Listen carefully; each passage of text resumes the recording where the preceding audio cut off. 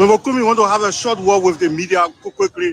Um, okay, Pram and Spoon. Good to have you on the comments. What could be your own reading with this Bakale administration after 1 year in terms of the economy? I thought we were going to talk about the program today. Look, I will be commenting, making comments in the next 2 weeks. Let's go until then. But let me just want to write it with God's wisdom for his program. Our history is important, cities is important, and we can benefit from ecotourism to create jobs in Liberia. But I promise you, we'll answer all of your questions and we'll invite you personally. Thank you. Thank you so much, Honorable Alexander Cummings. Yeah, since the Sona. Um, but Harrison, he is our guest tonight on Closing Activity on Twitter. So the team of panelists who started joining uh, we have money, team manager, and other people, and let the other guys who start on the show here as we as a true Closing Activity. So our guest is Honorable Garrison. Yeah, people been a while, a long time, but he's nowhere now. So welcome to the program, and a lot of things will discuss today. Closing you. I hope you will get blue by your radio as we discuss training national issue. This platform that you always do, you said, I want to some of you love about this platform is open, where you can speak of your mind and give you the opportunity to speak up your mind. We are not for, we are not against. We are here for the Liberian people. So we come here tonight to discuss national issues, especially things that are affecting our country. So shortly, our team will be joining us, and we will be joining our team of panelists on the show here tonight. And as I said, our guest is already, uh, you know, he started waiting. So I don't know whether the production team can just put him on so we can be having a light conversation until the guys can bring him on. He comes on and join us on the show here tonight. So it's a privilege and honor, as I said, to have you as Honorable uh, Garrison uh, Yellow Senior from Lima County. That's my own big brother. Big brother, long time. How's everything? I'm doing good, man. How everything with you? Long time, bro. Yeah, man. We're hanging around, managing our expectation. I know, right? Yeah, good to have you on closing argument. No, when the guys sent the flyer, they said, "Well, you are coming on." I said, "Well, that's my own big brother." There, Honorable Yellow, been around for a very long time, very very long time indeed. When I start to name some of your initiative, other stuff on the radio, will go up to the next morning. But how's that going on with you? I just put it on so we can be having like conversation until the other panelists can join us. Then you guys will just pick it up from there. But how's that with you? How's everything going on? Well, everything going fine. And, this country is our country, and what we know and what we believe in is that we cannot be deported from this country. This is the only country we have, and we will do all to protect it and make sure it's a better country for our generation and the next generations to come. So we are here, we are doing our best, and we are happy that we are in Liberia and we are living. Why? That's so good. Oh. And how's your activities now? Because I know it's not easy to all the government living your private life now and maybe your own businesses. How's everything going on? Well, I'm a professional lawyer, and since I left the legislature in 2018, I have been practicing as a lawyer, trying to help the people of Nima and Liberia at large. At some point in time, providing pro bono services to people and helping them, because one point in my life, I felt that there was a cardinal thing that happened to me or to my father when he was working with the Lamco joint venture company in Yekepa. And because of that, I grew interest in law. And when I took interest in law, my whole thing was that conditions and those things they did to my father, I would not want it to happen to another person or to another people. So on the basis of that, I have always been open, helping people that I feel that they don't have the money to pay lawyers and so forth. So what is important to us is that, I believe that sometimes when you are up, always know that one day you will come down. So live an ordinary life that once you are not up, there will not be a major change in your life. And you know me, even during my time with the legislature, I live a very simple life. And if you went to Doe community or even in Dua zone, everybody here will tell you that man is a simple person. So that's the life I live, and that's the life I believe. So on the basis of that, nothing has changed. So nothing can change anything for me because I still feel that the same life I live when I represent, I still live the same life. Even said the one year I served at the governance commission, you can go do your assessment there. They will tell you how I transformed the area in 1 year time.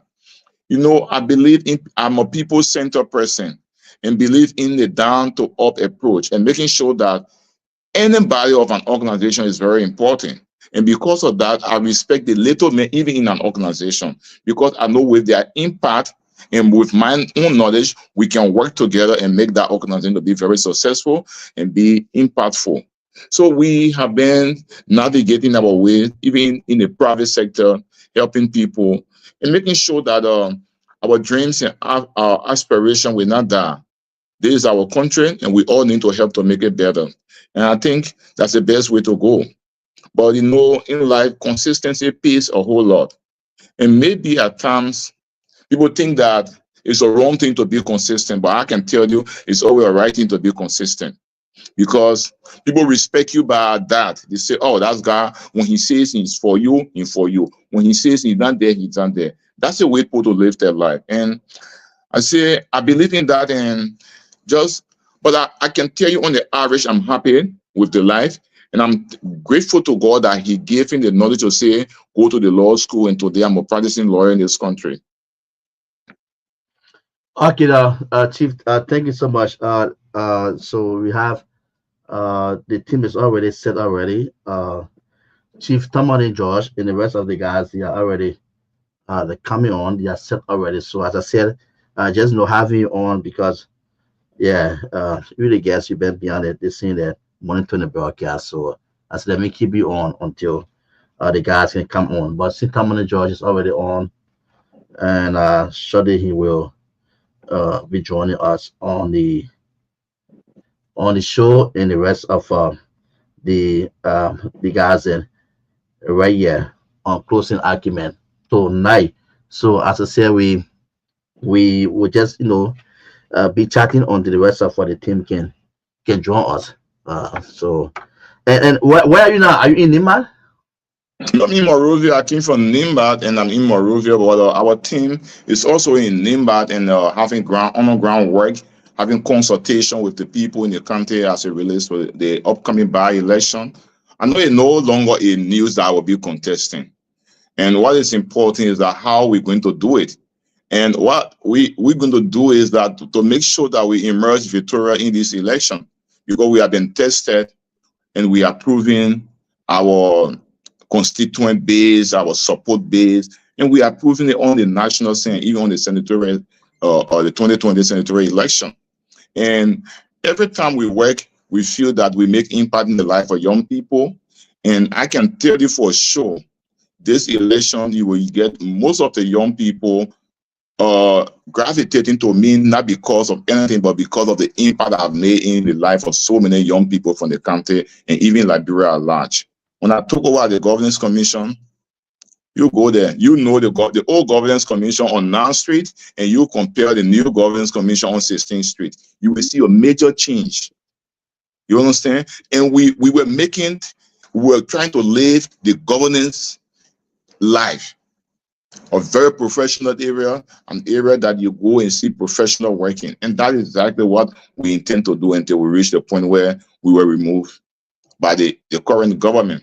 But it never discouraged us because I have said this in life, There are two things you do in life: to take the risk and bear the consequences of the risk. And we took the risk and we bear it. It had been good on our side, we were going to benefit from the risk we took. So I have no regret for that. They wish they pay, they wish they don't pay. Life still goes on. I don't care about it. I will still be in this country. I will live my life in this country because I feel I am a citizen of this country. And my great-grandfather fought alongside the great Boya Mangbe in Nima to make sure we have a country that we always enjoy. We have a country that will be giving all our dreams and aspirations, that we will not be denied those opportunities.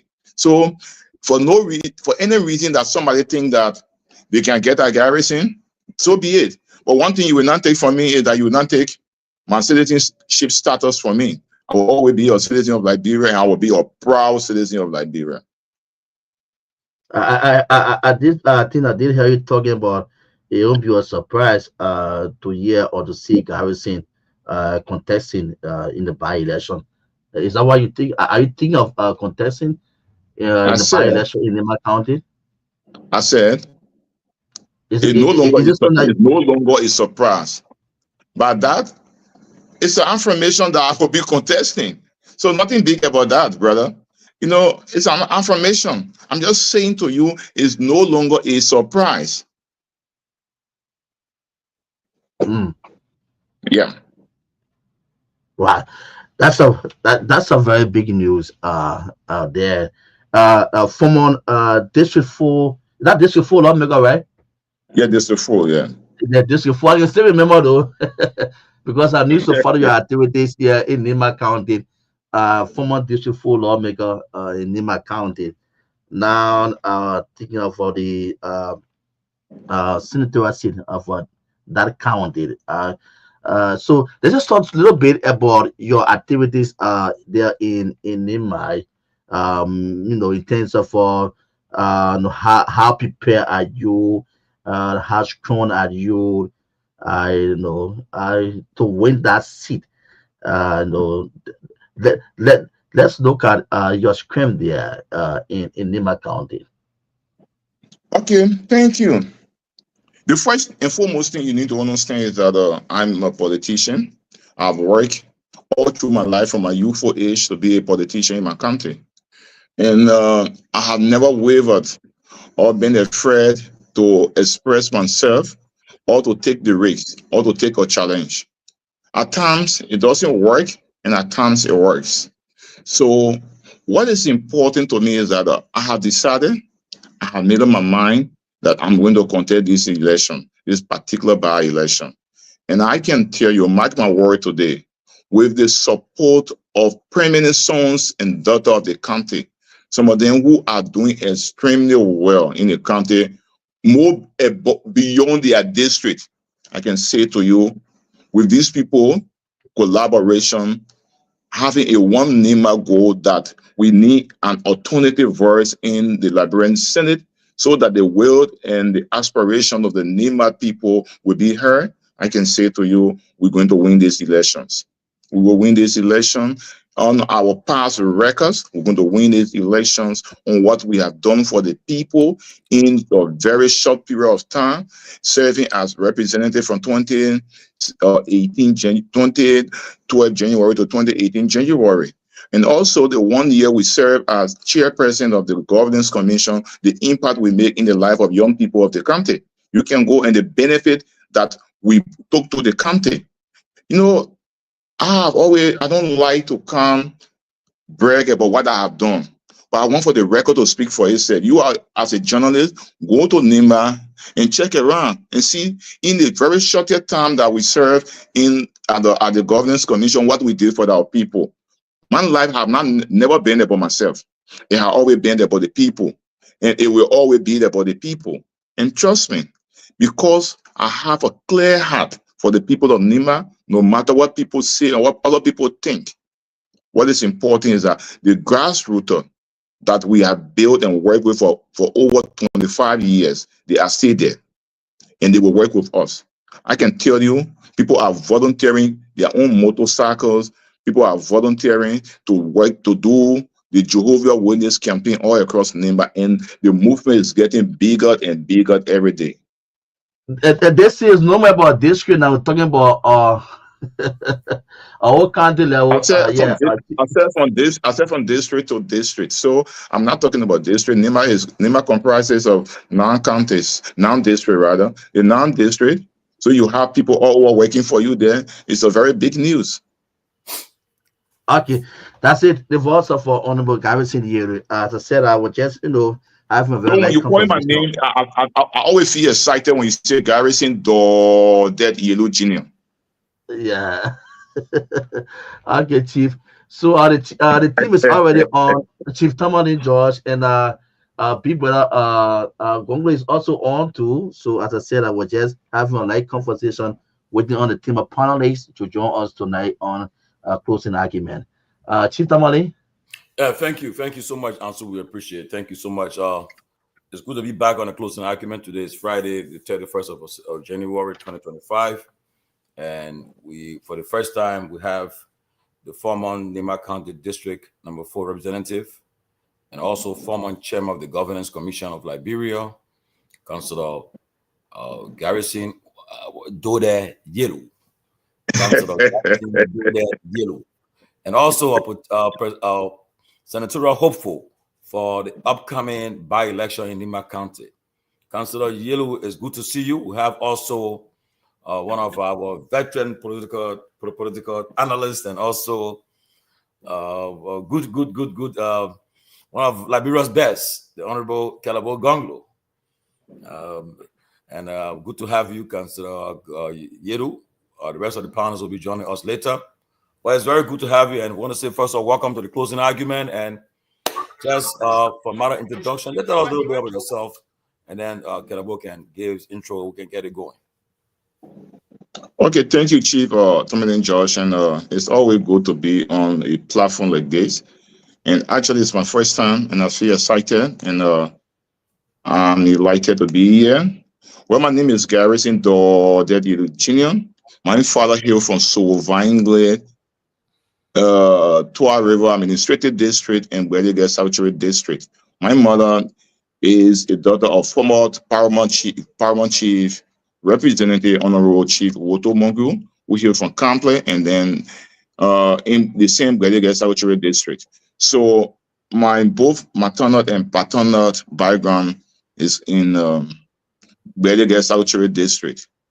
I was born in Lamco, Yekipan. I went to school there. I was there up to 1995 before I left from Yekipan. So all my life, I can say my youthful age, I was in Lamco, Yekipan, because my father was working there. When he left, I was also with my uncle, Mr. John Yomin Sion, also there. So I went to school. I started my primary school. First, I went to the St. Joseph Catholic School, and later I went to Ereti School. And from Ereti School to the Last High School.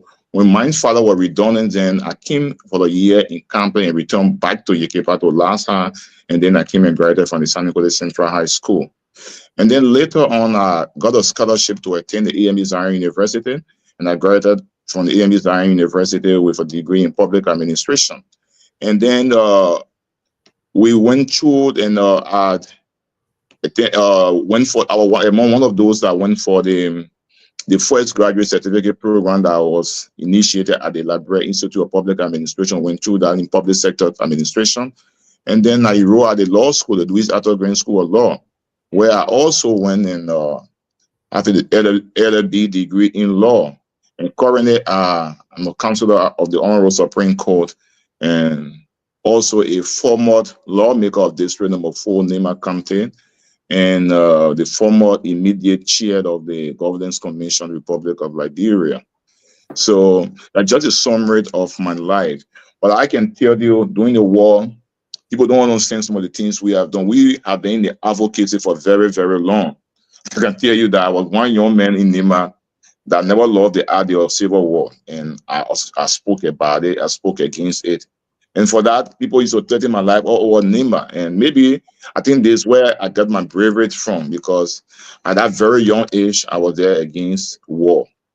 But I think Liberia have gone a long way, and we have reached this point. And at this point in the history of our country, Nema, it's important to have like-minded people and have an alternative voice at the legislature. Because Nima, Mayo, like I told some people today when they came to visit me, I said, look, nobody can replace Senator Johnson. Senator Johnson had his own distinct character and his grace. And I can tell people there are two politicians, Imam Tingin, that enjoy that grace. One is former President George Manuel Weah, and Senator Johnson. Because it would surprise you that if you have gone Nima and see people the way they gravitate to this, the late senator, you will not believe it. Even if he say things to you that you are offended, and you go tell your parents, they tell you, say, you put frisky on the old man. So that they come and grace and enjoy with the people of Nima. So for somebody to say, I will replace him, it's not possible. Because his grace, it was from God, and he carries his grace. So nobody. But because our constitution requires that each county is entitled to 2 seats, we cannot allow one of our seats to be vacant. That is exactly why we are talking about by-election. But it's not to replace Senator Johnson, to say you will be the Senator Johnson or you'll be the godfather of Senator Johnson. It's not possible. Senator Johnson has a distinct character, and he will go with it. In Mayo, Nima have never gone dry of great men. And so when people start talking about age in Nima, they are laugh. Because even the Senator Johnson we're talking about, when they came of the NPF, he was not the oldest among them. He was one of the youngest. They just subtract his age as 72, subtract from his age in 1990. You will know that he was in his 30.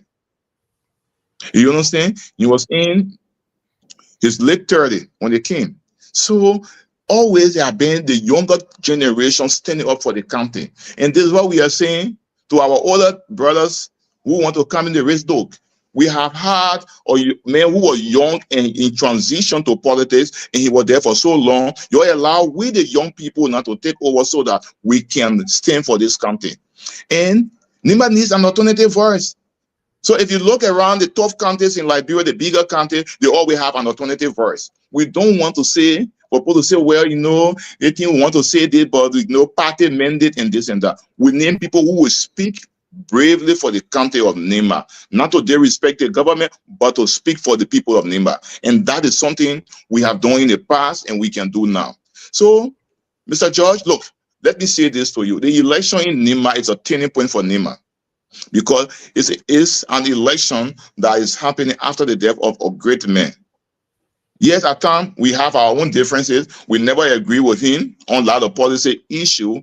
But when it comes to Nima, we talk and we discuss and we form a common ground to push that agenda. So there is a testing point for our country. And the whole country is watching us to know where and which way we will be going. Whether we want to put Nima on the right path, or we want to make Nima to be a voice of the voice there, like a lion led by a sheep. But we want to bring a sheep led by lions so that people can still be afraid of us. And that's what we are saying. This election, it requires other people who are not currently in the legislature to go there and join those who are already there, so we can have an alternative voice and have more strength and more weight and push our agenda across this country. That is the vision that we are thinking about. Okay, Councillor Yellow, that is an intro, but let me say this. You have this program is live on True FM radio. People in Nima is all around Nima is listening to this program live. I know there are a lot of Nimbayans that are touring listening to this program, watch this program. People from the government, from the opposition are all watching this program. So you are live on the radio in Liberia True FM, in Nima and other surrounding counties, and also you're on YouTube and our Facebook page carrying you live. Want to welcome you again, and it's interesting. Will be a very great show tonight. We just pray that the question asked you condense your answer so that we got a lot of questions to ask you tonight, and so we'll be having an interesting time with you tonight. I want to welcome also Mr. Dr. Peabody. He's one of the leaders of this platform, and also Sylvester Pewee, one of our strongest political analysts, the Honorable Sylvester Pewee of the New Progressive Movement of Liberia, and as I already told you about Sylvester, I've been seeing you for a long time, man, guy. So guys, let's get it going. Councillor Yellow I has said salute you. Yeah, Chief. Yeah. Councillor Good to see Yellow you has said today. that Good to see you. you'll be contesting the election. And my first question to you is that this election will be one of the most watched by election in our country's history. Like you said earlier, no one can fill the shoes of Senator Johnson. But because of this election, it'll be the first, I think, so far, because we don't have no by-elections scheduled for the next couple of years, except somebody passed away or somebody is taken away from the House or the Senate. But this will be the first, perhaps maybe the only by-election we have during the period. So it will be one of the most monitored and watched election by the international community and Liberians all over. Because right now, the government is there. People consider the government unpopular, and the government want to maintain that seat. The late Senator Party, MDR, want to maintain that seat, and so forth. So my question is, how prepared are you to take on the ruling establishment that will be going against you for the seat? Don't forget, the sitting vice president is also part of the government. He's from Nima County, and I'm sure he'll have a candidate in the race that he'll be supporting. So how prepared are you to take this challenge to win this seat? Okay, thank you. The first thing, let me put it in context. This vice president, we don't have a national election where the demand of the people will be is on a national level. What we're going to have is what internal election. And when you are having internal election, the individual interests of the locality, of the tribes, of their region, it plays a key role. So the vice president, here we agree that he's the vice president of the Republic of Liberia. We pay our respect to him. But this election is not about the vice president. It's about us, the citizens of Nima, to look among their children and see who is most qualified, who is most seated or suited in the position to represent them at the House of Senate. Because Senator Johnson was never a government figure. He was always an opposition, an alternative voice for the county. Even if he was not going on a party ticket, I think this going election was the only election that Senator Johnson ever ran and contested on a party ticket as a senator. In 2005, he contested as an independent candidate. In 2011 or 2014, he contested again as an independent candidate. So it was only in 2023 the senator contested as MDR candidate. So it was the first time, right? So all three have been independent. So it's the same path we are saying we should follow to have an alternative voice. Because mind you, the reason Senator Johnson was always careful not to just join any ruling establishment because he wanted for Nima voice to be heard. And what we are saying is that Nima voice must be heard at the Liberian Senate. And the history, our records in the country, like I told my colleague or my friend Ansu, we are going to this election with our records. I can tell you in 6 years, what I did in district number 4 is there. The schools, the clinics, the roads, the market hall, the townhouses, all those things I did, they are there. So if you know I'm like a water, if you put me in a small part, I fit there. When you bigger pen and put me there, I also fit. So I can say to you, once I succeeded with the district, and in terms of development, advocacy, in fact, if you look at the statistics when I went to the budget committee, how much we're going to name our community college, we're getting 350,000. We advocated and took it from 350,000 to almost 2 million. The JFD hospital, we advocated for that hospital. So the Ganta United Methodist Hospital, the LRCC, we fought for those institutions to get funding from national government. So in our little capacity as representative, we could do a lot for the county. Then imagine if you bring us on the county level, we could do more for the county. This thing is not about the vice president. And like I told people, I say, let the vice president be out of this. Because there's about internal issues in our county to see who is the best candidate to serve the people of the county. And the Nimba people will decide based on our record, on our stand, on national issue, who can be compromised and who cannot be compromised. Who, when he say he stand for this, he will stand for it. If it causes him to lose everything he has, no problem with it. That is the issue that is on the table, and that is what we're going for. We are going to an election that will be a turning point in the history of Nema.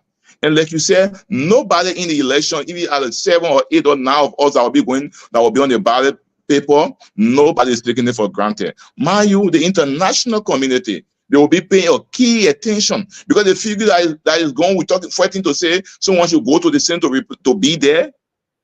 In his turn, was a great man. So everybody wants to see the new dimension that Nema will take. Whether Nema will still be in the same old order, so say one or two, and so say all, or it will be a county or diversified opinion, and people's opinion or people's decision will be respected. Because the Constitution since 1980 we have multi-party democracy, and under no condition with our people fought for the multi-party democracy. Now, why they overthrew the two-party government in 1980, and since then we have never been a monolistic county to say everybody in Nema should be in one political party. No, it never. So 1985, you have Jackson Fiado in the Liberation Party, DG once again were in the United People Party, Dr. Tai, all the guys are in Moja. Look, we have always been a county of diversity. So for people to believe that because you took your side, it means you are enemy to the county, our people will decide and look at what we have done for them, what we achieved for them in a very short period of time, and our advocates and the result of the advocacy. That's what will be put on the table. You know, people will want to make the election. Oh, it's not about Senator Johnson no more. The old man is gone. He is now resting with our Father in heaven.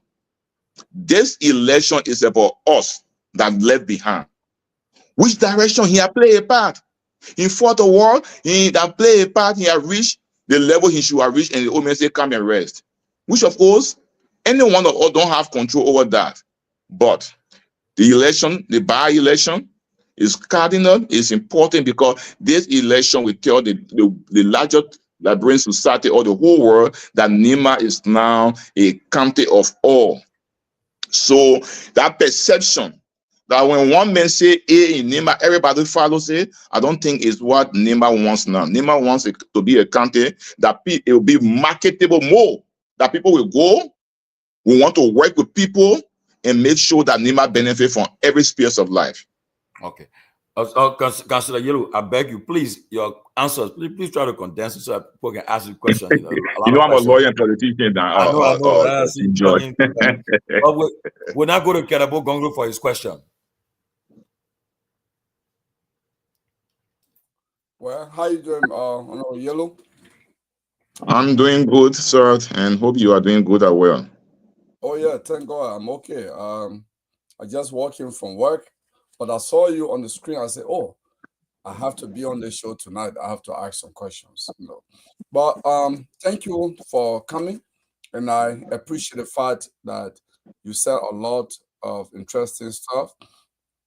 But my question is actually I'm going to concentrate my question on the Senator Pewee death.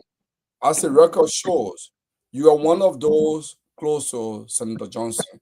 You guys were among those that contested on NUDP in 2011. So you have some close proximity to him. There have been so many rumors supported by Pewee audio leak after his death. And you've been all across the country in recent time. What are the people of Nema telling? What are you hearing? Do they see Pewee death as a natural death or as a death due to pressure from the actions of government, like NPR spokesman in the Tribune? What are you hearing? Is that something that the people are talking about openly in Nema? Or are they saying Pewee just died because that was his stand? What are you hearing? I mean, it's not your opinion, but what are you hearing is what I'm asking here. Yeah, thank you so kindly, big brother Kehleboe Gongloe. And let me say this for the record. You know, I'm a lawyer. I don't let us speculate. And like you say, it's not my opinion, but the opinion of the people of Nema. But the first best evidence we have is the MDR of Senator Johnson. They spoke meticulously well at the funeral, and they said, what was the senator last word? And this is why you saw my last Facebook post. I said, well, I think the whole reason of dismissing Nyenwolo, because Nyenwolo was what he was quoting what the senator told him to inform the Nima people and say, my son, be brave and say this to the Nima people. I was not there, you were not there. So Nyenwolo told the Liberian people, the NDR told the Liberian people that the senator said he was dying because of the war and economic crown court, and the government he helped to bring to power, the government came to be people who chase him, and then they push him to a earliest grave. So that's the last word of the senator that were quoted by his close people. Like you said, yes, I used to be very close to Senator Johnson. When we formed the NUDP, later I went to the rank of the Secretary General of the party. And in fact, certain time came, I used to do all his Facebook posts, write his letter and everything. We were very close until certain policy issue came and we all did for. And then when I saw that we could not reconcile that issue, I left the party and joined another party and joined the PUP. Because my thing was that when we went for the convention in Basel, I told my colleagues that that's the old man funded his party, we all join him in this party. And if we have an issue that we cannot reconcile, then for me, I see no reason of fighting him. All I can do is to find a new political party. And that's exactly what I did. But in Nima, when the town abandoned a few days, you will get to know that a lot of people are not talking. But if you have the opportunity to sit with them privately, exactly what the NDR said is what they will tell you. Because in my youth, Senator Johnson used to call the people every day.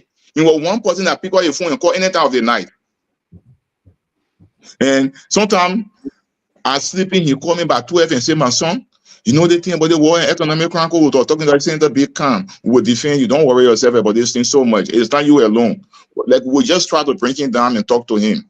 And I remember the last time we have a conversation was on the 16th of November when I was just leaving the Supreme Court and driving to go home. And then he called. My driver said, oh, the phone was on charge. He said, oh, the Senator Johnson is calling you. So we spoke and he said, anyway, I'm going Ghana. When I come back, I will need to see you for us to talk. But he told me a lot of things and he never told me to express it out. And I don't think it's meant for me to express out. But what is important is that those that he gave them the authority to speak and say, look, my children will be brave and say this. They have said it, and we must respect that. You see that what I wrote on Facebook that they were not meant for people to dismiss anybody for speaking the loud word of somebody, because it was just his loud words and what he told them to be brave and say, and he said it. So I don't think anybody should suffer the consequences of quoting somebody, what somebody told them. So if you talk to the people in private, they will tell you that most of the calls they have with the senator, these are the things that he cry about. Yeah. But people are not talking. Yeah, I get you. So, Councillor Yellow, listening to you as a lawyer, former chairman of the Governance Commission promoting free speech and constitutional or democracy in the country, will you then say the action by the government to dismiss Nyenwolo and fire the other NDR youth chair from Ministry of Labor is a crackdown on free speech? Not just free speech is one of the pillars of the arrest agenda is an abuse to it. Because if you talk about rule of law and then when people speak, because one of the key elements of rule of law is speech. People should feel that they are entitled to say what they want to say.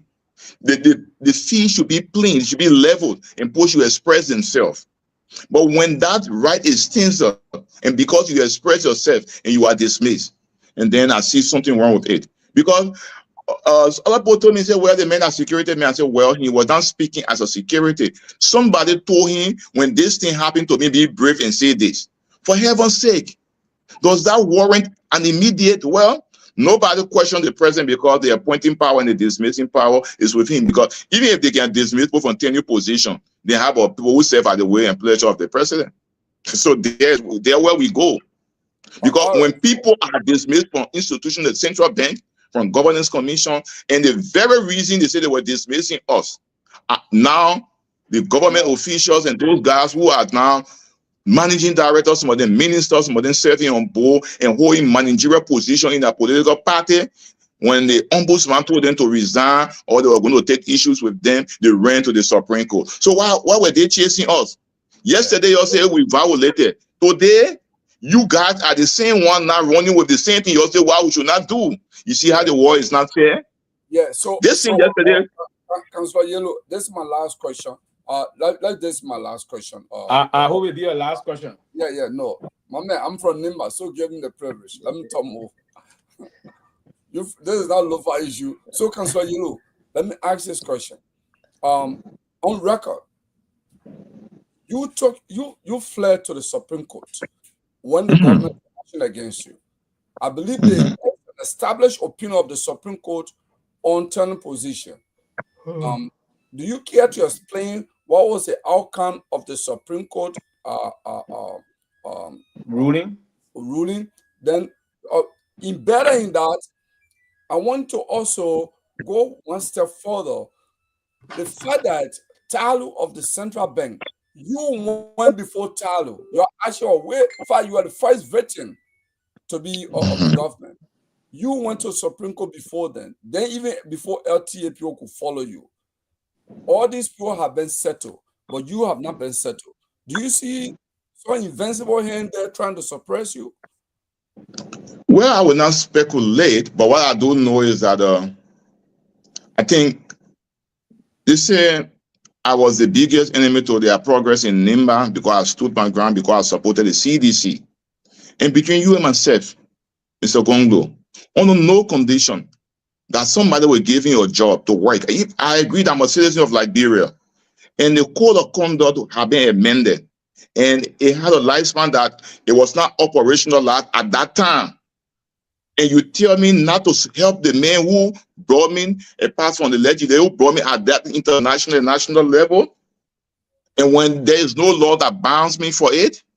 So we went to the court, and the court said it was illegal, and it did not give the legislature to create or additional institution, and the legislature have the authority to give them tenure or not to give them tenure. That is constitutional. The next day, one day later, after we have, for me, I just call most of the people in Nima to tell them, look, let's support Koga, because Koga have told me, say, oh, GM brother, I need your support because I'm in the house, I'm not on the committee. So to be in the house without a committee and me, I'm a toothless bulldog. I need your help. So I said, okay. So I was here campaigning for Koga on the phone, talking to people that he's our brother, you're helping. So I never wanted to go Nima to vote, but I felt that I owe it to Koga because in 2020, he supported me. So why is true that I have mobilized people and turned the Dodo movement over to him to support him and campaign for him throughout the length and breadth of Nimba, is also in keeping him to go and cast that one vote for him. So I went after the campaign had been closed, and a day that everybody was resting on Monday, I left from here to go. We got to Ganta, saw Koga Yard was packed with people. I have to go there. I said, well, the guys yard is packed. I mean, go. So I have some more money on me I have to give to the guys, to your buy gas, so you can go to your respective towns and villages to vote for Koga. Now then somebody was doing a video recording, and then the only thing, after the election, and then with the vote that came from my hometown, Vangley, it was the higher vote that any candidate could get in the by-election in 2023-24. So they used those two issues to say the men were campaigning. But they know I was in Monrovia, right? They know I was in Monrovia. So they used that against me to remove me from the governance commission. We filed a bill of information to the court declined to hear the bill of information. So here we are. They have gone, a lot of people, criticism has come from the international community and other institutions. I agree that there were a lot of false allegations against my person. And to the extent that when other international groups try to get to me, the things that is that I went to Orange, get my call log with the map where I was when this thing happened, where I was when they want happen, and attach it to my response and send it to those people who try to get an inquiry from me. And later on the call, they said, but all of the report is saying you say you are at forefront, but your location is showing different places. I said that's the country we find ourselves in. Because they saw me as well the face of the opposition of the ruling establishment in Nimba. So when something happened in Bapa, while I were in Ganta, they see that garrison. So I was very invisible and omnipotent, present anywhere. So when something happened in Zuole and I was in blown to in district number 5, they said it was Garrison Yellow. When something happened in Waipley, when I was in Morovia, they said we saw Garrison Yellow. But at that time, when it was happening in Waipley, I was at my office in Morovia. So everywhere, it was Garrison. So I'm the biggest boogeyman. I come in. I'm the biggest boogeyman for the former ruling establishment in Nimba. So they feel that I'm not entitled to get a dime. So for me, that is a responsibility. If the rule of law that they use as one of the elements of the agenda, the rest agenda, and they have been paying other people in the same violation of the code of conduct, and other people will not be paid, then so be it. But what I can say to you, I'm going to the election with all I can. And I'm going there because I feel that Nimba needs an alternative voice. If we have somebody from the alternative to be an alternative voice when the things are happening to us, they will be speaking. What happened to Wallow? Nobody is brave to speak. Everybody is protecting their job. This is a time for people who say they will speak for Nimba to speak. I wrote on it on my page. Everybody saw it. I condemn it and make my point. Because, look, I have never been afraid to speak my mind up. And I will never be afraid to speak it up tomorrow. Even plus being senator or not being senator, I will always speak my mind for the people of Nimba. When it comes to Nimba, it's a place that we have, and we will not. Nobody will deport me from Nimba. So when I'm talking about Nimba, I will stand up to talk about Nimba. In this year election, we have key issues. For instance, Mika Steel, their MDA should be renewed. We should do what the performance report of Meta Steel and what have been the impact on the people of Nimba. So should we get in that same blank check, or should we critique that document and make sure that whatsoever that will be played in that document for the next 25 years, it will impact the people of Nimba? I was born in Yekepa. You can have a multi-billionaire company, they stay using continuum and places that area A, area S1, area T, S2, or area O, area P. They are all, the company cannot take over those areas and renovate it. And then we say we want to give them new MDA. What have they done with the first one? They're taking enough money from this country. So it is important for Nimba to have an alternative voice, because the negotiation is currently between the executive and the company. And if they reach an agreement, obviously the Unity Party lawmakers will support it. So you need an alternative voice that will speak for Nimba. And I believe I'm one of those alternative voices that can speak for Nimba. Wow. Okay, we have tonight the Honorable Councillor Garrison Dode Yellow Jr., a potential senatorial hopeful for Nimba County in the upcoming by-election to replace the late Nimba godfather, Senator Prince Johnson. We'll go to the Peabody and then Pewee and then Abu. Honorable Garrison Yellow, good to see you. Good to see you. Welcome to the closing argument. Good to have you here. It's Nimba. It seems like you seem to have a good spirit for Nimba. I love Nimba. I've been to Nimba several times. I do a lot of work. My nonprofit do a lot of work in Nimba. In fact, I built one of the biggest elementary school in a place called Zeslon. I don't know whether you've heard of that, but the late Atta Say invited me to that beautiful place. But let me ask you, you talk about it's all about the voice of Nimba. What do you mean by that? When you talk about the voice of Nimba, you have a vice president who's from Nimba, and then you say it's all about Nimba, it's letting Nimba voice be heard. When you have a vice president, isn't that big enough for the voice of Nimba to be heard? So Dr. Peabody don't go back to our constitution. Does the vice president speak at the hearing of the Senate? No. Only when you have a tie vote. So when they are deliberating issue on the floor, the vice president will not speak. You only get to break the tie. So he's not one of those who will be on that floor to fight for Nimba. And he is the principal deputy of the president. He will be pushing the president's agenda. So for me, I will be pushing the people of Nimba agenda on that floor. That what Nimba needs. an alternative voice. But for the vice president, mind you, he will not, because he's the deputy to the president. In some country, call him deputy president. He's a president deputy. He will not take part in debate only when they have a tie vote. And for a very long that we have experienced tie vote, in fact, in the House of Senate for a very long. I don't know. I will check the record, because I know when President Walker was vice president, there are very few. And I don't know when Joel was there, how many they have there too in the 54th. But in the 55th, I have not seen one. So it means he will just sit there. It's a ceremonial job. So I don't expect him to be the voice of the county. He's our senior government official, and we respect him for that. But when we're talking about the voice of the county, it's somebody who will stand up and speak for the county, and without fear and favor, and make the case of the county. And that I feel I'm best suited to do, because I'm on record for doing it. Even the walk around talking this and that. When he came the first time doing the 50th, who made the motion on the floor and debated the issue and threw that thing out? It was me. So I'm not saying that when it comes to our county, we all come together and put our differences aside and say, look, this is NEMA and this is what we need to do. So we will put our records on the table. But the question you asked at the Peabody is that, let's be sincere, you cannot get the vice president arguing for NEMA when his boss is saying, do this. You know, it's counterproductive in democratic legislative politics. So it will be a difficult thing. So you need, and currently, the current senior senator of NEMA, Senator Myean Jr., is also a unity partisan.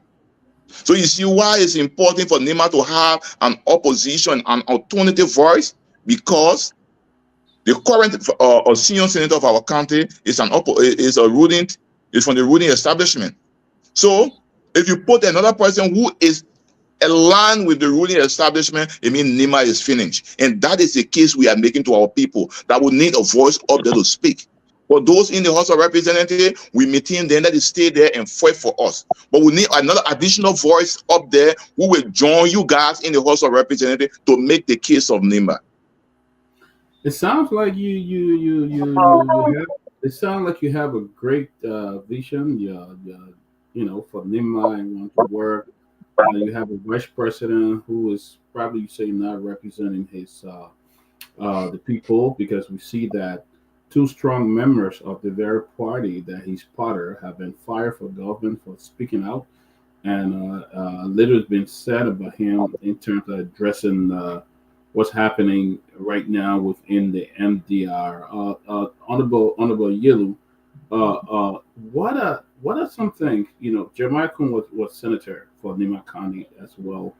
What are some things that you think let me say this. I'm not trying to draw the vice president into this. I'm not trying to, I want you to speak on this, and it's very fair. It appears that since Senator Johnson passed, it seems like all the children kind of scatter right now. Everybody's kind of scattered right now. They don't know who to look to and all of that. And I felt that the vice president should have been somebody to look to. Now you stepping in that race. What are your chances of really taking that position and walking in the footsteps? A very big role that Senator Johnson was playing. Very big role. He had the respect. We saw from three elections and how he played a pivotal role in getting those people elected. How do you think your role in running to be senator for NEMA County will really bring the children back together? Because it seems that all the children scattered right now. How can you bring all the folks back together? Okay, we see that I said during the introduction that it would be a very big tax for anybody to say they will step in the shoes of Senator Johnson. In her own grace, Senator Johnson was a distinct personality, and nobody can step in that shoe. But what we're trying to do is to foster unity in the country. And how do we do it? Is to have, the first thing is that when we win this election, we're going to have an all NEMA County conference. We're going to invite people from the diaspora to come Australia, United States of America, Canada, for us to chart a conversation in Sanniquale so that we can have a clear agenda for the country for the next 10 years. And at that conference, we will talk to our brothers and sisters in the diaspora everywhere. We're going to raise funding to make sure we have a conversation. Because when you have a big tree that have fallen, what is left is for those who have left behind to come together and unite. And how do we unite? It's for us to bring our people together on a unity conference in Sanniquale where we will discuss and chart a course of our people for the next 10 years. And then we're going to look at NEMA to say, look, our campaign, when Senator Johnson was living, we have been the kingsmaker from 2005 to 2023. All of the presidents from 2005 to 2023, we played a key role. In the first round, 2005, NEMA supported Liberty Party and CDC. In the second round, NEMA went to Unity Party and Manasseh won. In 2011, the same thing. In 2017, the same thing. In 2023, the same thing. So there is nothing that anybody can be willing to say NEMA does not have that clout to make president. We have it. But are we taking advantage of our number? And are we getting the due benefit on the vote we give people? No. And that is where we have to sit down and say, look, our check, which is our vote, should not be blindly given. And when people want our vote, they need to come and sit down with us, and we have an understanding. For example, NEMA gave the current government 155,000 votes in the runoff. Samuel Kande gave 2,000 votes. But the kitchen cabinet of this government, one Nibani, is not there. We have Kopoku appointed to Justice Ministry. They say they accuse him for corruption. We talk about it. Yeah, much that we were not in the same party, but we talk about it and said, look, this is not good. You took the man from Justice Ministry and said, no, go to Labor Ministry. The man he corrupt to not serve as Justice Minister, but he's corrupt to serve as Labor Minister. That is why regulating the labor sector. Yet the army women, our brother Prince Johnson were appointed as the defense minister. They say, how can you have army of a little over 2,000 and you get over 10,000 women in the street all over organized in this country having demonstrations and say they are all army men, army people, women. So by the applying the formula on the equation, you will say maybe each of the army guys are married to 4 or 5 women. That's why you have over 10,000 women demonstrating across the country. So NEMA that fought and brought this government to power is not even in the kitchen cabinet. It's something that we need to talk about.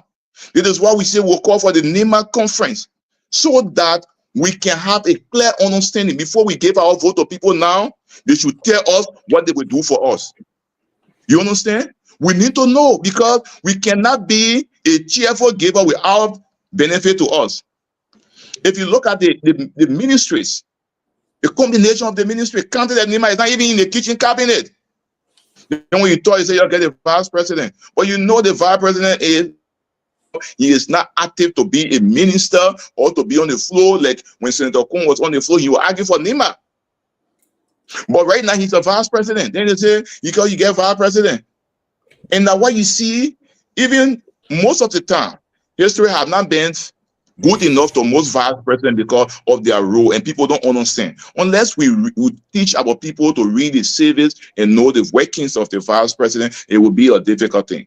But NEMA Kante, our peace is important, to our unity is also important, and the way we are coming is to make sure we call all of our sisters and brothers across the globe to come in Sanniquale for us to have a discussion.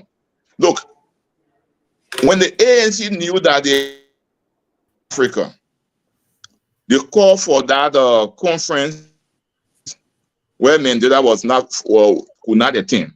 And that conference in South Africa make the ANC to be a vibrant institution and lay the groundwork to dismantle apartheid from the 1960-something. I agree that it will not be one day, but we have to start from somewhere.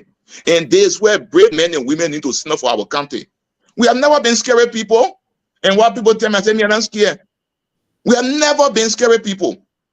We are brave country, and we must maintain our braveness. And the last time I ever had a conversation with the senator, he told me, Garrison, maintain your braveness. And I will always maintain that. One thing I can tell you, that in Liberia, I'm a typical Guar man that grew up in Yekepa and later on in Vingley. I can eat You're any food and still survive. you, man. You live in Yekepa. You. But you know, what I'm trying to say to you, one time former speaker, Tyler said, he came to my house and my breakfast was GB. He said, what? I said, yeah, my breakfast. So that's why I said I'm a typical Guar man. I feel happy when I have a breakfast to be a GB. You understand? So, and when I go to your house, your breakfast will be bread and tea. When I swallow my GB, you see the difference there? So I'm proud of my heritage. I'm proud of my culture. I'm proud of my identity. There is nothing about me that I'm afraid of to say I will be high in my identity. And let me make this clear to you. I heard people saying Garrison is quiet. We are quiet because we are waiting for the appropriate time. You don't rush to give people the opportunity to know their weakness and start correcting things. Allow them to move. Let the merry make. Let it for everybody. There is tomorrow to whatsoever we do.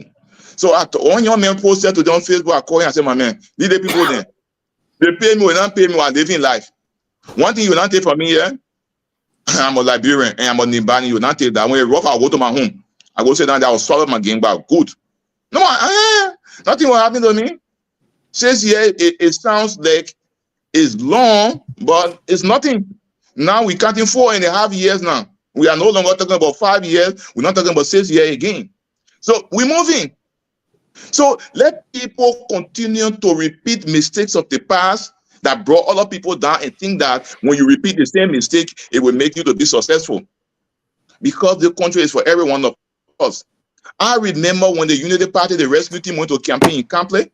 There's a recording there. They said, we're not going to touch any of your sons and daughters that are on the other side because they are protecting their job. But when they won the election, did they live by their promise? No, they never lived by it. So I'm just saying to you, I see nothing in the country that will make me to be afraid because it takes only one bullet to kill a man. Only one bullet. The rest I will kind of just add up. The one that's okay, that one bullet, when you hit you, your job is finished. So okay. I'm not afraid of anybody. But I just have to be a professional person, live in my professional comfort, and make sure I do the right thing.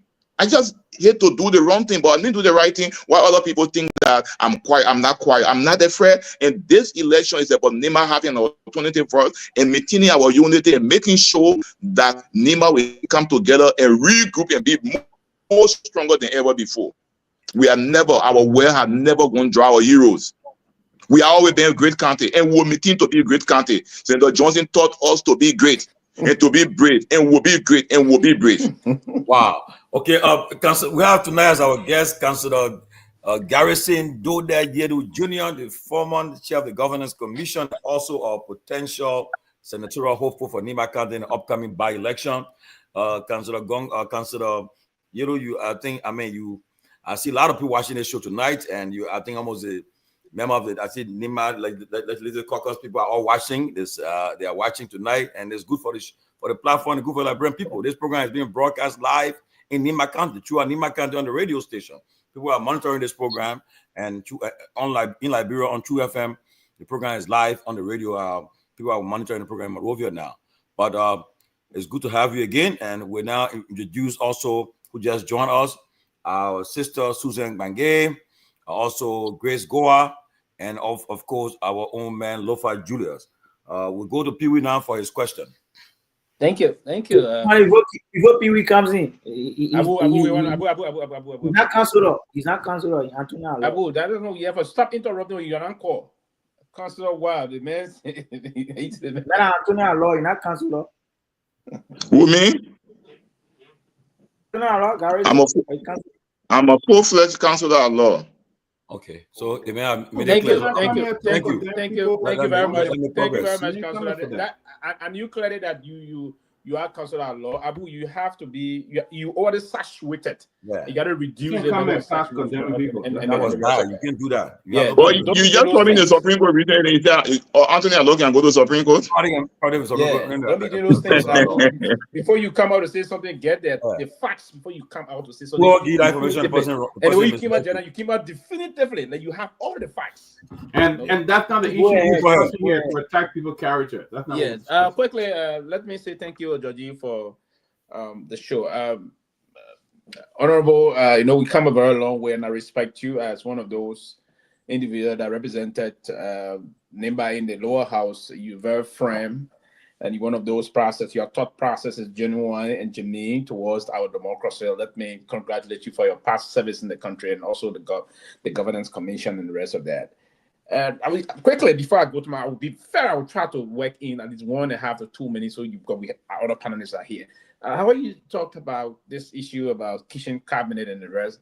I wonder you would consider Lance Man's minister not a kitchen cabinet, or that of the chief spy of the Republic of Liberia. The chief spy is the head of the National Security Agency of the Republic. These are two very strategic positions. I don't want to go be naming them, but I just thought if you knew that those people serve. They are not part of the president kitchen's cabinet. Oh, okay. Okay, So for instance, the National Security Council of Liberia, who has it? The Justice Minister. It's not the NSA boss. Okay. No, I was just trying for you to tell something. So they are not part of the president kitchen cabinet. Check the president kitchen. I listened to you talk about this issue. You went to court actually on this issue about this attorney position thing, and I've noticed that there are other attorney individuals, if not completely dumb now. They've been trying to get them some money, like the former central bank governor. Is the former central bank governor from Nimba County? Quickly, I just want Talu is from Grand Julia County. Good. So he was paid almost $400,000, or the tune of $500,000. They took something, gave him the amount of $374,000 and some cents behind that amount. Huge amount of money, very huge. And I guess you play a very major role in the country. You serve the governance commission. That's the nerve center of democracy and of our system to build our country democracy. Showing the governance commission does a lot of very major work. And up to now, you stay struggling behind the government and the rest of that. And I understand the vice president that is pushing now. I don't know that's information we're hearing to be the godfather of Nimba. Is he in the know that you serve at the government commission and you were in a tenure position and that they remove it unconstitutionally? I just want to know that quickly. The vice president, our current vice, does he know that you serve the government commission as a citizen of Nimba also? Well, I think he knows well because at the initial point of the discussion to have been appointed at the governance commission, the then senator and now the vice president play a very key role. And after later on, the Minister of State, Blambo Wisse, G. Blambo Wisse played a very major role to get me to that position. And okay. I can tell you, come here. Let me ask the rest of the question, then you can go and move them. Yeah, the last point I was bringing up, the guy that was just dismissed from the Prince Johnson political, the guy that spoke during the funeral, I just slipped his name. The guy Wallo. He's from. Is he also from Nimba? I'm going somewhere. I just want to. Is he from Nimba? Yes, from studying. He got a background from Nimba. Okay, and generally, he's actually spoke on behalf of the former golfer of Prince Johnson because he was relaying Prince Johnson's statement. You also from Nimba, and yes, and he from Nimba. He was speaking on behalf of Prince Johnson, and you also from Nimba. And why he said that the vice president is from Nimba, and you guys from Nimba are struggling, and the government is pounding you guys the way they pounded. Why do you think the reason behind that? That the Nimbayans, currently you have the vice president, and this government, on his own watch, other than that, they're doing things to work behind the scene. But you guys, Nimbayans, have been pounded heavily. What do you think the reason behind that? I don't want you to condense everything and answer the question. What do you think is the reason behind you guys from Nimba being haunted by this government and you, Nimba County, actually made this woman president of our country? What do you think is the reason behind that? Well, we are not taking advantage of our number and our unity. and we allow people to take advantage of that. And that's what we say, if we win this election, the first thing we'll be doing is to call for the all NEMA conference in San Nicolas. And that conference for 1 week, we invite Nimbani who will speak, and there will be a clear direction on how we proceed. Because what is happening to us, look, currently, is terrible. And I can say to you, it hurts me when I see some of those young people who are sold in the rain and sun, and they are placed to a minimum position that they just say, oh, some position that almost a civil servant position, they put in, they say presidential appointee. It's making mockery of NEMA. When you clearly look at the appointment and you match it with the number that NEMA gives this government, then you know that something inherently is wrong with our country. And that is why we need to stand up and come together. Because I see the other person, so they are qualified Nibanians. They are qualified Nibanians. And I can tell you, no country make President Joseph Human Bwaka to be president more than NEMA. No country. So if any country should benefit, then it should be NEMA country. And we will keep talking it. We will keep knocking at their door, even if we are elected. No, when we are elected, we will keep knocking at telling them the truth every day. Because all NEMA needs now is an alternative voice. And because we need an alternative voice, this is why we are in this process to make sure that we have the will of our people. And Mayu, Senator Johnson, I think we spoke several times last year, and he completely, even in his church, he talked about it. He talked about it. And you know, the only platform at times that he had to address some of the ills and issues with the country is at his church when he's on the pulpit to preach. So he used that to express himself. So we have to go back in our closet and see what is wrong with our country. Who told you so we don't get educated people to be minister of justice, minister of state, minister of the, who get them plenty? And they're all professional people. Who told you so we don't have people to be central bank governor? Or look at people who are working in the South region today. Then, for instance, there's a guy who works with the ECOWAS Bank. The guy is more competent and qualified. He's a man of brother from NEMA, who could be even central bank governor. So, well, what we are interested in, win the election, call for an all NEMA conference, we sit in San Nicolas and make a decision. And then there should be a resolution going forward. Where, before we give our vote, there must be a clear understanding and know exactly what we come to all before we give our vote to anyone. We should not be a cheerful giver and receive nothing. Because even Jesus, when Jesus went to the fig tree and he expected to get something from there, and he went and saw it, and he could not get his expectation, he cursed it. He didn't bless it, he cursed it because of what? Because he didn't get what he went for. This is what we are telling the people of NEMA, that going forward, after this election, we must have a conference and chart a course on the future of our next generation, so that the mistake we made will not cross over to the next generation. We have to erect the checkpoint now, so that those young people that will be coming up, they will have the opportunity to know that there is a ground rule laid for them to go by. So what is happening in NEMA is unfortunate, but we will correct it. Trust me, we will correct it. Okay, let's go to Abu. Yeah, thank you, Tomalin. Thank you. Greetings to the viewers and greetings to the fellow panelists on the show. Greetings, Karazin.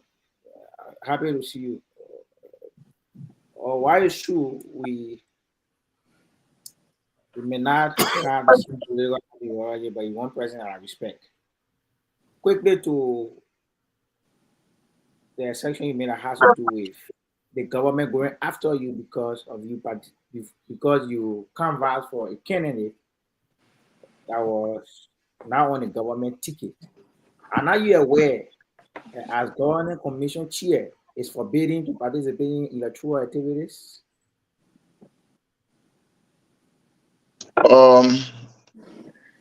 The Governance Commission Act made reference to the Code of Conduct. The Code of Conduct was amended in December 2022. And in that amended Code of Conduct, the Code of Conduct is silent on political participation, especially as it relates to canvassing for candidate. It only says that if you are in a appointed position and you want to contest, then you should resign 1 year to the election. So you see, so people were not reading until when they took the action, and then we gave the amended Code of Conduct. Then some people read it, say, but the thing here, then what people didn't read it. The new Code of Conduct is silent on people campaigning for anybody. And that Code of Conduct was printed in hand date December 22, 2022. By that, we have the old Code of Conduct that say you should not campaign. You should, when you contesting, you should resign. Or you want campaign, you should resign. It was silent. The new Code of Conduct, the amended Code of Conduct is silent on people who are taking part. And the GC Act you're referencing is also making reference to the Code of Conduct. And for the basis of equity, and say equilibrium, and say, look, since this happened, then that money counted or biasness from there. For instance, Councillor Stanley Parkland was on the CDC campaign team, but he's from Lofa County, so he is immune. He's still serving a position. Garrison Dordet Yelu is from Nima County. He too campaigned for the CDC. He is removed. Is that fair? So why you didn't apply it to Stanley Parkland? Why is only Garrison Yelu? Because he's from Nima. Also, that's a pay that the Nima people will get for giving you 155,000 votes. So if you want to do it, be holistic and say, we're going to take the action. Then other people too campaign. We won the case. They are in their position because Garrison Yelu is not from their county. Garrison Yelu is from Nima County. So Nima does not deserve to be treated calmly. I'm clear, my brother. Go to GC. You will see Stanley Parkland, who was the deputy campaign manager for legal affairs for CDC. He stayed there. He is the current national vice chair for administration of the MPP. He stayed in that position, and he's serving as a commissioner at GC only because he's from Sanoye District, Lofa County. Rising, Chief, you okay? I listen to you, and the reason for which I want to be a little bit careful in responding to some of the things here, because I've known you to be an organized person. In spite of our side we played during the 2022 election, we were seeing campaigning for the then president, who is the law, the code of conduct talk about that as chair of governance commission, you are prevented from participating in politics, which he did. You want to be an alternative voice at the legislature for the people of Nima. You were representative from 2011 to 2017. I recall very vaguely in the 2017 election, the man who today wants to replace Senator Thompson did oppose your re-election. Garrison Yelu, you were flogged by Gabu Carbon. And now what you think you are the best president when you misrepresented the two of vision number 4? So, Abu, does it mean that when you are defeated, you are not the best? Who told you that? But why didn't you play that your record? No. I can't in now. Abu, answer the question. Answer the question.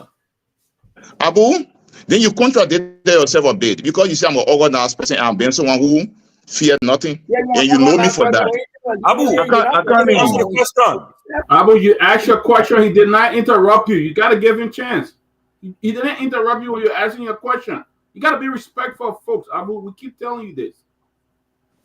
Why not being respectful to other people? Wait, interrupting him when he's talking. That's disrespectful. That's very disrespectful. No, I'm not interrupting him. Well, but give him a chance to talk. When you were talking, he didn't interrupt you. He did not. Right. So what made you what difference were you made, Garrison? Well, you were representative and you did not. So Abu, for the record, I want you to respect me a little bit. You Nigerian brother. Yeah, at least just say Mr. Yellow. rather than just saying garrison. So, we live in a very civilized world, and we must show respect to people that deserve respect. You understand? But when you go to the legislature in the 53rd and check some of the best lawmakers, if you don't see my name there, then you say you didn't perform. Did not perform, I not perform my 3 cardinal functions: representation, oversight, and lawmaking. I did. But the rest is story between what happened in the 2017 election, and this is why I supported Honorable Garguah in the election, because our senator were putting our head together every time. The election in Nima, the first October 10 election, nobody was near me. I was leading with 1,000 plus vote margin. They said some guys from the opposition who were opposing me went and took some ballot in Bio Bonga play. They said those bosses were there, they brought in San Nicolas. Instead of them going to camp, they said no, they will call for new election. At that point, it was on the 18th of October 2017. So all the opposition candidates went together and said, well, we already contested against Garrison flog us. So if we allow Garrison to win this vote, it means it will be a disgrace to us. So we have to look for somebody whose vote is at least in the margin. So they all put their weight behind on Garguah. After the election, Garguah got 1,000 plus, I got 300 plus. When we came, according to NEC official result placed on the world, they said Garrison Yelu is a winner with 218 votes.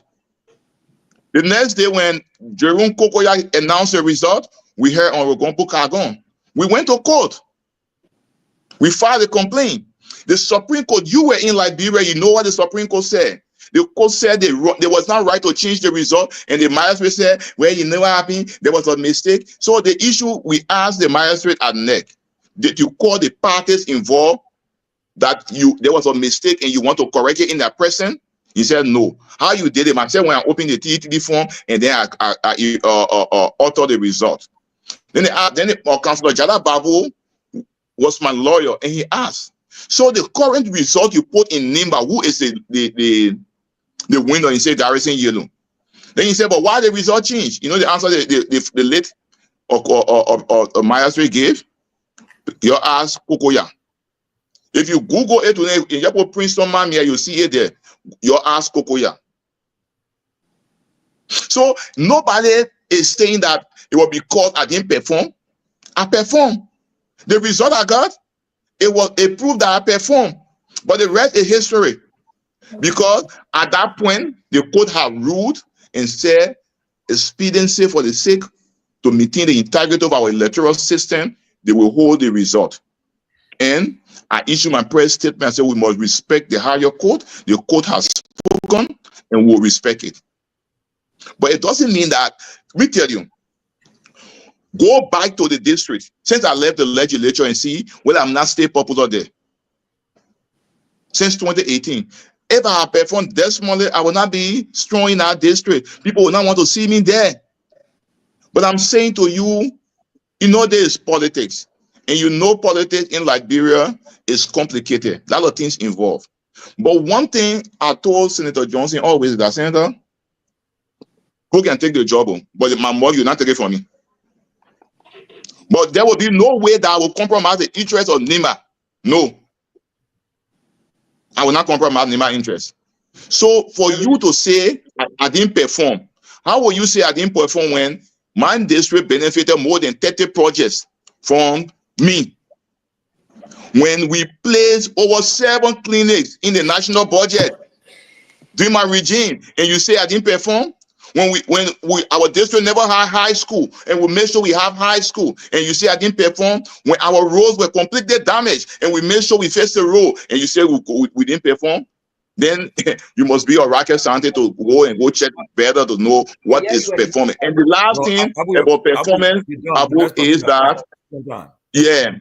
is that you must grade the president on their performance also at the legislature. And I believe you're one of those, and our other comrade, your people follow us here. I have never been afraid to say or speak my mind. You know me for that. So when we're talking about someone who perform, you can't be the one, Abu, to tell me I didn't perform when you know my record from the legislature. Then leave the people vote. Sometimes who tell you they can't be Barcelona and some convinced thing can be Barcelona. It doesn't mean that Barcelona is now a good team. I remember one time my team Real Madrid. I can't be Real Madrid in the King's Cup. Doesn't mean that Real Madrid is now a good team. Real Madrid is a good team. It's a great club, but they were defeated by Akonkon in Spain. Let's go to the next person. Yeah, Susan. But tomorrow, Yeah, Ask two questions, Abu. Abu, please wait. Thank you, Honorable Garrison, for coming on the platform this morning. It's morning my time in Australia. Abu talking about somebody underperforming when your Joseph Boaka that today that you praising all over when he went in a race. No, the time he went in a race and they beat him. What can you say about him? Will you say anything about that? You go away, man. Susan, ask Vice President. Anyways, thank you for coming on, and the rest of the panelists. It's nice being here with you guys again. Garrison, my Honorable Garrison, my question to you here is that what are some of the changes that you're going to bring once you are elected as the senator of Nima? Some of the changes, what are some of the new things, new ideas? What are some of the things that you intend to bring forth to the people of Nima? For them, with your answer tonight, again, we have tons of Nima Kante followers tonight watching you. We just want I'm referring to the young people, though. I'm not talking to the older ones, but the young folks. What do you intend to bring to the young people of Nima once you're elected as a senator of Nima County? Okay, thank you. The first thing is that, Susan, prior to my appointment, I booked an appointment with the president, the then president, George Manuel Weah. I think, Mr. President, thank you for the offer. I appreciate it. But, Mr. President, yeah, it's true. At that time, I was just 51 years. I say I'm 51. I was 50. Okay, 51. I say I'm 50. But that my body is too big and people see me and feel that I'm picking. So they still take me to be a youth in Nima, right? They say, I'm picking. I'll come right there. I will say, yeah, okay.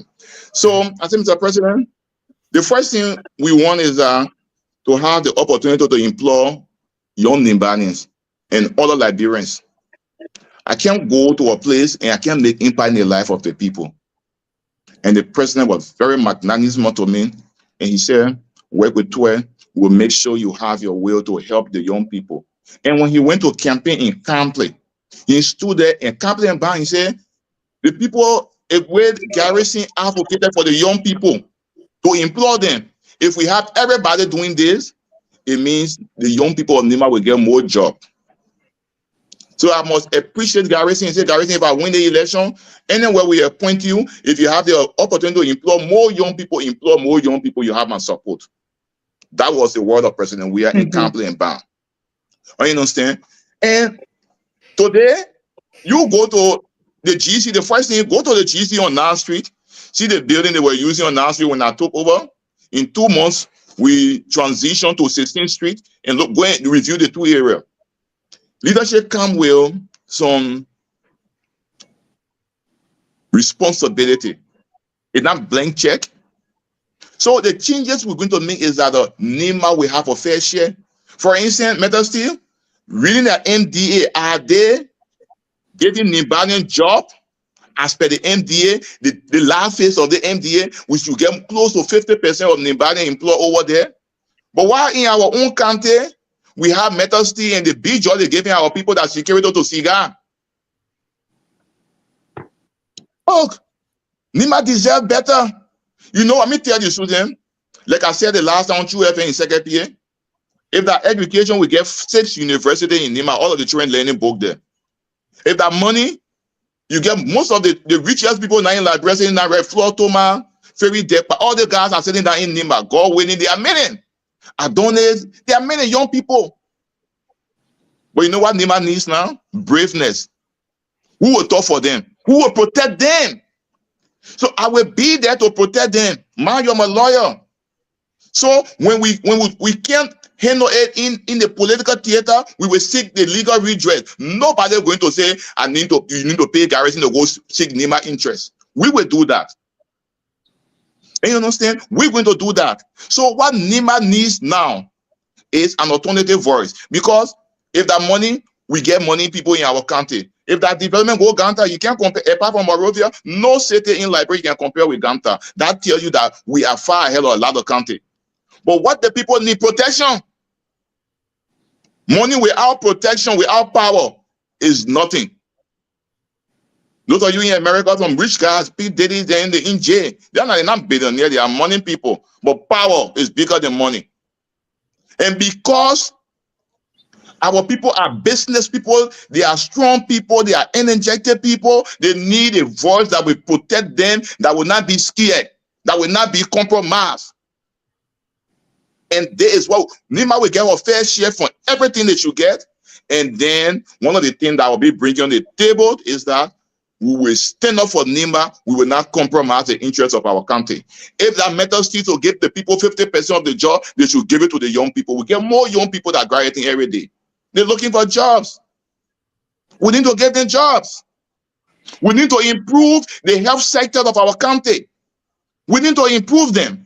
We have to improve the educational sector of our country. In how much we have 5 or 6 universities in NEMA, we need to improve the high schools to give the children the foundation for their learning. I have gone across in NEMA. I went to be in Doru, and I entered some classroom. I shared tears in 2020 in a modern dispensation to see the kids sitting down in those areas.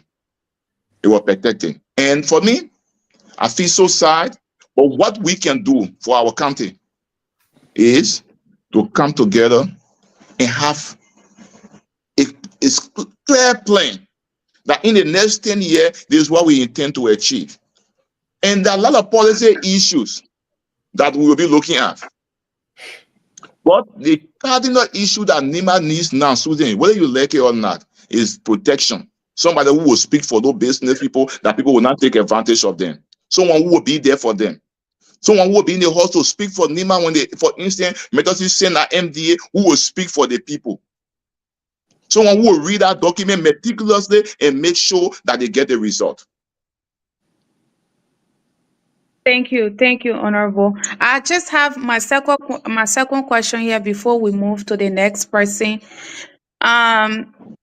You just stated clearly that once you are elected, your plan is to stand up for the young people. We need somebody obviously that will be able to protect the young people in NEMA. However, you being a household name in NEMA, I spoke to a lot of people in NEMA.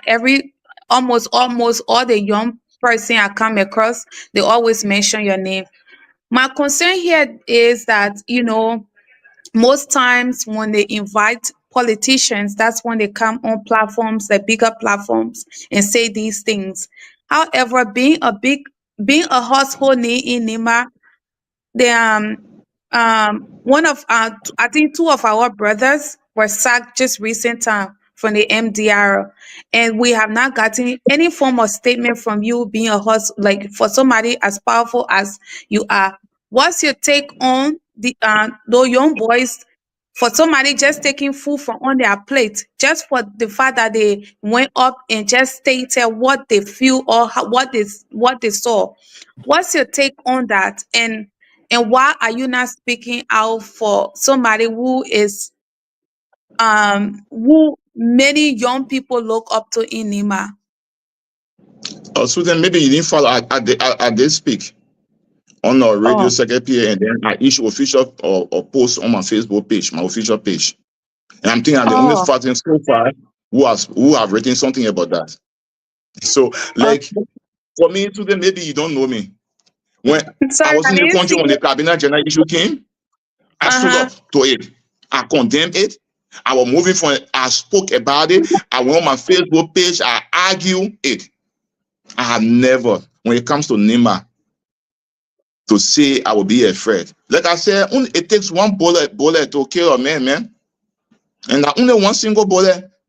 So look, I will live after the year in peace if I go to the old man and say when I was on planet Earth, I stood my ground for my country.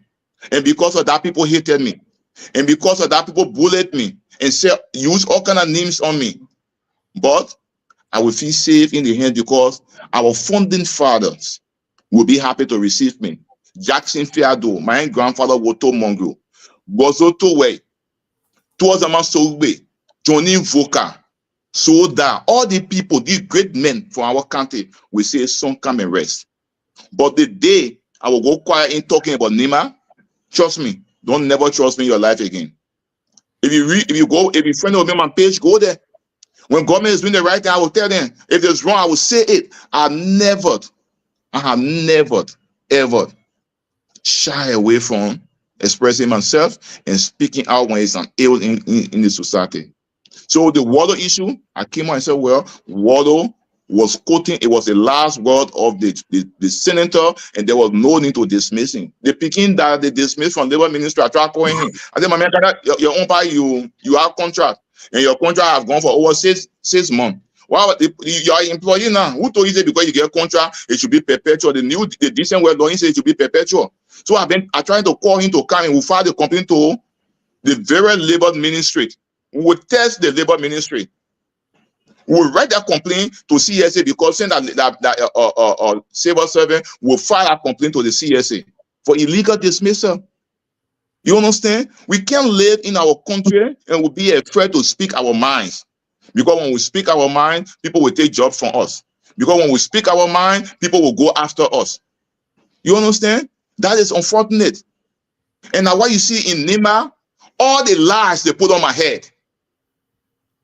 And I can say to you on this platform today internationally, people contacted me, I gave them the evidence, and now what you see people went quiet.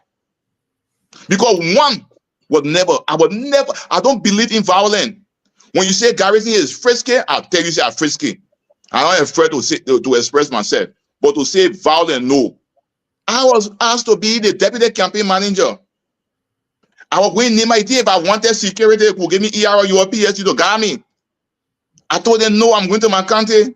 I'm going to my people. I don't need security. When last I carry security to my people? When I represent, I don't carry security. Nobody open my card and now I can't carry security.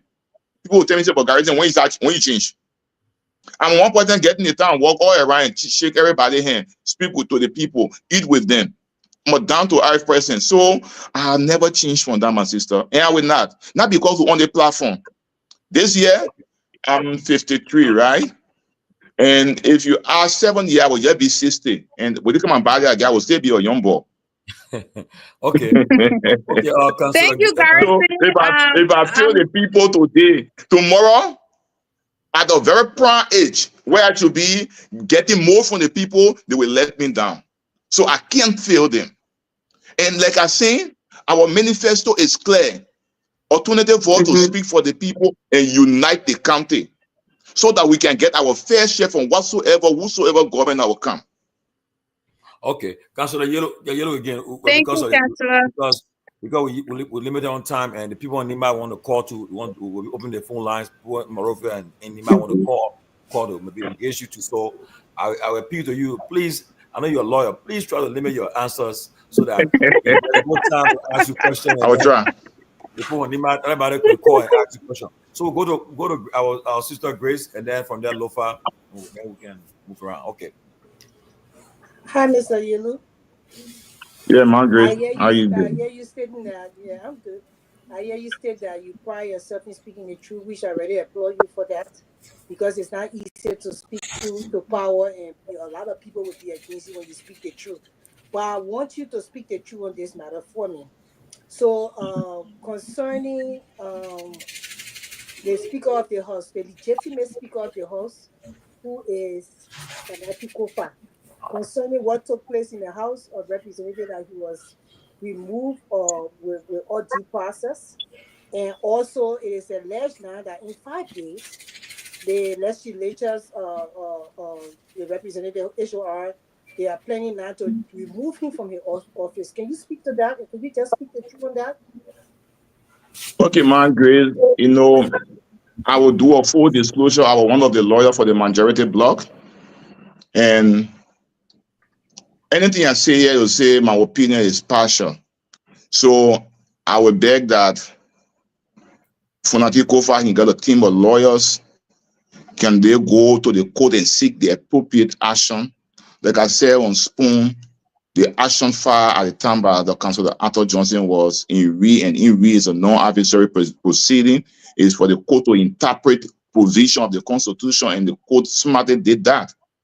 So I don't want to give an opinion about that particular issue because it would be seen that I've already taken the side, and as a professional lawyer, I feel that it will not be good for me to give an opinion on that because I have already taken a side. Okay, so you took a side you for the majority block. Yeah, I was. Okay. Oh, you no longer. I'm in Nima now on my campaign business. So. Oh, okay. So for us who don't really know you, although I've heard your name before, I think maybe it's your dad during the war situation, or maybe he was in government, but your name sounds familiar to me. I would just want you to state a little bit of your credential for me, your professional experiences, because we are now looking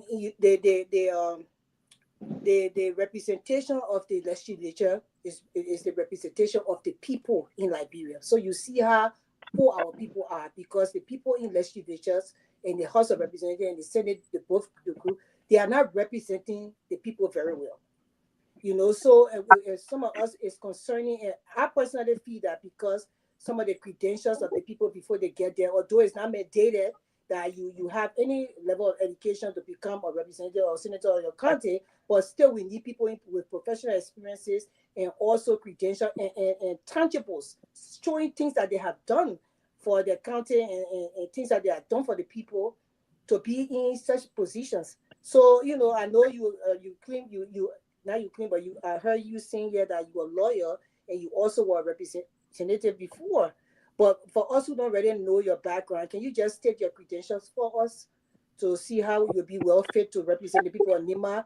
As you know, a lot of people in Nima are running in this race. I noticed that Nibanians really love power and positions. So I just want you to state that because No way. That was, please. We don't love power. We just love to be. We want to play an important role in anything we do, and we want to see ourselves there. But let me say this to you: I'm a lawyer. My profession, like you said, administrator.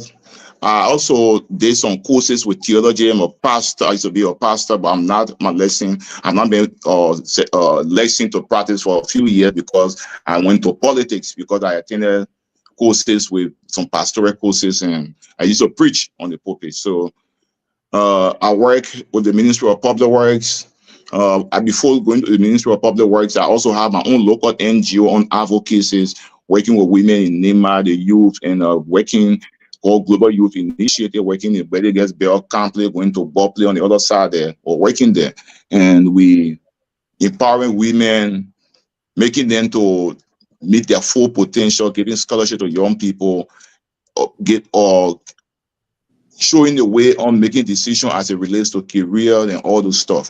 So my thinking about politics didn't start now. It started far back in 1997 when Charles Taylor and Ellen and all the people, and I said I was supporting Ellen because I never loved Taylor. I told them, I let Taylor, I was supporting Ellen.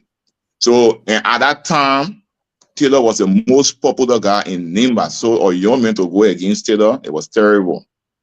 So even when Sanin go to Myean and Salif in Sanin Kode, the threat we received was not easy. But me, I never gave up. I went around to tell the people what I do know about Man and Salif.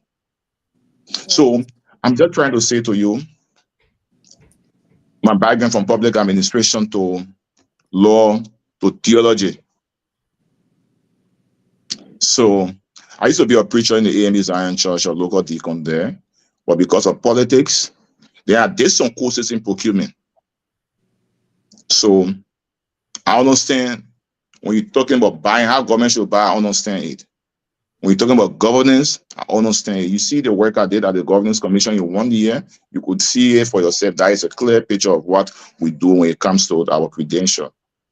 And All I can say to you, we cannot do more than our best. And the belief that people have for NEMA, all NEMA people want everything they want to be. No, we don't want everything. We want our fair share at all. For instance, who give you 150,000, 155,000 votes? We don't need 2 ministers. When country that gave you 2,000 votes, they get 3. They are in the kitchen cabinet. Then country that gave 155,000 votes, they are now in the kitchen cabinet. There is something that we need to talk about. Then we know inherently something is wrong with us. So what's the way forward? It would be one of the biggest programs that will be calling in NEMA to call NEMANIS from all walks of life, for us to have a clear understanding and the way forward. And people will speak. And from there will be a resolution. And that resolution will be something that the caucus will be working with, and we'll put it into operation for the county. So the next time we go into election, for us to say we're carrying this candidate or we're carrying this party, there will be a clear understanding on the benefit we will get. We will not continue to make the same mistake and expect to get different results. We have to change the narrative this time around. Okay. I wish you the best in the elections. So let's go to Lofa Julius. Thank you, Tomalin, and everybody else on here. So, Mr. Garguah, or Yellow, is that correct? Mr. Yellow. Yeah, Yellow. All right. Yeah. I'm sorry about that. First of all, a couple of things I just want to highlight here. In during your deliberation, you made mention of the fact that the vice presidency is a ceremonial position. I hope that you will consider retracting that statement, because in its honesty, as you claim to be honest, the vice presidency is not a ceremonious position. The vice president worked along with the president and is involved based on the level of contribution. For you to sit here and say that the vice presidency is a ceremonious position, I think is very deceptive to our listening audience and the people of Liberia that you claim you want to represent, and you're honest about that. Hopefully, you will consider retracting that statement and being honest to yourself. Secondly, you spoke of the fact that serving as a contractor, as a counselor, you also do understand that serving as a counselor or a contractor, it is not mandatory that you are hired after your 6 months probationary period. It is not mandatory, but you are now in the position of consideration. So that institution can consider you for a permanent position. And you are now talking about inviting somebody to pursue the agency legally. I hope you can make some clarity to that. Now, here's my question. I just thought to voice those two things out. You spoke of the War and Economic Crimes Court, and you made mention of your contribution. My question to you is, what is your position on the establishment of the War and Economic Crimes Court? I may have misunderstood what you said. I think you mentioned something about contributing to kicking the bill out of the House. I want to know, what was your contribution? Okay, thank you. And let me say, firstly, I have no reason to retract what I said about the vice president. The vice president is in the executive branch. And Article 50 is just my relying. It says, look, it says the executive power of the republic shall be vested in the president, who shall be the head of state, head of government, and commander-in-chief of the armed forces of Liberia. Unlike the other two branches of government that is divided and distributed with the judiciary, the justices and the judges, they are all part of the judiciary. They make decisions. Now, what a judge decision they cannot remove a judge for a decision. The executive is one man. Now me say that the Constitution of Liberia say it. The legislative power is in all of the legislature there. So when I say it's a ceremonial, the vice president only work when the president tells him, say, do this. Do this. He tell him, do this, do this, do this, do this. So you will not just get on and start doing things.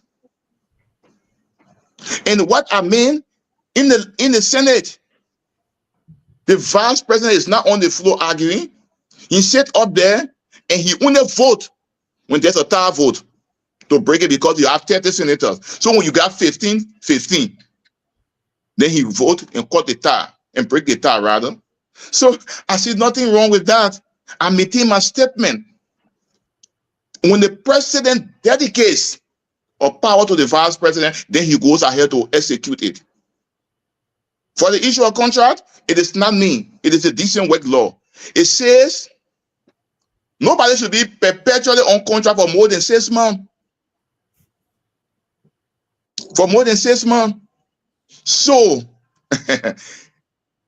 if you reach a 6 month, and trust me, I won a case like that before. On the Georgia government, when the guys who were contracted at the construction of the terminal, the new terminal at the Rawa International Airport, we won that case. I represented them free of charge. And we won that case because the Chinese posted they were contracted, they were not paying their severance. And when we went to court, we challenged them, the law was on our side. That's because the law is clear that when it's a contract, after 6 months, you have to write in that your contract are reached. We will not renew your contract. Okay. Will not renew your contract. And that person will say, you know, I want to still be your contractor. They must be expressed.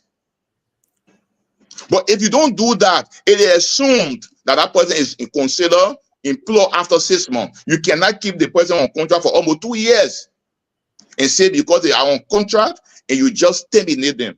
We can take advantage of the decent work law, let the courts interpret it. And we'll go to the CSA. If we don't win, we can go for judicial review to the appropriate forum. And I know we will get redress because we have tested this before and we got result. So, Mr. Yudu, do you mind if I just make a quick clarity here? I don't want us to go, other people got to chime in here.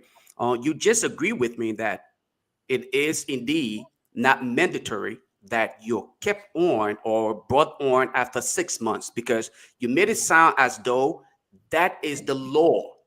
The law does not require anyone to be hired permanently after 6 months, but you are to have a consultation with that employee, notifying them of the status, whether permanent or maintaining their contractual status. So that is not in any way, shape, or form confirm your statement as to whether this individual who may have been terminated, okay, for whatever reason, should now go back.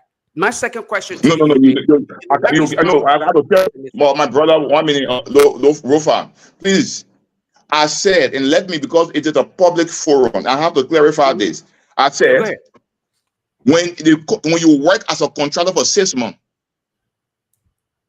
and the entity does not put you down, and you keep working beyond 6 months, it is assumed that you are not an employee.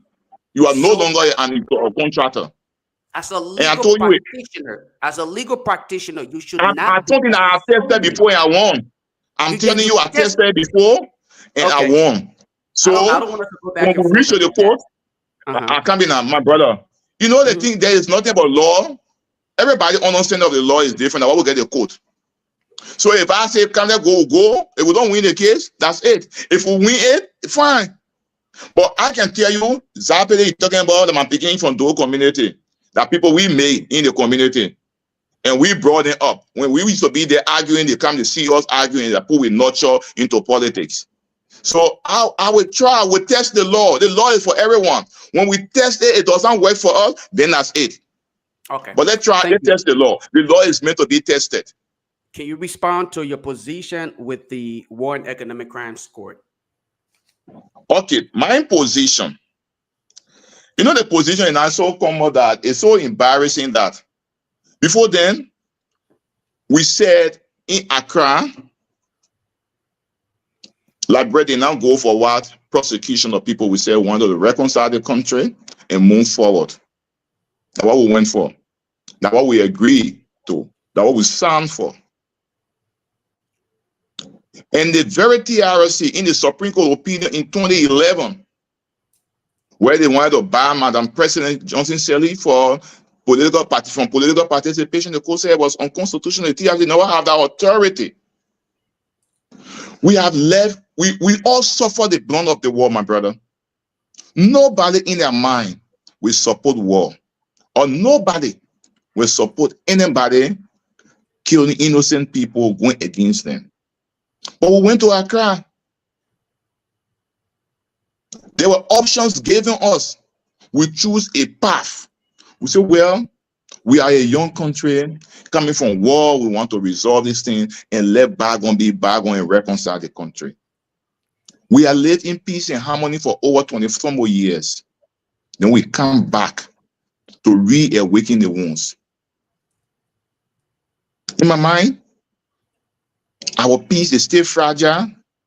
When we still talking about a little, our police, they don't reach even 5,000 in this country. The army, they don't reach that number. We don't even have the numerical strength of an army. And we want to cause problem because some of us, they're the only country we know. We got our children, our family, and everything here. And when any problem comes in the country, we will feel it. I understand what we went through during the war. I know exactly what the suffering we went through. Working with Bridgeway in the port, World War I, World War II, World War III, and I left in the port and Law Rebel entered in the port. I know exactly what we went through there. I don't pray in my life. I come in. I don't pray in my life, never. I think this country has graduated from us going back to that chapter. We have graduated.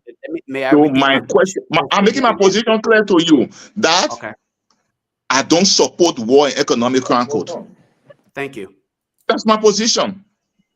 Thank you. Okay.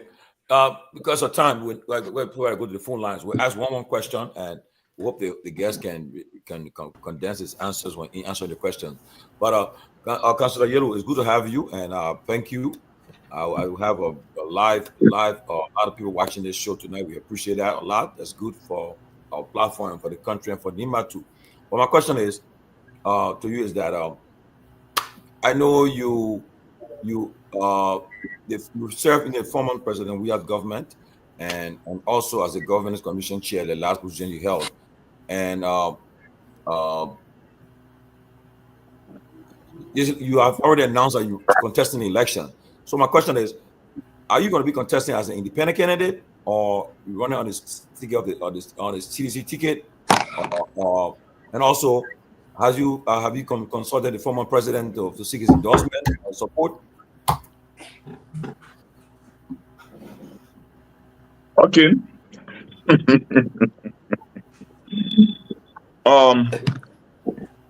Why are you laughing?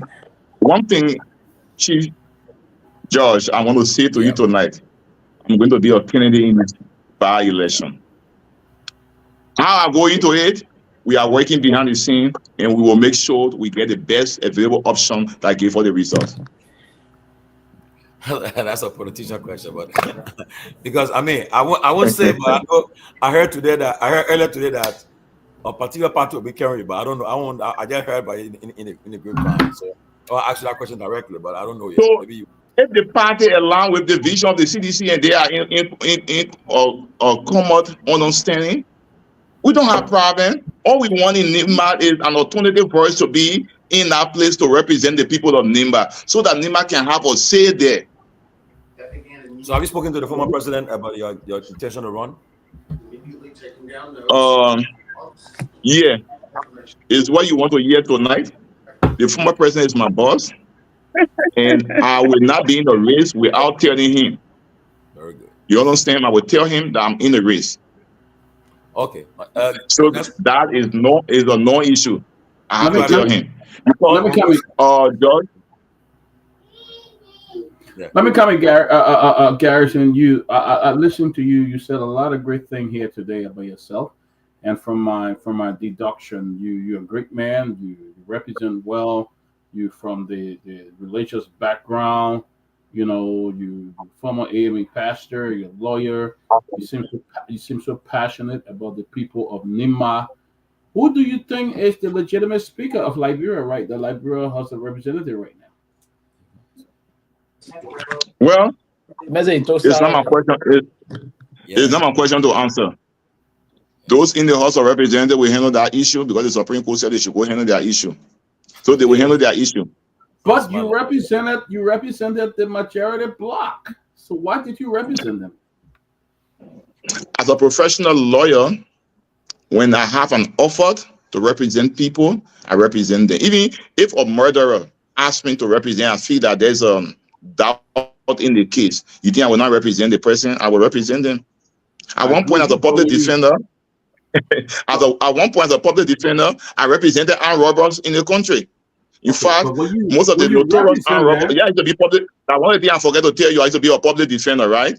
And I represented, I was assigned at the PNV Ministerial Court to Ghana's, then later to Monrovia City Court to Criminal Code D as a public defender. And I represented people.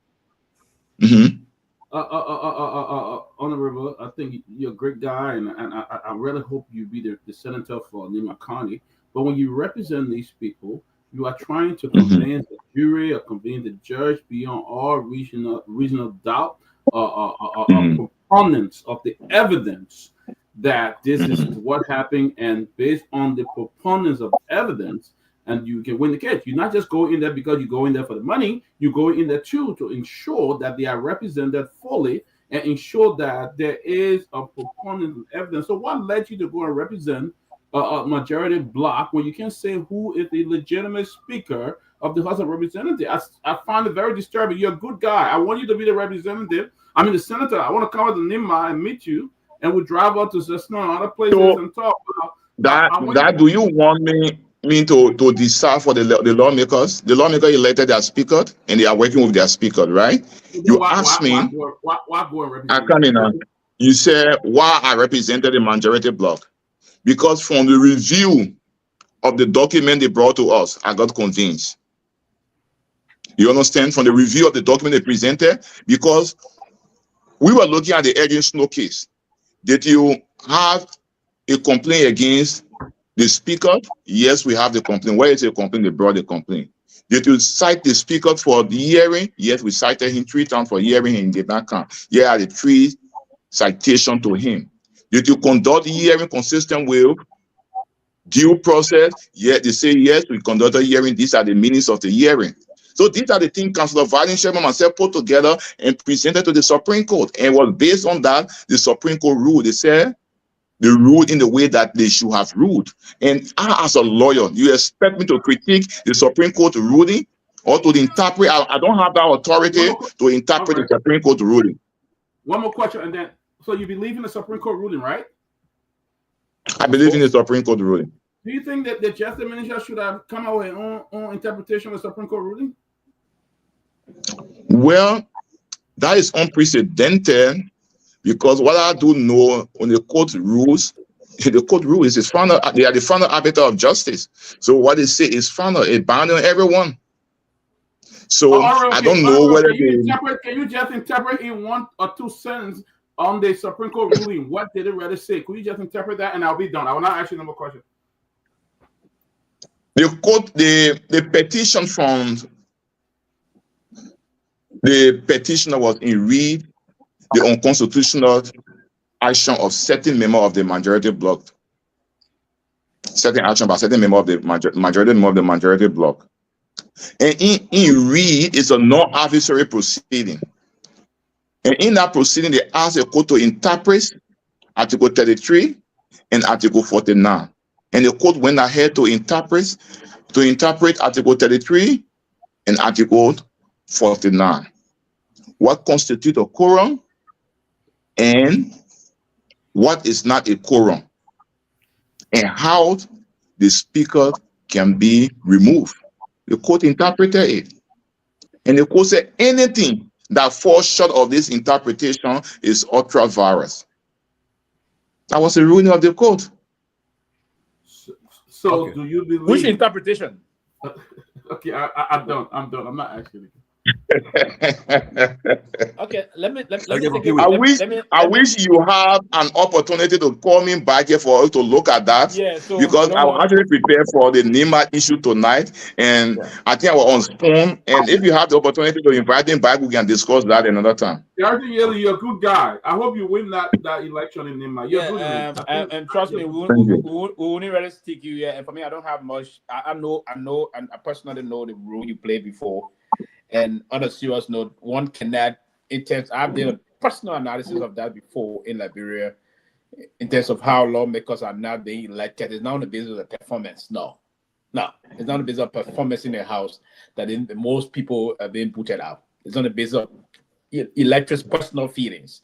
If I were to come to Garrison you today, I say, Chief, I need $100 for this program. He didn't give it to me today. I believe the next election I will take a person and only vote for him. So I know that your defeat was not on the basis of your non-performance. Actually, no, I will reject that on a serious. And I do agree with you also quickly on the show that the vice presidency is a ceremonial position because the Constitution is also clear. They said everything assigned to the president cannot therefore be assigned to the vice president. It's clear. So it is interpreted as ceremonial. The executive power is inherently within the ambit of the president of the Republic of Liberia. That is 100% correct. Even here, in other countries, the constitutional democracy we have, it gives the process up. But, one of the major things quickly I would love to just say to you is back to this Nimba County politics quickly. And I will be very quick in answering you and you'll be quick in responding to us. The way they assimilate the politics in Nimba, basically vis-a-vis related to, and I want to be blunt here somehow, and excuse me if I will go slip a little bit, forgive me for that. But do you agree with us or with me that the tribal politics is deeply entrenched also in the Myeans? I just want you to answer this quickly, or you want me to hit it. Do you agree the tribal politics is deeply entrenched in by the Guar versus Myean politics? Do you agree to that? Okay, my brother. Not only distinct to Nimba, any country that have competitive tribes, you expect these things to happen in that country. And we are now growing beyond that.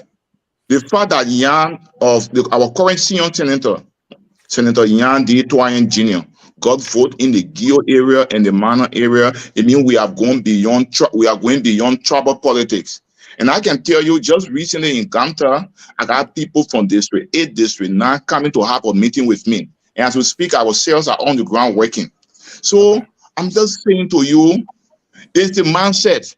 And that is what we are working to change, that we are one people. So if you say Guar and Myean, what happened to the Madingo? What happened to the people from the Gui, the Pele people, the Bassa people, the Crown people in Nimba? Are they not citizens of Nimba too? Okay, so we should go be. There I will head it quickly. There I will head it, and that's yeah. We should go beyond that and say Guar and Myean. Nimba is for everyone. Excellent. I need to hear this from you. Let me tell you, when I was recruiting to hire young people from Nimba to give them job, we took the Crown, we took Maninko, we took people from the Gui, we took people from the Myean and from the Guar. We didn't just say, oh, because I Guar, I mean take Guar people, I mean take Guar and Myean. I told you I know. For me, I don't have that philosophy to say Nimba is just for Guar and Myean. Okay. Let me say this to you tonight. And excellent, honorable, and I will rest here on the basis because it was clearly manifested in recent history that I don't love to sound away, but Maninko men for the first time won heavily in district number 7. So I believe in your exception, just and what you just said, Mr. their own performance in Nimba and the rest of that pushing up. But do you believe? And he's doing well in the country with the common team Musa is doing across the country. Yeah, that's what I'm trying to say. I want you to describe Mr. Ability in 5 words in terms of his performance. That's why we end.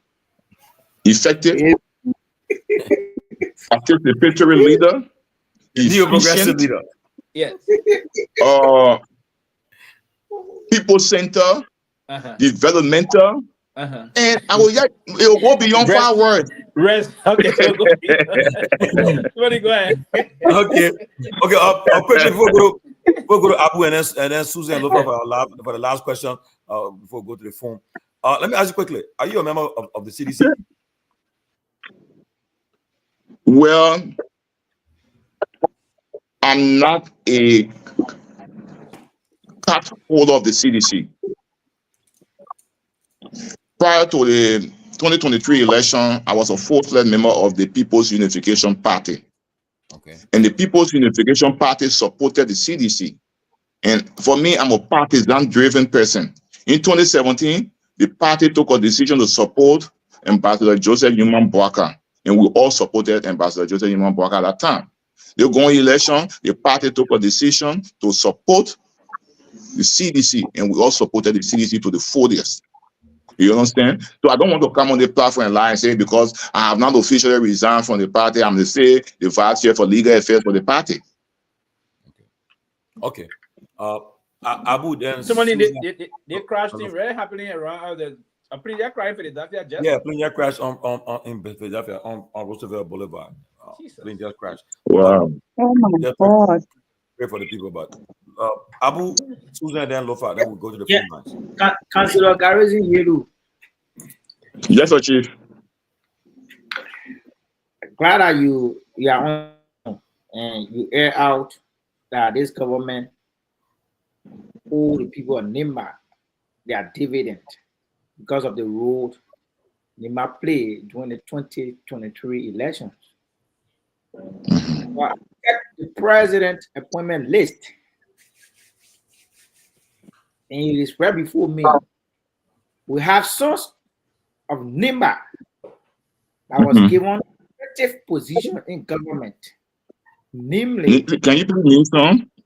Yes, we have the NSA director, we have the Minister of Post and Telecommunication, we have the Minister of Mines and Energy, we have the Minister of Labor, and then we have the current ambassador to France, Tico Yoli.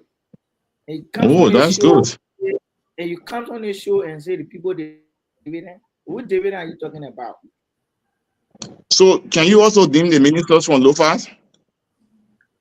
You are very good at naming ministers. So no. Can you also name the ministers? I want you to balance the equation for me. You just name, sir. You just need few people from coming. We gave the higher vote to this government. We gave the higher vote. So going every parity of reasoning, we should get the highest number because it's based on our vote. So if you need Abu.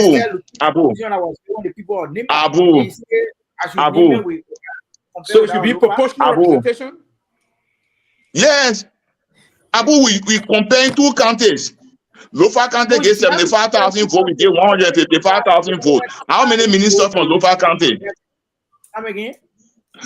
Abu, Lofa gets, I think, 75 or 72,000 votes. No, more than that. More than that. Is that a point of contention? Huh? More than that. Is that a point of contention? Yeah. I'm coming, my brother.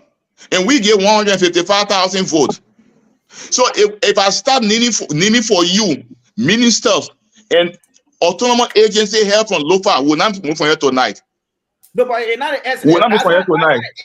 Yeah, you said sons of Nimba, you said the people of Nimba did not get a dividend from the political road. I said, and I'm meeting that we don't get our dividend. What we get, we don't get it back. And there is not only restrict. Look, I said there is not only restricted to this government, and that I told you, it's an issue that we need to address. And if I'm lucky to be elected as senator, that's the first thing we need to tackle. When we give in our vote, we should get our fair share. And I'm meeting that. Not just this government, even the CDC government, we have some issues and we raise it with them. And we were hoping that the president we have won, he would have corrected those mistakes. Okay, let me go to Susan. No, but I'm a one question. No, people have two questions. People have two questions. It's a one question, see? Ask a last question like with Susan. Okay. You supported Kenyan, you supported the former President Weah.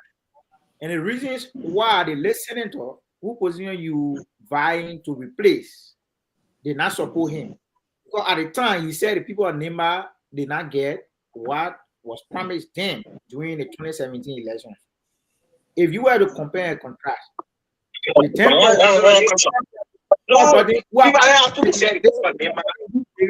who are gotten his dividend? Are you getting me? Somebody talking about. No, go ahead. Okay, so if you were to compare and contrast between the current president and the 10th president, to be generous, who the people of Nimba should be more grateful to now than they were? Abu, is that a question? Yeah, it is. It is. That question. Abu, ask this question. Yeah, because we gave people lucrative positions. We gave so many lucrative positions.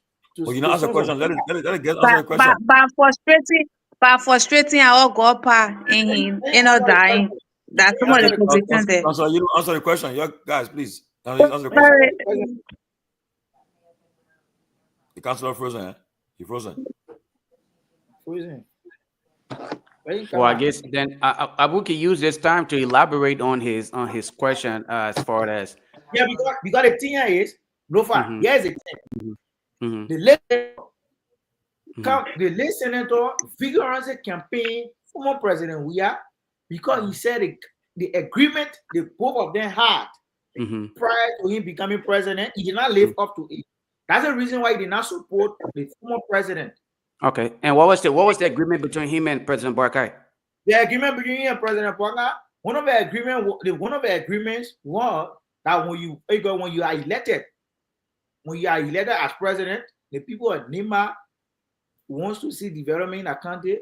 They want their sons and daughters to be appointed in government. And giving a name that they're listed, it surpassed what the CDC did. So for him to come on the show, he in fact opposed Barkai presidency bid 2023. So to come on the show and say, when you win as a senator, will you go and coerce the president to appoint somebody? Abu, do you know the amount of work the CDC government took into Nima? That's a deception about him. Huh? Come again? Do you know the amount of work the CDC government took to Nima? But yeah, since your government came to power, what have they done? Since our government came to power, what have they done? Yes, because as far as I'm concerned, one at a time. One at a time. One of the stewardship, she asked me a question too many. The fool is yeah, I was one at a time. Yeah. Okay. One of the stewardship of Mape Kuno, too many and bear witness. They are eyewitnesses. They are eyewitnesses. The development is ongoing across Nimba. Even folks who did not support us, they are acknowledging some of the good things we are doing. Abu, what are some of those development? Can you be specific? Yes, thank you. The beautification of the city. Sanikole, for an example. Sanikole, for an example, the administrative Benin. Even Nima Susan, call your family back and ask a question as to what I'm saying. What are you talking about? Abu, don't sit on this platform and lie. CDC was able to carry one of the. I'm telling you, because when you talk about the roads, the constructions of road, CDC took that. Since y'all came to power, the only thing you guys have been doing is to hunt our people and take them out of job. So it's so shameless for you to stand here and tell us the beautification of Washington County. How come we have not seen it? Because I can send pictures to Lofa. Can you let me finish? I can send pictures to Lofa right now. It's my turn. It's not your turn. No, I'm still talking. Stop lying here. Nothing this government has done for our people. Susan, Abu, you address him. Okay, go ahead, Abu. Okay, it is my turn. So she asked, what have we done? The intervention on road infrastructure so far, right? According to look at two, is at 85% completion. In question, what have we done? It is an great fight. Completion where? Completion where, Abu? To look at two. Tapping on the former government work. Is that what you call completion? Is that what you call we have done? Stop it, man. Stop making yourself embarrassed on the platform here. We got 35 kilometers pay from Kanta to Wasage PA. That is an ongoing project. And you say what we have done? You do not do that. Your comment, your party officials, the only thing you guys were able to offer us was to frustrate the Nima County godfather. They respected him, degraded him, and till today he is no more. The only thing you guys have brought in Nima County is to bring division among us. To use the VP to betray our county. That's the only thing you guys have offered us. Nothing this government. Yes, that's true. If you want to talk about the superintendent of Nima County, that superintendent it's a member of the UP. What are you talking about, Mr. Liar, man? Okay, at least 27 kilometers have been paid from Saturday here to Tapeta. It is like green fries. Can we see pictures? Can we see pictures, Lofa? Can you send pictures to Lofa? Let him put it out so we can see it. You got from the back home ask a question. So what I'm saying, I don't have. Why would I ask family members back home when there is nothing to ask about? You only ask when there is something to ask about. Absolutely Right. nothing. I'm not getting the back and I'm not getting the point for the back and forth. So let's take calls from. You not like a moral to talk about while we governance. wait for Tomalin. Again, I'm not moderating tonight. Let's just be clear on that. The guest is not here. Tomalin is not here, but we can start taking calls from back home until Tomalin comes back to continue the moderation. So. Even Guys, Lofa can't say you're not developing it and can you come on and put the phone lines up for us, please? There you go.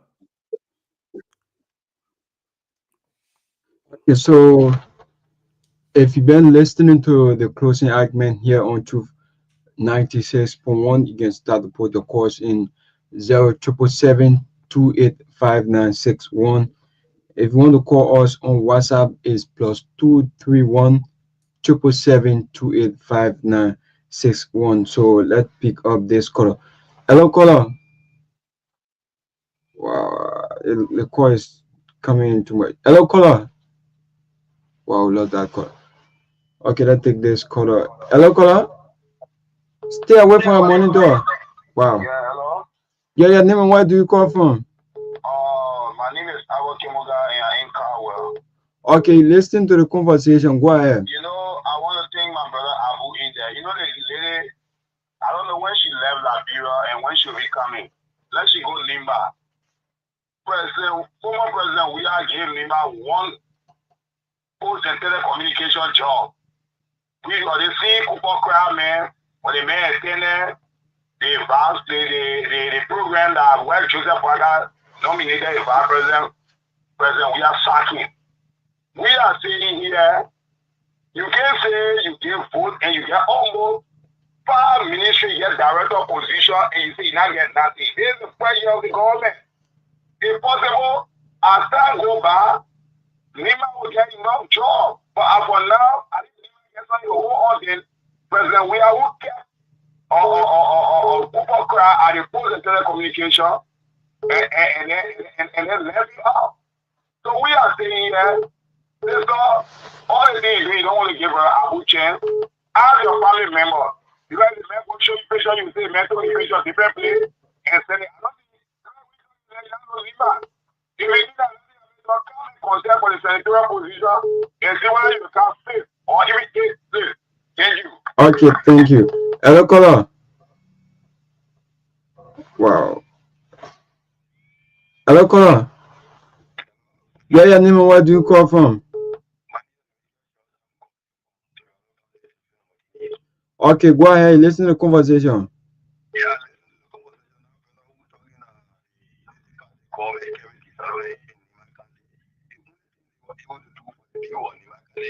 Not getting that present. We're not getting that present.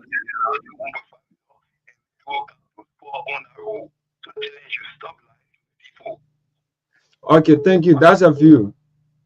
Hello, caller. Wow, stay away from your monitor. You are not doing good for us. Yeah, your name and where do you call from? Okay, go ahead. Okay, let me say the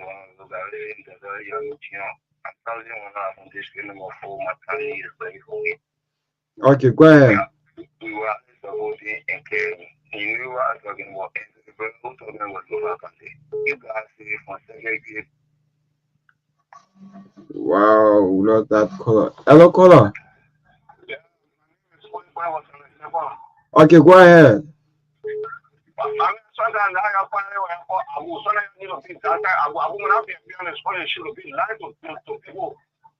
Okay. That's a view. That's a view. You cannot attack the personally. Okay, that's a view. You cannot attack him personally. Hello, caller. Yeah, your name and where do you call from? My name is George Wallo and I call from Liberia, Monrovia, specifically in Finland. Okay, go ahead. Yeah, I want to first of all say thank you to my brother, daughter. I think he has convinced me tonight. He has ably represented the people of Nima already. There were some key issues that he mentioned, and I would like to talk about it. He talked about the reputation of the Nima people, and he also talked about the vice president position, the ceremony position. Somebody is trying to kick against that. He should retract his statement. I think that was an error. That is what it actually is. The position of the vice president all over the world is just ceremony because you are working at the will and pleasure of the president. All right. So because the vice president will not make any serious decision, you will not talk anything for the country unless we be imposed to. And sometimes even if the president is not in favor of whatever he wants to do, it will not work. So actually it is a ceremonial position, and I think my brother did well by defending that. And another thing, I also want to let him know that he said, you know, they will have to discuss about the issue of Nima, and in fact, they will have to discuss that. The point here is, if somebody wants to betray you, even if you discuss that issue with the person later on after you have gotten to the position, you decide to give you, a stab at the back. What do you do about that? You cannot do anything about it. That's what I want you to know. So, with respect to development about rule control, to secretary and what have you, the CDC almost did everything. It was just some portion of the rule, maybe that they are trying to pass, in recent time. I'm just from there. And where the rules have stopped is around Garguah, is where the quota is. So I don't know why would people just really decide to be lying on that platform. Thank you. Thank you. Please don't attack personality. Hello, caller. Yeah, hello. My name is Morris. I'm calling from Tuporo. Okay, go ahead. Yeah, I want to say thanks to all of you guys in studio. All right. But let me tell you the fact when it comes to development in Nimba. Look, George, we are ready to do well. Let us look at the rule from counter to second peer. That our rule, since Joey left, that rule stopped. All because he did not win. And the rule from second peer to better, it was George who started that rule from second peer all the way to Greece. That rule, it was a construction movement. Then you come to Sanikole, from Sanikole to Lokaito. It's George we are.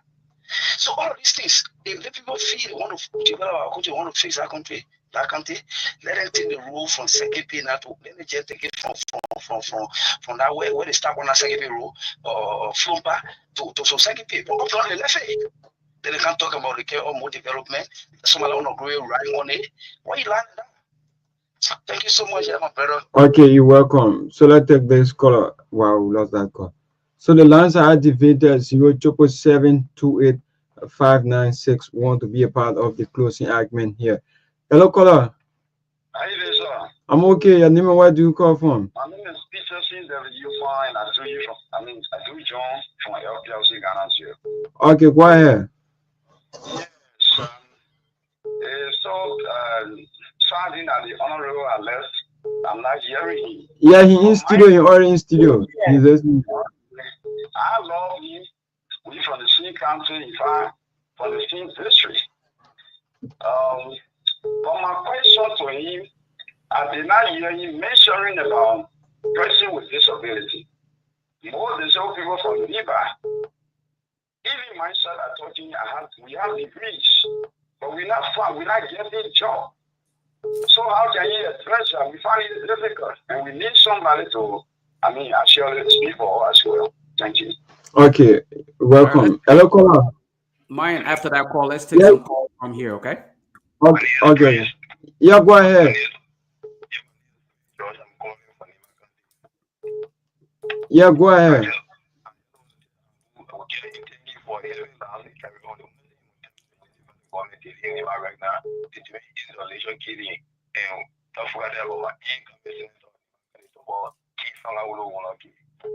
Okay, thank you. So let's take this last caller. Hello, caller.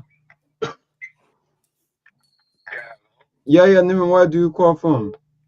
My name is calling from. Okay, go ahead.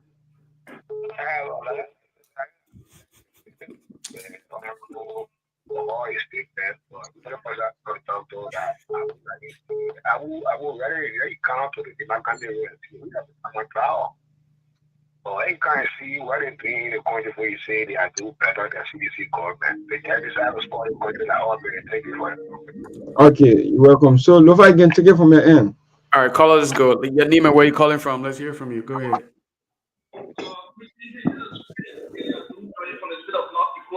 Go ahead, boss man. Let me say, good evening to Anthony directing to the group. It's my pleasure. Also, you have my support in member. I come from one of the most traditional time member for PANELISTS. So you have my support in member and will support in the 4 years. So Abu, let me just get Abu a little bit. Abu, when your guest appear on a show, you're restaurant. You'll show some respect with them. Your argument tonight was Antoine or the council of guys you want to say. Sometimes you control emotion. That's a big platform. That comes to the development in member. This government trying a little bit, but there is an argument, not understanding. President Boka, there was no one against President Boka. It was a Mofa. It wasn't any country. President Boka squad began president of Liberia Team. So by right minister position, Lofa should not benefit one another. That should be that argument. Thank you. Key position right now. Look at those agencies. Look at those great ministries that Lofa has in terms of Nima. So the argument of that is Nima should be the one that has in that position. Thank you. Thank you. Let's take the next caller here. 401. Last four is 8793. Caller, give us your name and where you calling from. Yeah, my name is Emmanuel here. I'm calling from Rhode Island. Go ahead, Mr. Taylor. Let's hear you. Yeah, let me say thank you for the show. Let me welcome my brother, right? Or Garguah, you know, he's my brother here for the 10th time. Garguah, thank you for your intention to run. We are in full support. We will do everything that you need us to. Let me say this. Abu, what you say by counting few ministers from your government allotted to our country that make President Boka to be president, you are doing something harmful to this government. We made Boka to be president. Look at Lofa. Lofa get final ministry. Lofa is a revenue authority in Liberia. No, I don't. I don't. What are you trying to say? I beg you, please, man, don't make it that you not go back. Guarantee we're supporting you. We'll do everything that you need us to. Thank you for you. Thank you. All right, let's take the next caller here. Caller from 914. Caller from 914.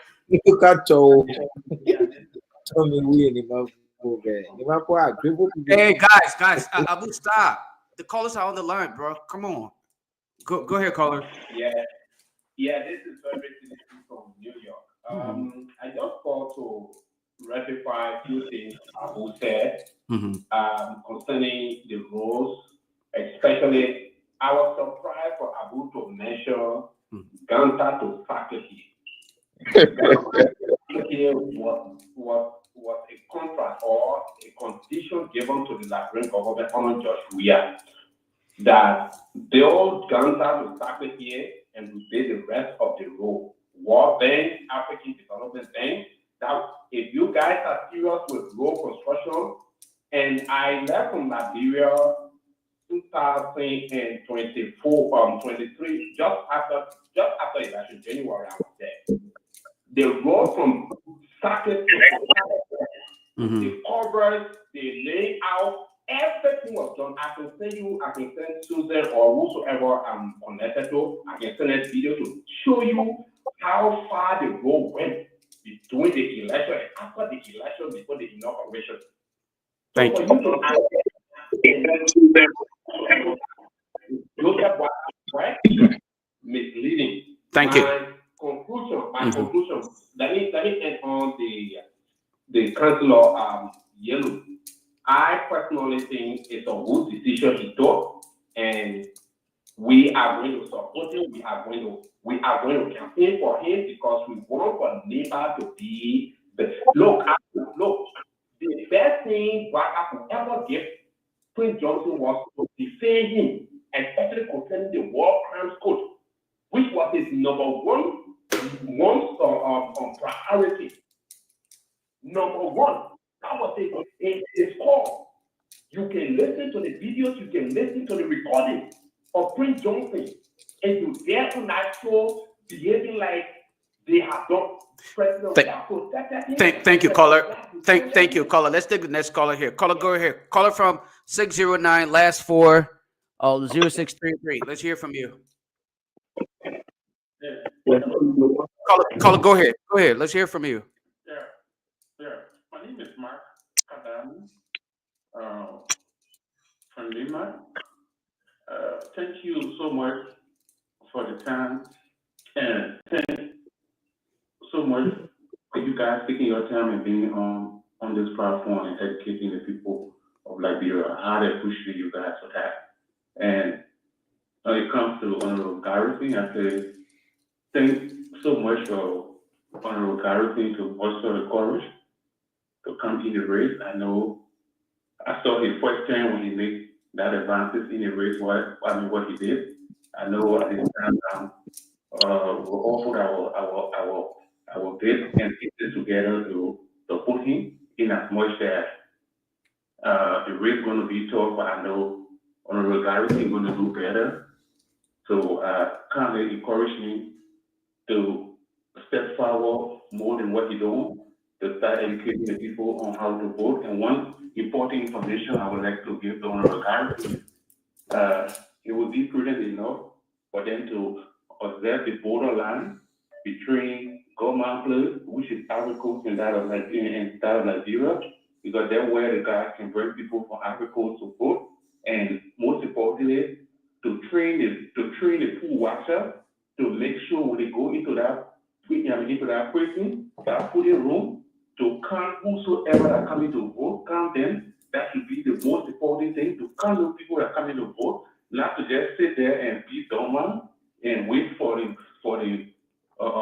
supervisor or whosoever to say, oh, we're done. Let us count the ballots. You will be able to count how many persons came in to vote. Thank you, Mark. Before the break, after the break, that is one of the main things that the people always go radical when it comes to the election in Lima. Thank you. Tell the pool watcher, let's show, observe your vote and observe everything, how many people coming in there to vote, because if not, it will boil down to the same old thing. Thank you, Mark. Thank you guys. All right, let's take the next caller here. That will be our last caller for the night. Caller from 585. Last four is 0849.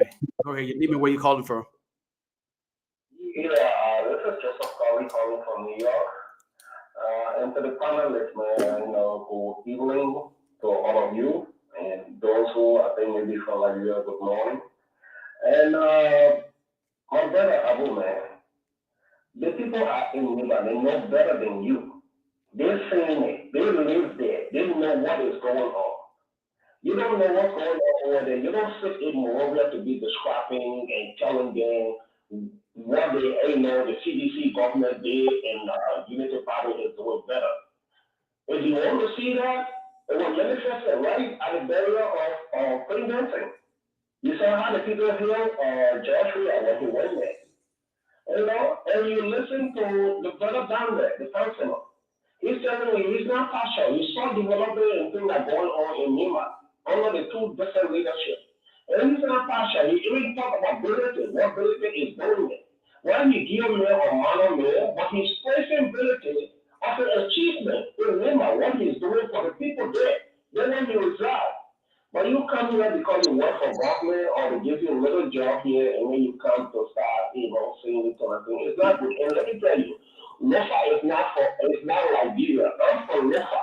You don't take all the employment and employ the machines and other people. You got millionaires, you got other countries. Thank you. You need to take people from that to be represented in the government, not just Lofa.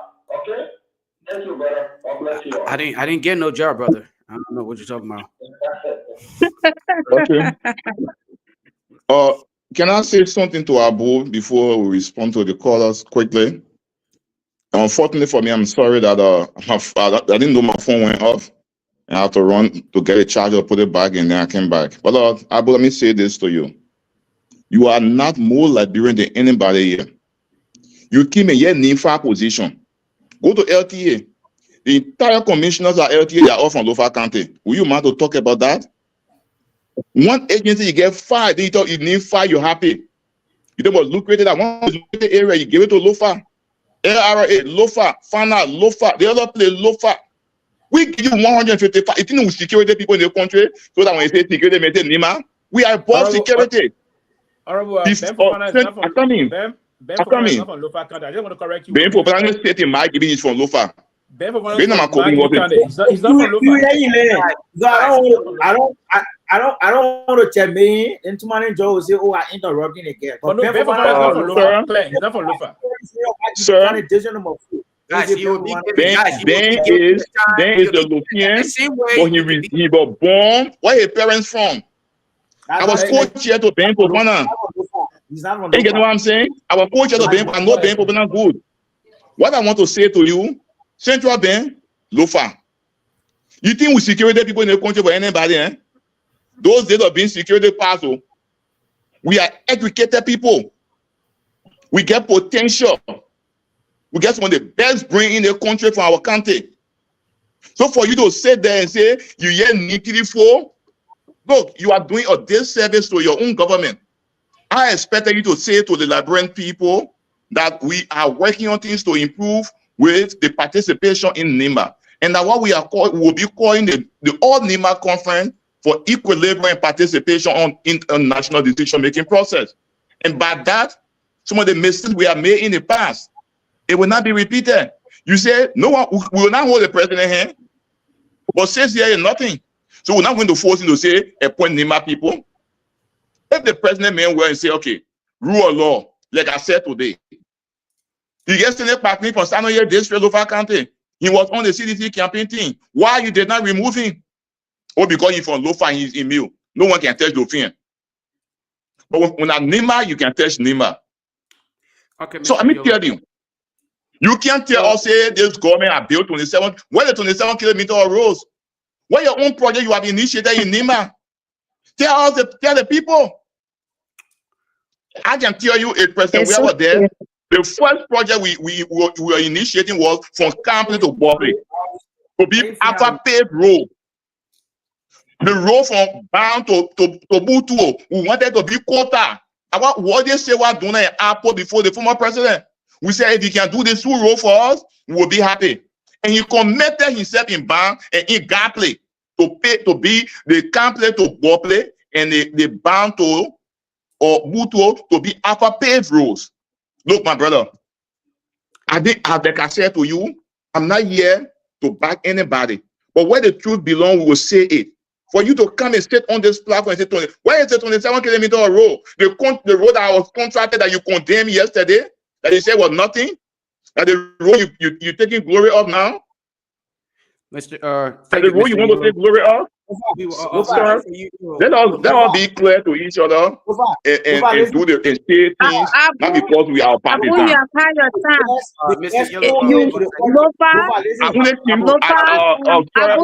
I came to clarify because I went up and I was listening to you on the TV and I heard you saying a lot of things. So I came to provide the clarity because I actually responded. So I use this time not to respond to you. I don't think we will be on a dialogue. I just wanted to respond that there is no 27 kilometer road and everything you say is not true. Thank you, Mr. That's some of the things say is not true. Mr. Yellow, please, 1 second. Abu, give us clarity. But even out of 5, if you get 4 from Lofa, is it not an issue? Mr. Yellow, now, please. Mr. Yellow, can you hold on for a second, please? Abu, you got 30 seconds to make that clarity.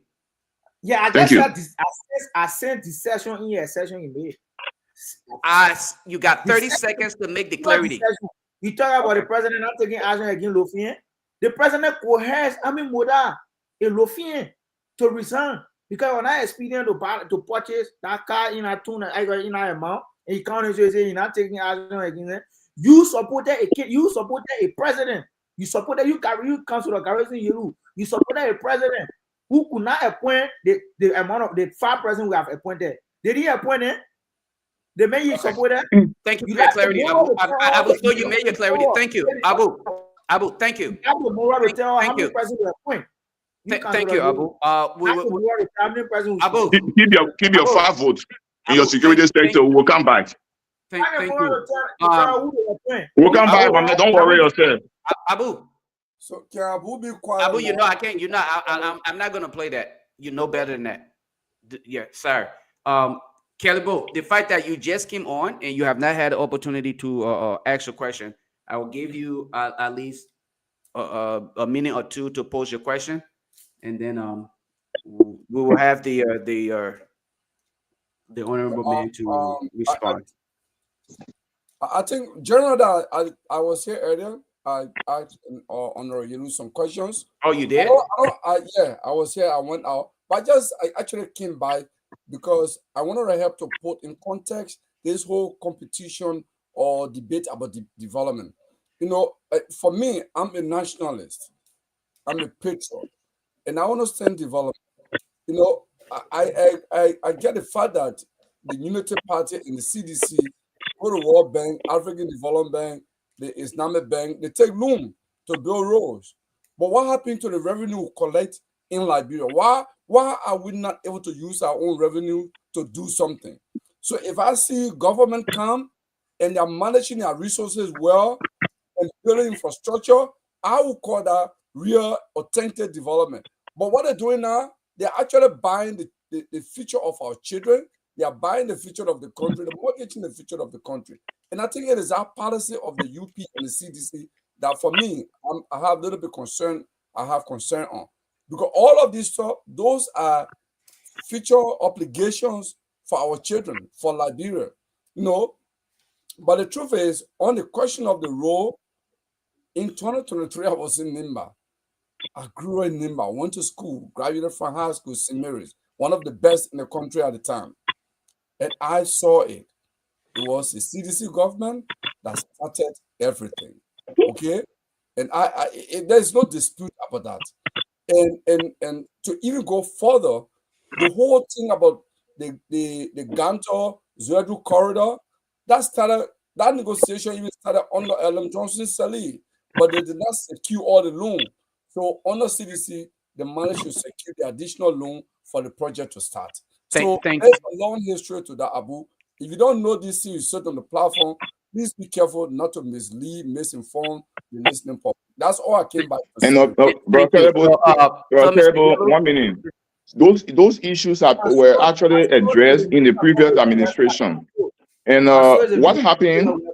The Local Government Act, the Local Government Law, it tried to address some of the issues. Not just that, we took another step. At the Governance Commission, we took another step with the revenue sharing law under President Weah administration. I think what now they're working on, they use MyGivi during President Weah time as a pilot project, so that the formula that will be used, that the 40% that should be left in the country for development, the formula is what they were working on before I led the GC. But I can tell you, we put out a good policy in place working at the Governance Commission with the Local Government Act, where Dr. Yaso Dodi as our consultant, and the revenue sharing law, where together the country Saki King, we all work on that project together to make sure that whatsoever you collect in the country, portion of that money should be left in the country for development. Like that, we will take away some of the burdens from national government. We will be able to do more things for ourselves.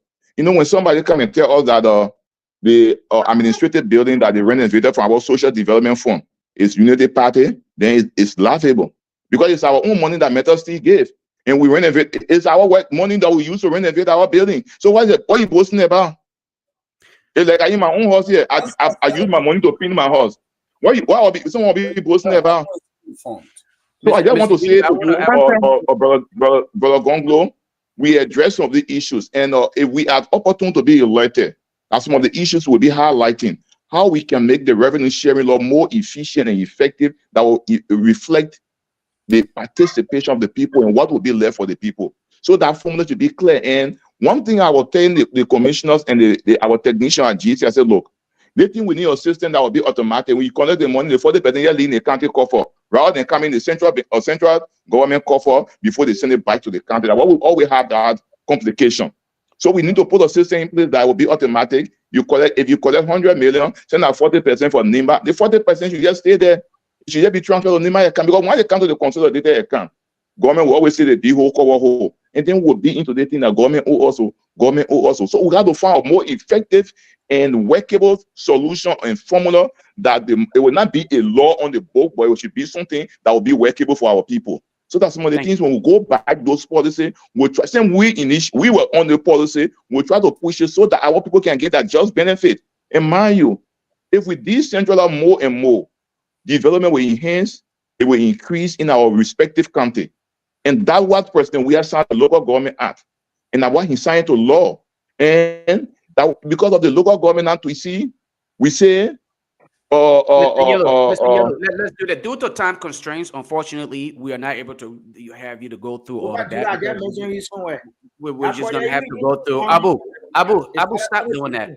Abu, stop. Can we go to our closing statement and leave? Mr. and Yellow, close? hopefully you can do this as my closing. Just respond to this.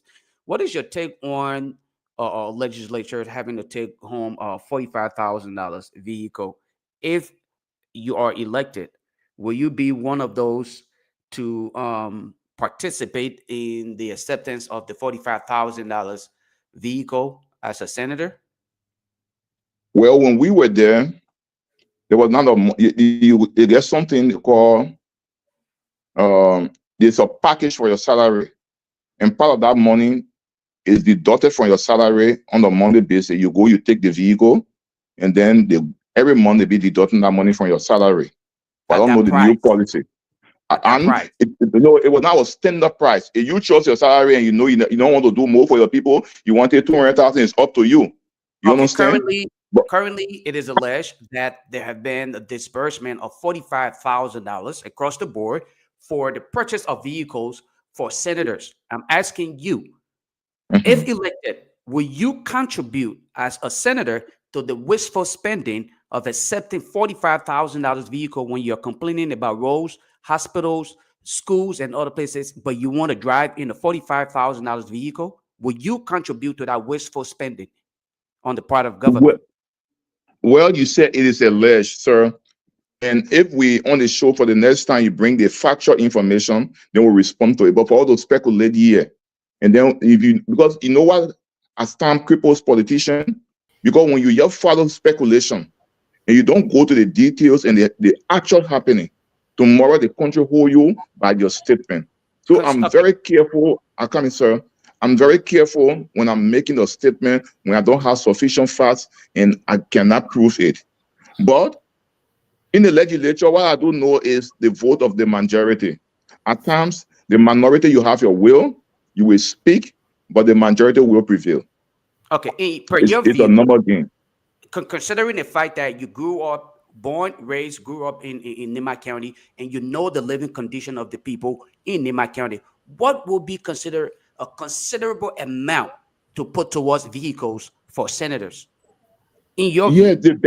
In my view, the best vehicle people use around is the Nissan Patrol, which at the time we were there was for 30,000.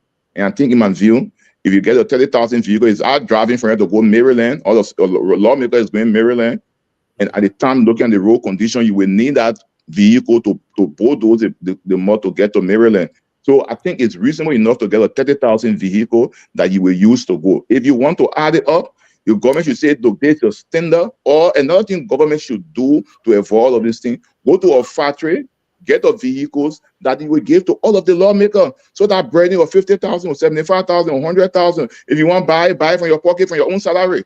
But if government can go to a factory and get vehicles that they will just come and give to everyone, like the guy is doing in Burkina Faso, no problem with that.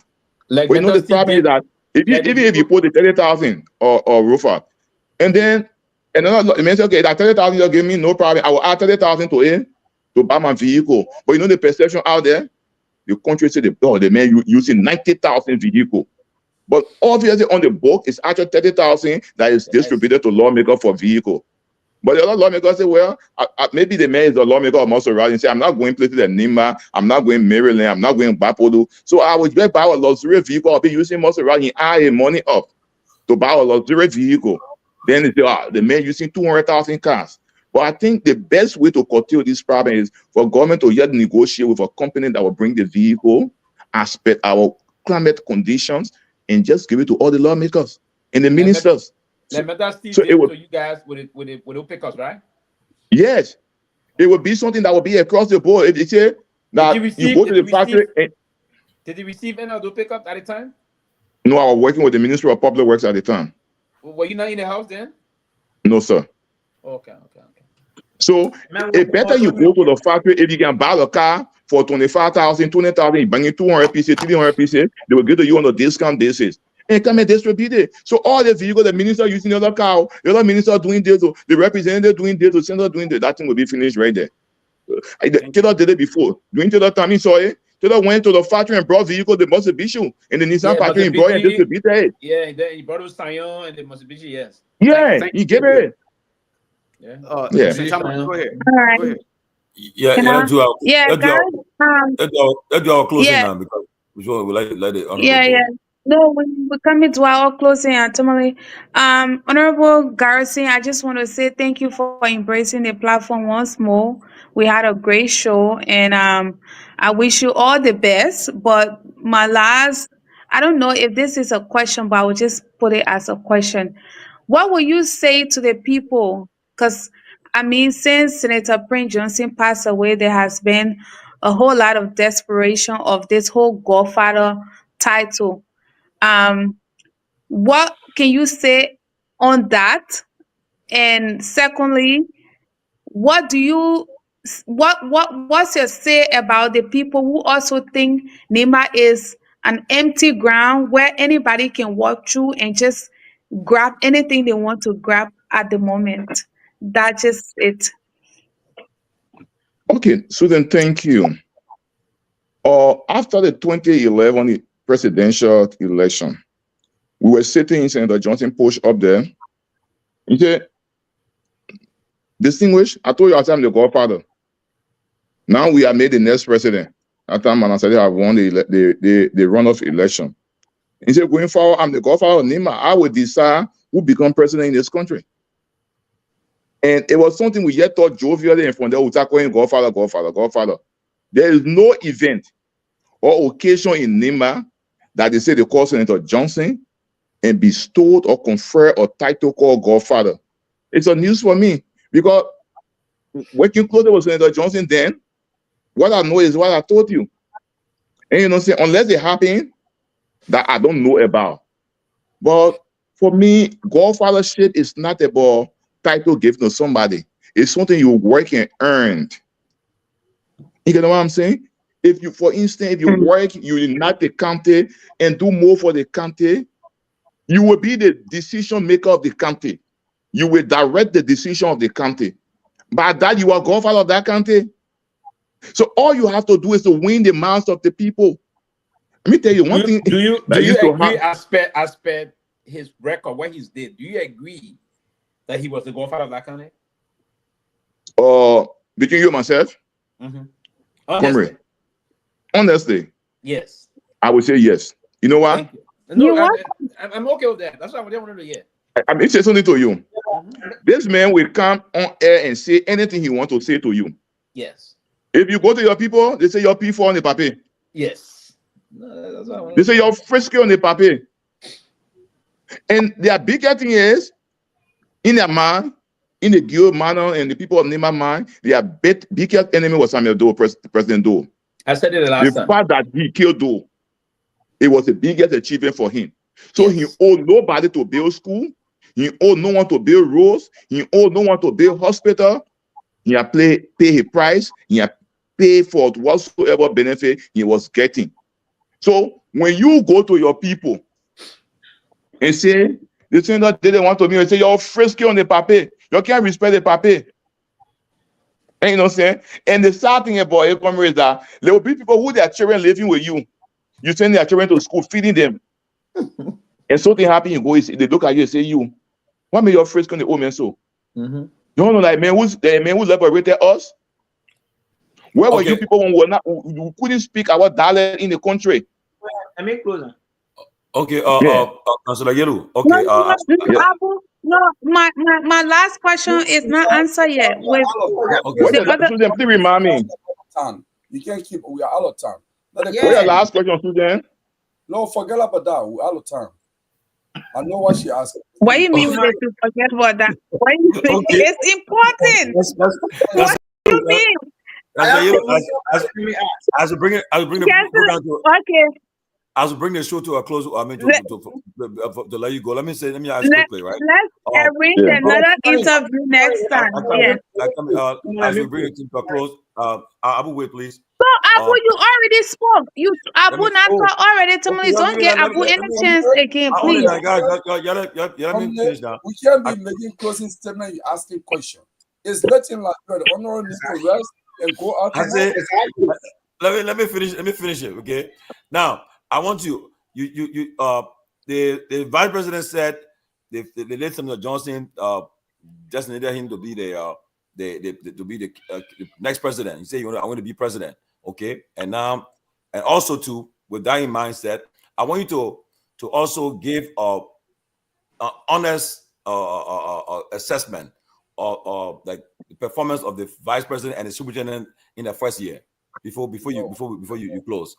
That's not no. I beg you. 1 year. We're a public forum. Where to find all these things? Come on. I think if you ask me, yeah, like you said, I will respond to the issue in the section made by the VP that he said, yeah, the senator designated him that whenever God calls him, the VP will replace him. And which myself listening to the video. You understand? I listened to the video. That's a Christian, I won't lie.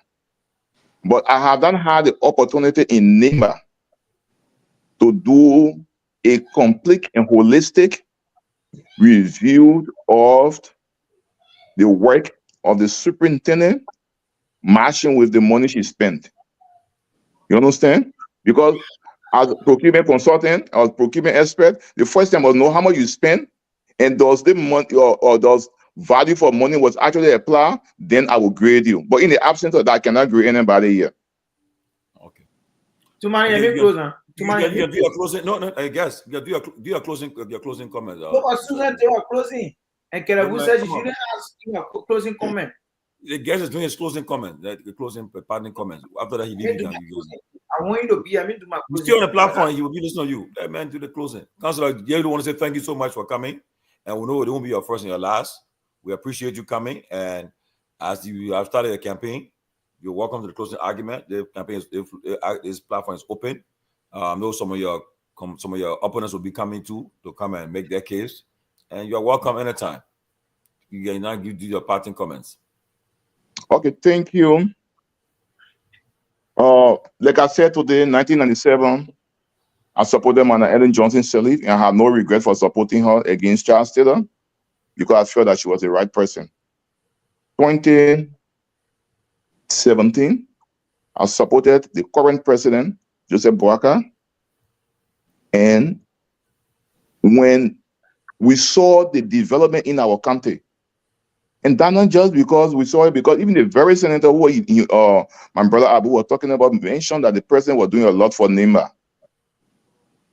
And we saw in our life that we were not dreaming that quota will come from San Nicolas to go to Doguato, that I can sleep in Camplin and I come to Cote Morovia, like the up Monday I did. And the road from Ganta going to second pier going to Tapeta, I said there was sufficient reason for us to give President Weah the second term. You understand? And I'm honest about that. This government, if the government will do more than President Weah did in NEMA, then the conversation will change. But what we are talking, we will give the man his flower for what he did for our people. The relocation of the G.W. Harley Hospital, the Banhart School that we know from ages, how it was, the road from Sekimpa to Doguato, the road from Ganta to Tapeta. You know what used to happen during the rainy season on that road? You know what we used to go through? So I'm a human being. When someone is making impact in the life of my people, it's that you're not supporting, I will support him. I got no regret. And that is the reason that you think I should not get my money as a TNU president, no problem, we'll live. But when we saw Ellen performing, we praise her. When we saw President we are doing the same thing, we have to praise him for what he did. If President Bouaka does it, we will praise him. But for now, we haven't seen anything to praise him for in Nema. Honestly, there is no new project that we have brought ground for in Nema since the government came to power. Nothing. So we are not against the government. We are only telling them they should do more for Nema because Nema did more for them.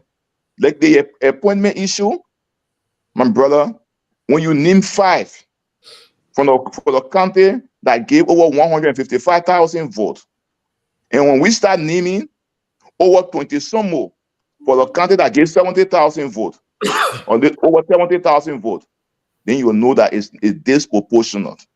We're not just security people. There are a lot of professional people from Nema. And they too, in the financial sector, we got qualified people. In the banking sector, we got qualified people. Everywhere you think about the engineering sector, geologists, we got qualified people all over in Nema. If you do more for Nema, we will praise you. You got lands and mines. You got labor ministry. You got labor ministry. You got lands and mines. So we start calling him. So I mean, I'll close and leave your gentlemen because it's after 1 in Liberia. Yeah, 1 a.m. It's 1 o'clock in Liberia. Yeah, 12 minutes after 1 in Liberia. So it was a good time today. I think the fact that I appear on your show, you got one of the biggest listening audience today, is that people follow our records in the country. If I was somebody insignificant, people will not be following me. Yeah, nobody was going to take that pressure time to be up listening to me, but people know the person I am and what I stand for. The very United Party, when I used to criticize CDC, in the campaign, they start using my voice because we criticize them to do more, and when they start doing more, we start praising them. I don't criticize, and when you're doing the best, then I will say criticize you, no. But when President we start doing more for Nema, now they say, when you say, oh, Joe, I talk about social, where in the world you say one man talk social development for an idiot. Now the money it will go national government. It's not with one man. So all of these things they were propaganda. But you know, when you are ruling establishment, the opposition get the propaganda to attack you. You have to be defending yourself. So the same way, the same thing. I said decontent politician. So I'm always open to appear on your show. Anytime you want to get me here, let me know.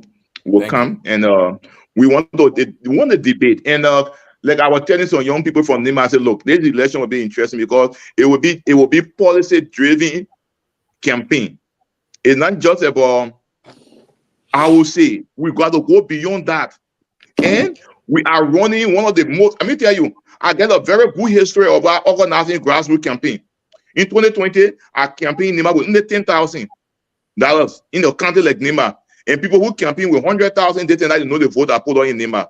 To tell you, I got a strong base. The Dodo movement in Nema is all across. And we're now working with permanent sons and daughters who also thinking and doing more development in the country that we are appreciating them for. So we want the best for our country. Anything that will make Nimba happy, that will make us happy. But if Nimba is not happy, we will talk. And we'll talk. So, Chief Tomalin George, thank you. Susan, thank you. My brother Abu, thank you. Comrade, thank you. Mr. Gongloe, thank you. Anytime I'm available, and it was nice being the show with you. The interaction was good, and we learned from each other. Yeah, we could not agree on all of those issues, but gradually we will get to agree for the sake of Liberia and for the sake of our motherland. Thank you, and good night to you all. Where in Nema you in Garguah? No, I'm currently in camp in Morovia. I just came. Oh, okay. Thank you. Have a good one. Be safe, and God bless you. Wish you the best on your campaign. Good Thank you. Thank you. Best of luck. Guys, Abu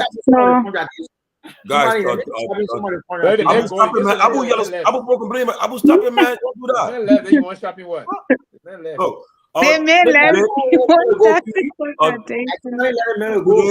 Today, a new proposed party, I think, was the guy that first letter from the NEC, and you have some breaking news will be coming in the next coming weeks.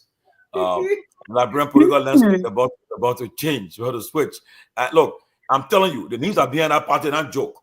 I'm telling you, The names of BNI party is not a joke. It's not a joke. I'm telling you. When that party is announced, which party? Honorable Musa party. I know what Musa party, but party. Let me finish talking about talk. When that party is announced, the names of BNI party, people will tremble because the landscape will change. I see. We'll shake the political landscape of Liberia. I'm not joking. I heard the news I saw today. I said, wow. Election here today, that party will be victorious. Landslide.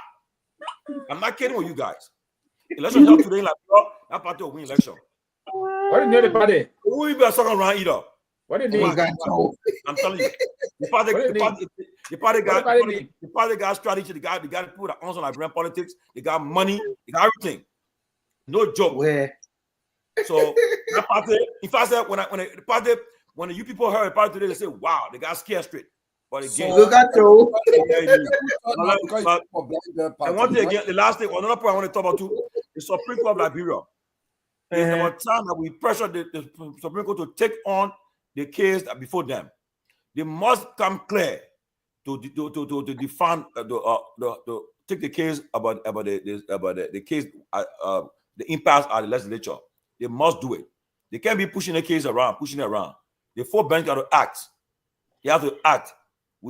By boycotting the SONA, that I want to, but the idea is about time that Chief Justice UN of 4 bench take some action. It's very important. It's important that we call upon them. The world is watching. In fact, the new Trump administration have gotten involved in it. Let me let you guys know. They have gotten involved into it from the ambassadorial level. It's a serious thing. And if they play with it, what the ambassador said? What? I'm not gonna quote the ambassador. I won't be giving sources, man. I'm telling you, in reality, they're getting involved. I'm telling you guys, don't say we didn't mention it.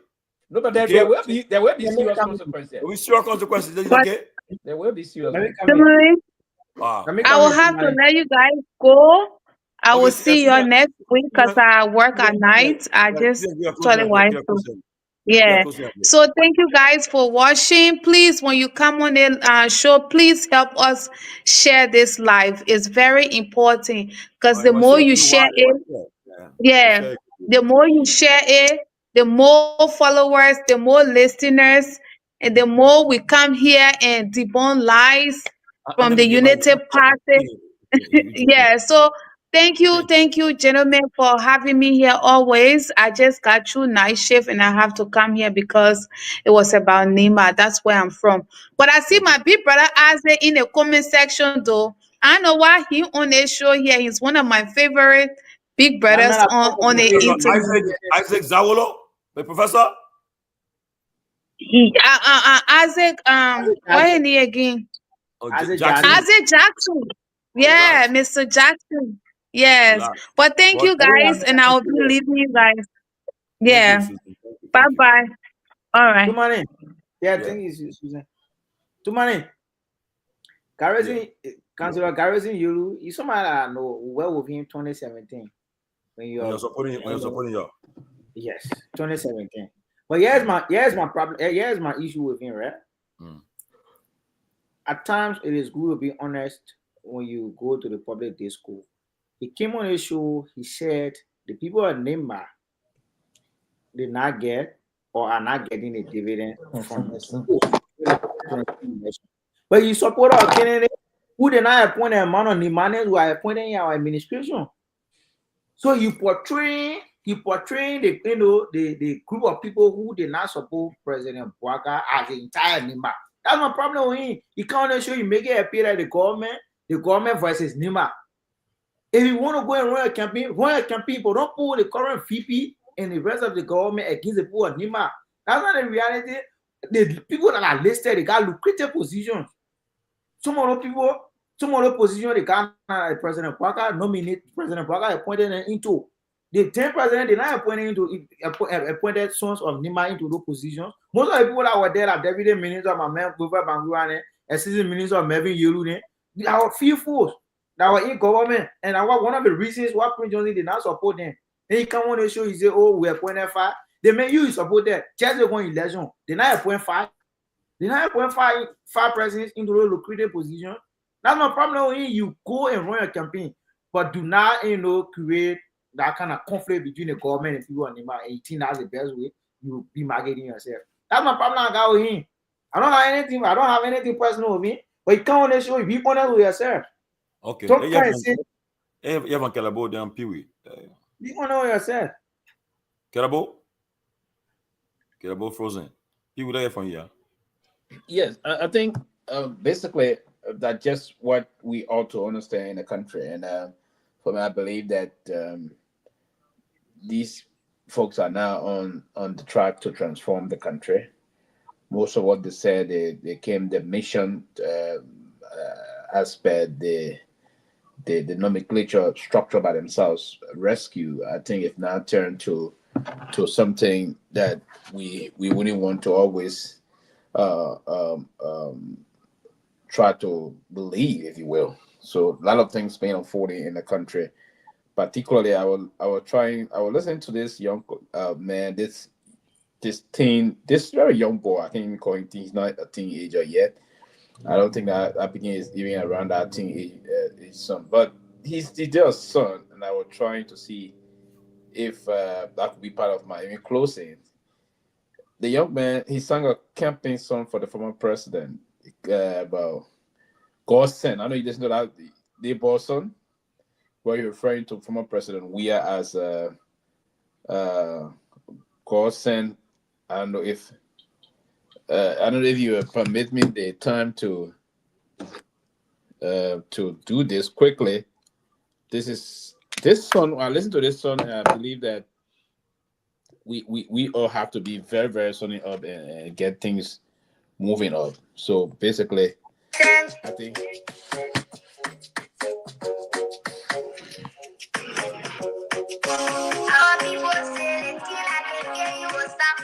You should send that to Lofa, put it up. Or they can't put it up.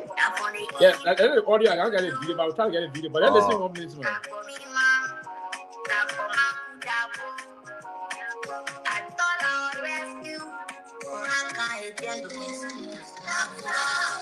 But the reason for Abu for the studio, and I was just, the beginning is trying to tell us the rescue mission now turned to excuse mission, right? And that's what Abu trying to do here. please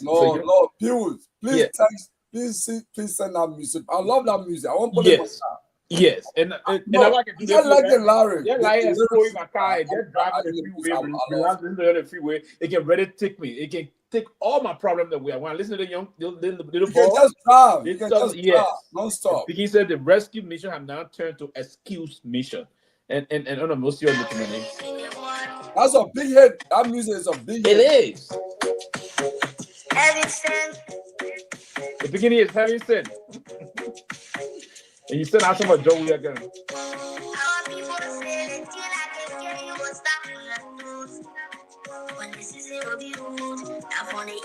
Morning, morning. What bring on music? The music is good. That's all. Yeah, we are going to play it. Listen. I will play my music. Let me use it now. I'll play my music.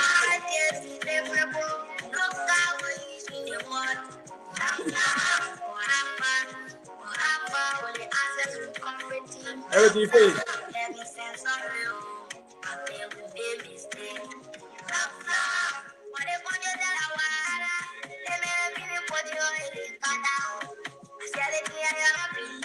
It's not the sound music of the former president.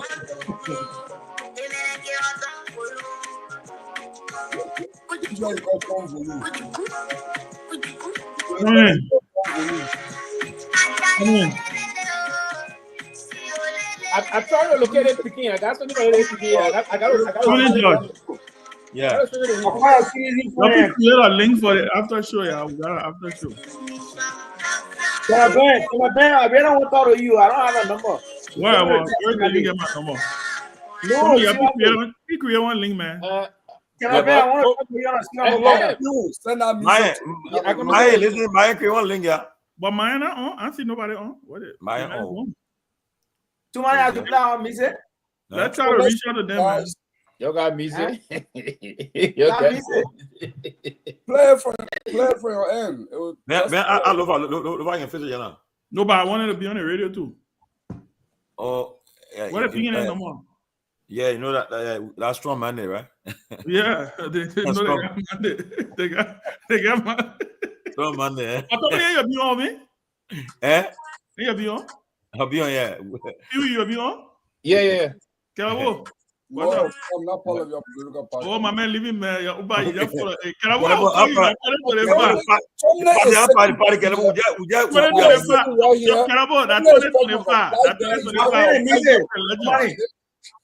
what is discussions of Black Bear political party? What? I got Black Bear. Why you let this so Kehleboe? Why you just got to just he can call all those invited. Yeah, no, but somebody man has not been given permission to say that.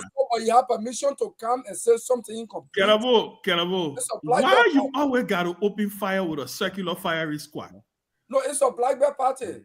He can't call I swear. He can't call nobody. Kehleboe, you know what I want? You know, one day I want to talk to you about your upbringing, right? You, Councillor Gongloe, says big sister. I'm trying to figure out how many siblings, by the way? 9.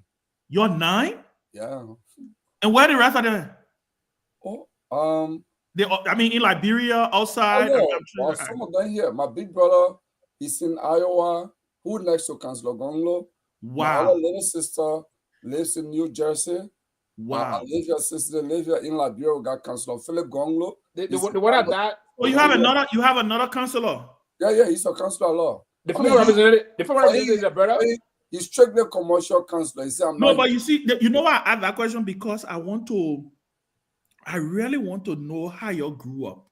I mean, you guys are strong-willed in a Christian home.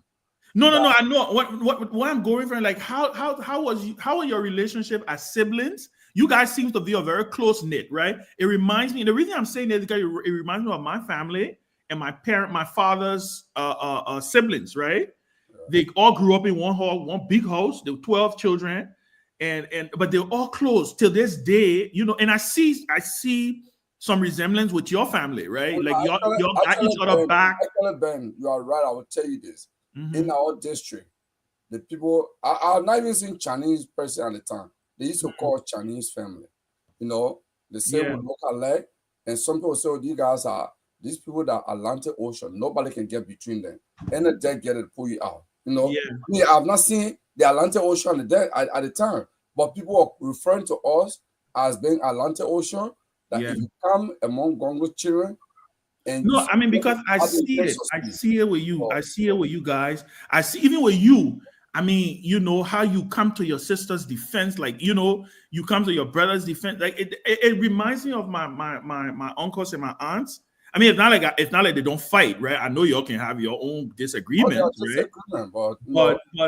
But I just wanted to know, like, how growing up, how y'all used to, like, who was strong-headed? Who, like, look at a man like Councillor Gongloe, like, how was he as a kid? I was a hard-headed one. Yeah, how was he as a kid? Because he's strong-willed, but he comes across as so smooth. I didn't see you grow up, but my parents said he was very easy, and I mean, they even know he didn't know how to fight. I think they had to even send him to karate school so he can learn self-defense when you were in seminary. So you are the high-headed one. You the one I used to fight. You look like the one who used to be the high. I used to fight. When I say this, that's it. You know. But you know, so my mom said, you know, you have to be a pastor because the kind of strong will I see in you, I can't let you go out there. So they actually asked me to become a pastor. But then I became a Catholic when I went to Catholic school. I went to African Bible College. I took the entrance. Then African Bible College president said, no, you're Catholic. We are Protestant people. We can't. If you want to study, then you have to be like part of. So I have to leave. Then at some point I said, okay, I want to be a priest. I started preparing to go to the seminary. Really? Yeah. Wow. I tried this 6 months the court expects. Why you do it? Oh yeah, because the civil war actually intervened. So you really was gonna do it? Yeah. I was admitted at Torgbean Seminary in Ghana. I was admitted. My mission letter. Father Kehleboe Gongloe, can you imagine where you are though? Father No, Ben, I told Tomalin George this story one time. And I like to be open about it here. And I don't pretend about. I'm not a religious person. Mm-hmm. But under the political climate at the time, when I came to the University of Liberia in 1987, and then I became very active in fact, in my freshman year, the Lewa Gabi Tab and all those wrote release and put our name on it. And then we were elevated as having written this radical release, but we didn't write it. It was the late Tomalin Gabi who wrote it and just put my name, Alison Bako, and I think we were a few that put our name there, that the freshman class issued this release, So we walk under the guise of being radical, Then Bishop Francis, following him, going to church. Then I started reading this. I think he taught Morris Croman. Morris and I talk about it the other day. Father Gusteri. Gustavo. He's a father of liberation theology. Wow. I started to read about him. I started to read liberation theology under Bishop Francis. Then I became very radical. I started when I watched Father Romero murder of the Archbishop of El Salvador. That movie is very powerful. When I watched that movie so all that kind of made me racist. That's the one where they killed him. He was on the altar, right? Yeah, when you're trying to bless. He was trying to bless the chalice. Yes. So when I watched those things, Ben, I became radical. Wait, what's the name of that movie again? Can we still find it? Yeah, you can find it. You Google, you can find it. What's the name of it? Actually, you just type his name in YouTube. What is it? What's it called? What's the name? Romero, Father Romero. Archbishop Romero. Archbishop Romero. Yeah, I want to find it. Yeah, you just type it. You say, I try to search it all the time. So look, when I went through this, I said, so my whole dream was, we are on our political climate with Samado. I'm going to be a priest and I'll preach like Bishop Francis. I'm going to come here, use a pulpit, and then vent out and fight for the masses. So my whole determination was not more being religious, but driven by the political climate in the country. And I wanted to activate and advocate from the pulpit. So that was my motivation, So at some point, when Dole left power, and I just lost interest because that was my motivation at the time. It was not more religious. So the movie is called Romero. Yeah. Yeah. The movie is called Romero. Okay, I will try to get it. Actually radicalized me in the Catholic Church, and I used to go to church. Father Brian Justins and all those guys, all the priests said they were just interested that my view on Christianity, my view on politics. They were kind of amazed that I was having those views. Yeah. So, but I've always wanted to ask you that. I really wanted to be, but I didn't become a priest. So that's why I don't socialize a lot. I don't go to many places because at some point I was just reserved. just be reserved. Remain reserved. Yeah, I beg you. Yeah. Remain reserved, please. So the president is talking about good governance. Yeah, my man, I get it ready for the leadership. We're talking leadership of the president. We spoil Liberia National Bar Association induction today. Talk about good governance. Am I expect the rule of law? But the justices was there, right? I saw that. The justices were there. How can you talk about rule of law and good governance and you now listen to the Supreme Court? We'll deal with them tonight. Wow. I see you. Governance or he talk about good governance. Is that why you advocate for all? Yeah. Sorry, I will not come on your show later and ask questions. Yeah. But if there is no good governance, the bias is. But why you're calling for today? He said you should practice good governance. Yeah. The rule of law. Yeah, because good governance is a big umbrella thing. So the the president is about to write the opposition leaders then finally to come for a meeting. No, that will not be. He said because people have cried on him so much. That's about invitation. Well, he read the book. Still go there. He read it. Right, yeah. You invite them. I hope they will be strong will to say something. No, but if they go there, they will express. They will be strong with him and tell him how you treated opposition. No, he's the president. He's the president of the nation. So when yeah, but President Sadi did it. President we did it when he took office. They invited opposition and they interacted, had a dialogue. They respected each other. Well, all right, guys, I will see you later. How many when we start at 9 o'clock, right? I won't start the show, sir. Yeah, okay, man. 9 o'clock. What time we starting? We start 9 o'clock, man. 9 o'clock. So yeah, 9 o'clock. The late night show will be on for 2 hours, from 9 to 11. No, we got a special guest coming. The breaking news guest. Special guest will be joining us. A breaking news guest. Special guest. Special guest. The hottest person right now. The hottest person in the nation right now. Have you sent the mission?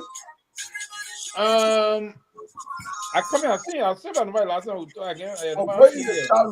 Wow. Anthony Gay, you can join us. We got a female coming on the show tonight. One female coming, one fiery female. Fireburn coming. Dominic, let people come. Let's open the phone line. Lofa, please join us tonight so you can be here for the phone line. If somebody from but Tomalin, you are playing series in music, you got when I interrupting.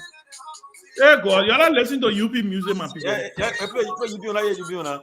You're not listening to the UP music. Okay. Abu he wears UP brother, but he's not connected to the UP agenda. He's the chairman, nothing. Doesn't know anything.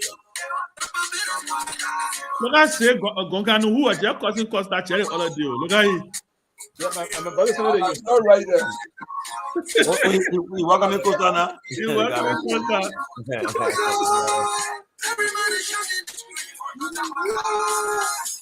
I said, Abu boy, you be there. I swear to God. So blah. Boy, you be there.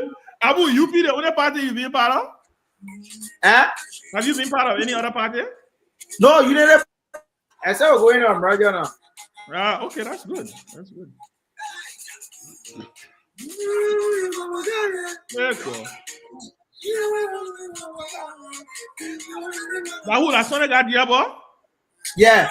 I got Diabo, but you can see some for everybody. No, but Ben, I told him, I said, look, don't take sides. When people pay your money, you see that.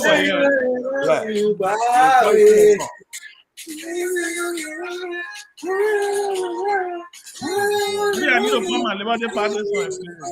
Liberia Party. You gotta know I play with Eric. It's buried. It's buried. Yeah. They're coming close down to them.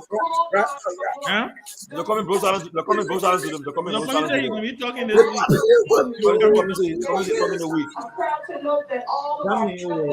He's an impeccable character. This is the music to manage. I can see I was trying. How many announced that I will be on? We'll be on 9 o'clock tonight, the late night show for a closing argument. Come and join us tonight. We'll be discussing trending issues in the country, breaking news, a lot of stuff will be discussed that's happening. And come and listen to us, come and join the conversation. You want to join, asking, we'll blast Ben, and we'll have some fun.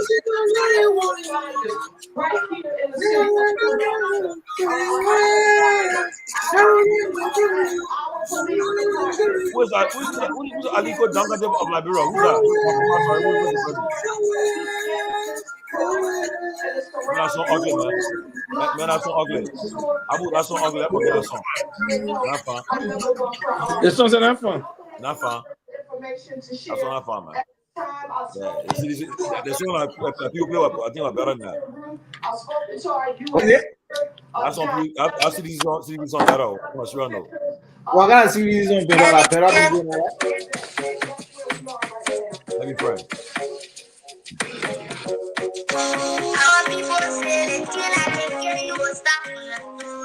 You guys on? Yeah, I am.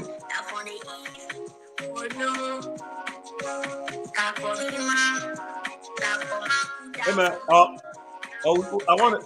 There's a small plane crash at 6 o'clock tonight in Pennsylvania. I think they say yeah, there are multiple casualties. What a big question we have for the video now. Nobody can play for us. The crash.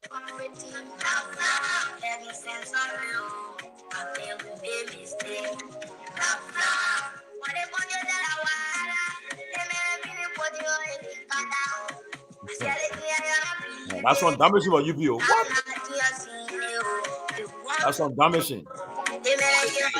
And I 8 year old begin. Look at that. You say how many? Yeah. I think 8 or 10. Wow. I begin more at 13. I shall begin. I can hang it out before. That's damaging for UPO. What is amazing? I didn't say begin as this thing. Amazing. Thank you. They said, yeah. Thank you, Esther. Casualty, American jet. Hey, man. Hey, man. Wow. Look like you give the crash off for us, please. Want to see the crash? Please.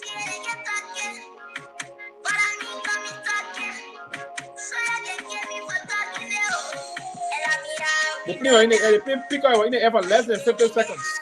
For true? Yeah.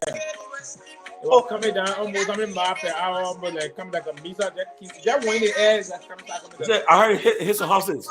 Yeah. It's around one of the mall in Philly. Yeah, I think that in Roosevelt Boulevard, I think they said Macy Mall. Yeah. My little come here and tell me what I see. I see far from that area now. As a recovery of Blau. Yeah. Like when I made my to leave. Money is semi league and they should know good. Another club. Mama, you are good to bed. You come break on news on UP government. Hi, don't be easy. Break on news. What kind of news? I just seen that program. I will get you able to sing something for our new party. Yeah. Oh, yeah, I got new party. Pewee, you didn't see me. Oh, Pewee, not this. Pewee, not that. Pewee, not. Oh,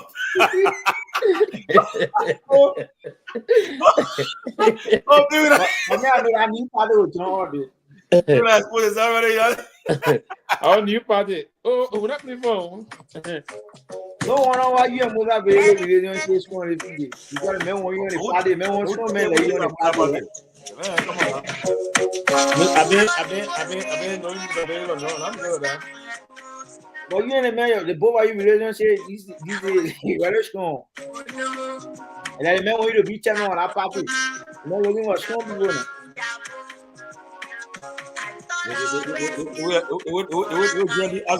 Everybody begging me to come. But this man, and I just said, people who believe that this man is divisive.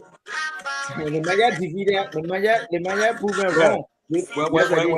When he destroys CPP, you say what? I destroy CPP. The man is. You know that CPP. When you were chairman, this one make about it. When you were chairman, Abu, listen to me now. When you were chairman, Abu, let me speak now. When you were chairman of CPP were intact. When you were there, intact. Come had it intact. When Boga got there, it collapsed. And he said, Ure and Yomli, they both of them did not have intention to contest for the president. And the point, they kept CPP together. They didn't have intention. They kept it together. The point is they kept it together. They didn't have intention. Not the point. The point is kept it together. They didn't have intention. ANC force, they intentionally honor my brother's leadership. Not true. Because JMB they intentionally honor my brother's leadership. But guess what? JMB, you are going to the court and say, look, let's take that case from court. It happened on a watch that the suit coming on a watch. JMB went to state why you know. Say he didn't know Mr. Cummings. That he said that he know Cummings. Did he say that you don't know Cummings? In the court, he said he know Cummings. No, he didn't say that. No, he did not. Come on, man. Stop it. You talking here? No, but how would a man say he don't know Mr. Cummings? He said he don't know Cummings. He don't know Cummings. He said it. Abu, come on. Say he don't know Cummings. That's not fair. I'm not honest either, Chief.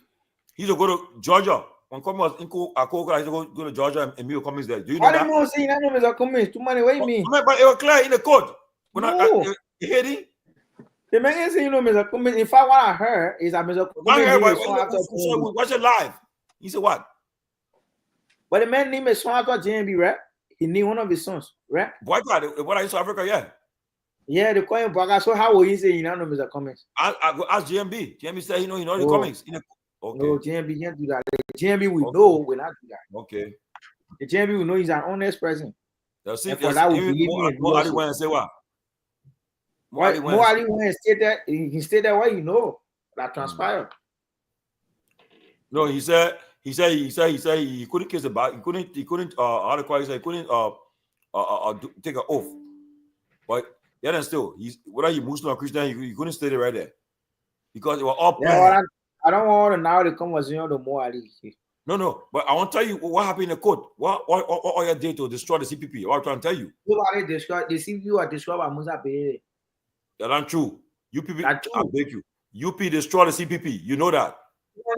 Yeah, it's a whole thing, right? You know what the UP did? I mean, you let me. I went to the court and all you say what? Yeah, but at the time you're supporting Cummings. Peabody, Kev, you were supporting Cummings. Went to the court. You guys were supporting Cummings. You guys were supporting Cummings. Well, I wasn't supporting nobody. I went to the court. You were supporting Cummings. No. You can't already show you say if we had Cummings in the first round. Of course, I said it, but I voted for him. Because if you did not support Cummings, you wouldn't have voted Cummings. You voted Cummings in the first round. What do you mean? I saw Cummings at the most competent. The Kenya who moved like real forward.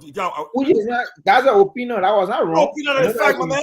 It's fact. Come my personal Nigeria. You think that LeBron be what it is today? What did make it fact? Cummings was not tested. As Cummings were in LeBron government before. You want to give opportunity? What he did at Coca, you don't care to LeBron to do it. No, not before.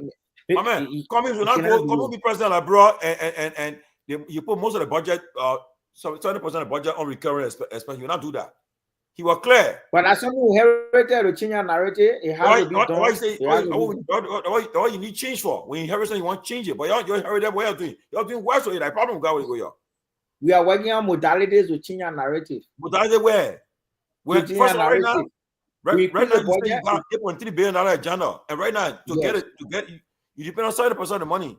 And you know you won't get it. The MCs on everything. My man. You think the MCC team on ground. They left already. They left. Me tell you. You know they carry back. They already put. I mean, when did they leave? You see, you're not informed. What thing happened? You're informed. You see, problem. When did they leave? When did they leave? You know when they left. They accomplished their mission. The mission they came on, they accomplished it. Yeah, but guess what? Everything on a freeze right now. You know that? Everything on a freeze. They accomplished their mission. Right? They didn't. They did accomplish their mission. When they came to LeBron, they accomplished their mission. Yeah, they did an assessment. Guess what? Now they found when they did the assessment, they said, "Well, they have a guy who claimed to be speaker. He's not speaker. The Supreme Court have ruled that this guy is not speaker." Did the team say that, man? Oh, I would assessment. I what they saw. What the evidence? What the reality, like, bro? What the evidence? It's not reality, like, bro, right now. Your man Garrison, you like that on the show. He told you. I'm talking right now. Because I don't want. He Guess told what? you the lawmakers are the one. He also told you that. Imagine that he was lawyer for the majority black, but he also said that the Supreme Court rule that what will happen was illegal over there. Okay, but Garrison, you know what? Clear what you just now. No, Garrison, you did not say that. He said, even though he said something, he said so many lies here. But he said lie again. I mean, he said messages. Garrison, you looking, he said so many lies. Yes, sir. Thank you, Otaka. Yeah. You see, Boga did not Mr. Cummings doing the court case against him. I see easy man. You see the man. I see easy man. And the person is saying what they saw. No, an independent person say this, I'll believe them, but I see easy man. Oh, well, I've been asked, man. We are talking. I would have sworn, man. Why you wasting your time? Because tomorrow, man, you getting a platform. You all open a model. I want to you bring a phobia of Kenya, and you open a model. On a serious note, right now. Sarah Mazagan, Sarah Mazagan talk. So I think I get kidding. You can be in the comments. But Sarah Sarah, decent person. Sarah, I honestly, didn't want to one car insulting people here. You guys like you are kind open your boy, you want people to say hello. That phobia. Right now, UP and Bogana on the path of begging people to say, "Please can't be peace now." On right now, you can't be peace. People that But what you guys been saying here in the spirit of unity, and this president being listening to president, he thought to do it. So going forward now, you respect former president. We are now, right? You're giving credit. Say, but you are not respecting him as a statement. At PYJ funeral, did he recognize the former president? At PYJ funeral? Yes. He recognize all the state. No. He recognized the former president? He recognized all the people that are going there. No. He recognized former president? He recognized. Abu, stop it. Answer the question. Did he recognize former president at PYJ funeral? I just told you, those that are going there to grace the funeral service, he recognized all of them. He did not recognize former president. But one person. You don't need to call me. No, stop it. Don't. Abu, stop it. Abu, stop it. You know protocol. Stop it. You don't do that. No, but I want to protocol to taste. Who told you that? Who told you that? Former president saying that you recognize him. Abu, cut it off, man. Stop it. Don't do that. Don't do that, man. Don't be blind. Don't be blind. I promise. It's not good. You see, you blind to the facts. Let me frank. Former president sitting there. You recognize him. Say, Mr. President, you recognize the president. We are. He said, recognize the president there. Why are you talking so? Listen, the chief organizer, right? The chief organizer, when the superintendent did an intro, she recognized all of those that were in attendance. Her platform guest. You gotta stop it. Stop it. Don't do that. I got a clip. I got a clip. Abu, I'm not talking about superintendent. I'm talking about the president. The superintendent and president on the same right? No, not on the scene. I said recognize the former president. No, that's not true. But I did not recognize the former president. Don't be afraid, my man. Yo, the disrespect you're showing to this man is not good. I'll be frank. He say what you want to say, but you can't disrespect him. I'll be frank. And now, why you think right now, President Boga is reaching out now, trying to reach out to him now, say coming for them to meet? Why? And I know he'll be placing call to the former president, as I learned, very soon. To come and say, listening president. He listening. Listening president? Oh, okay. Yeah. I went for the 2 year pool. I tell you, that's the reason why you're sending out Olive Branch of Costa. Today, folks from the CDC and some of your friends are using demeaning words on Costa. Well, my brother, the Costa issues are different issues. So that they're not different issues. They're not different issues. My man, is it Myean to already that one ba? Well, not different issues. Myean to already that one ba? Yeah, man, when you're open some kind of CNN studio, you say you're giving result. I know how that result been in there. What do you mean? I say platform. What are you talking so? Abu, I saw somebody the man. Well, that's get a CNN analyst, my man. That's shit. You have to get a joke, eh? You just a joke what doing that? The man say they giving result. It is data that's showing a political side. Hello, look, Abu, we get election not free and fair. Don't talk that. What you going not free and fair? Pewee, did you see your mental money? I said, bro, like what CNN analyst? What analyst? Thank you, cause I say, my man, we'll come out later. But I see what propaganda. Man.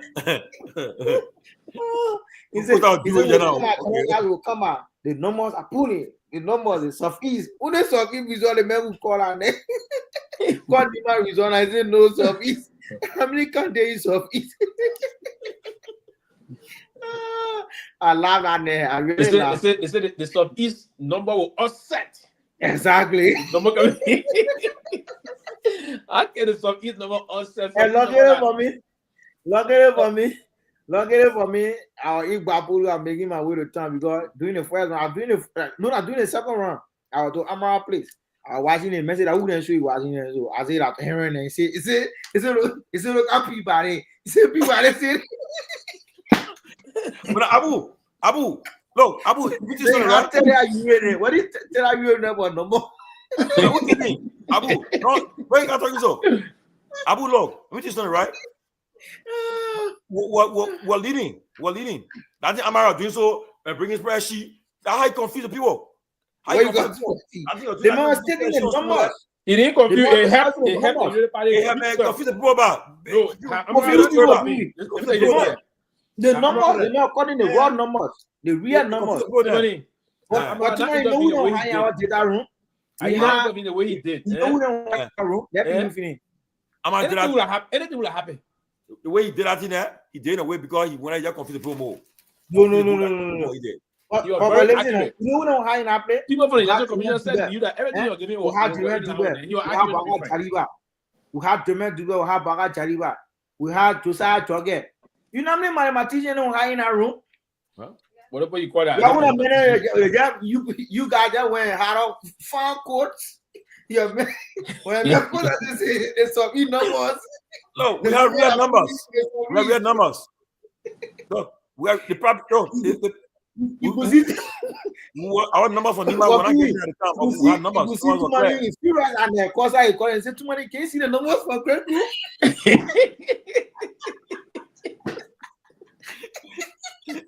Man, you got laughing. You got laughing now. Cause I laugh. Cause I laugh, eh?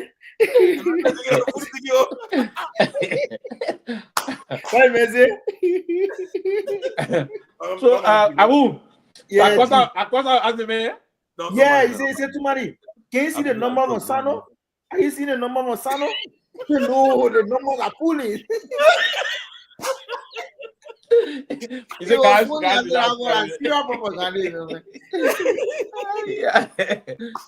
pulling. He said the numbers are pulling. He said, yeah.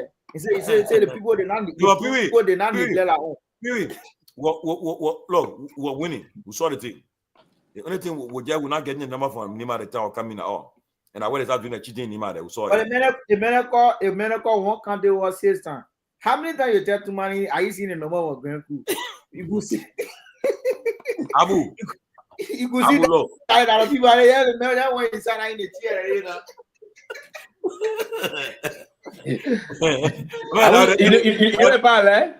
You said too many was dressed like you're going to conduct an interview, right? I said, yeah, you didn't see an interview. I had too many was one dress up.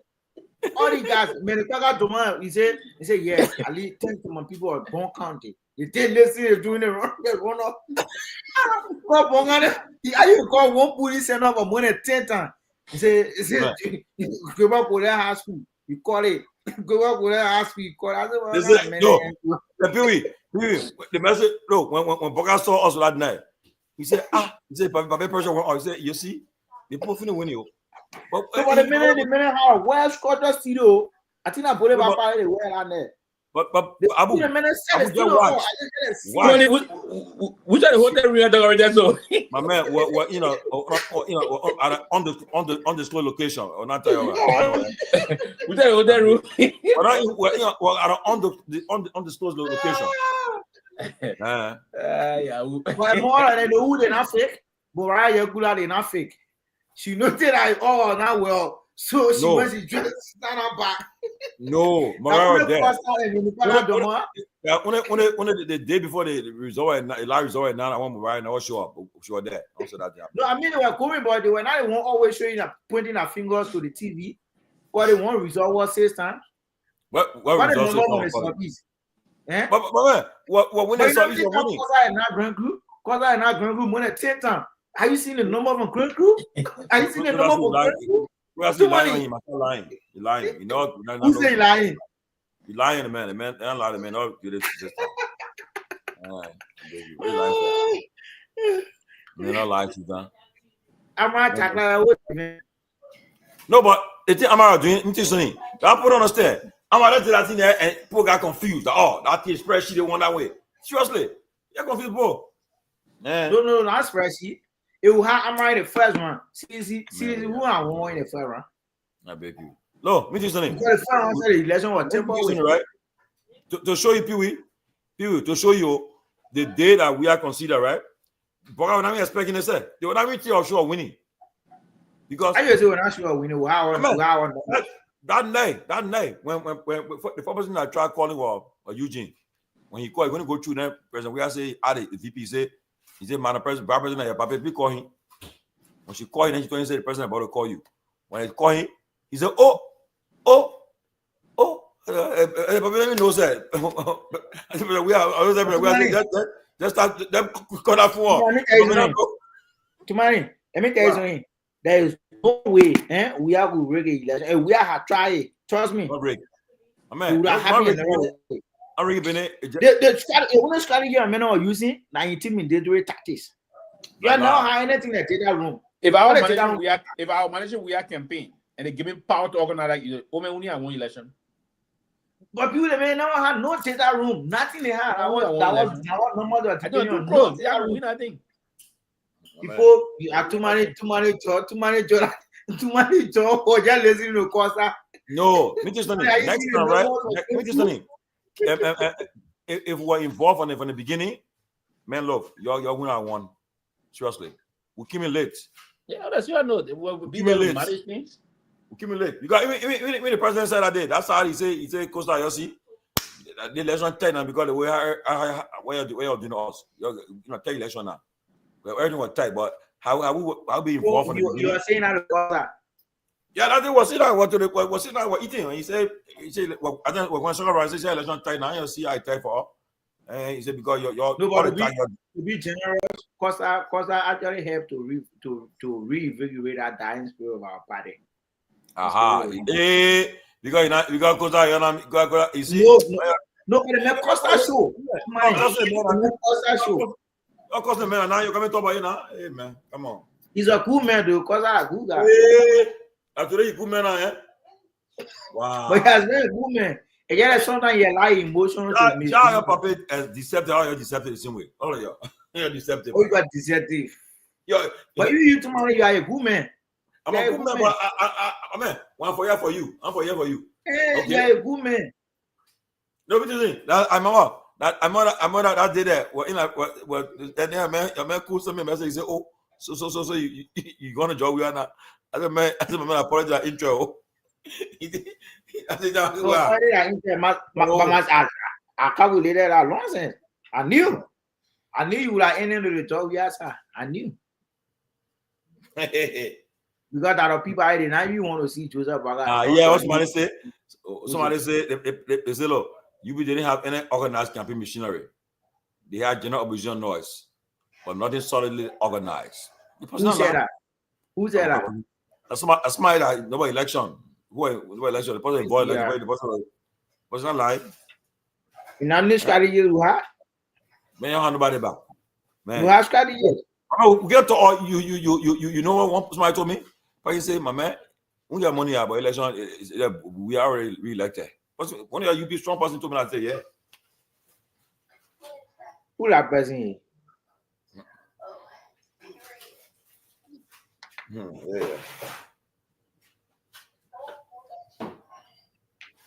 Abu. So Abu, who going for the final? The Canada final, that going to them and Lofa Canada. But when? Sunday? Sunday. We'll win that cup, man. They going Sunday? I mean Sunday? They coming Sunday. Let's say tomorrow Sunday because it's already Saturday here. Yeah, man. I know Chido, but I know Jamie going to fear. And it's the first impose all our bureau, right?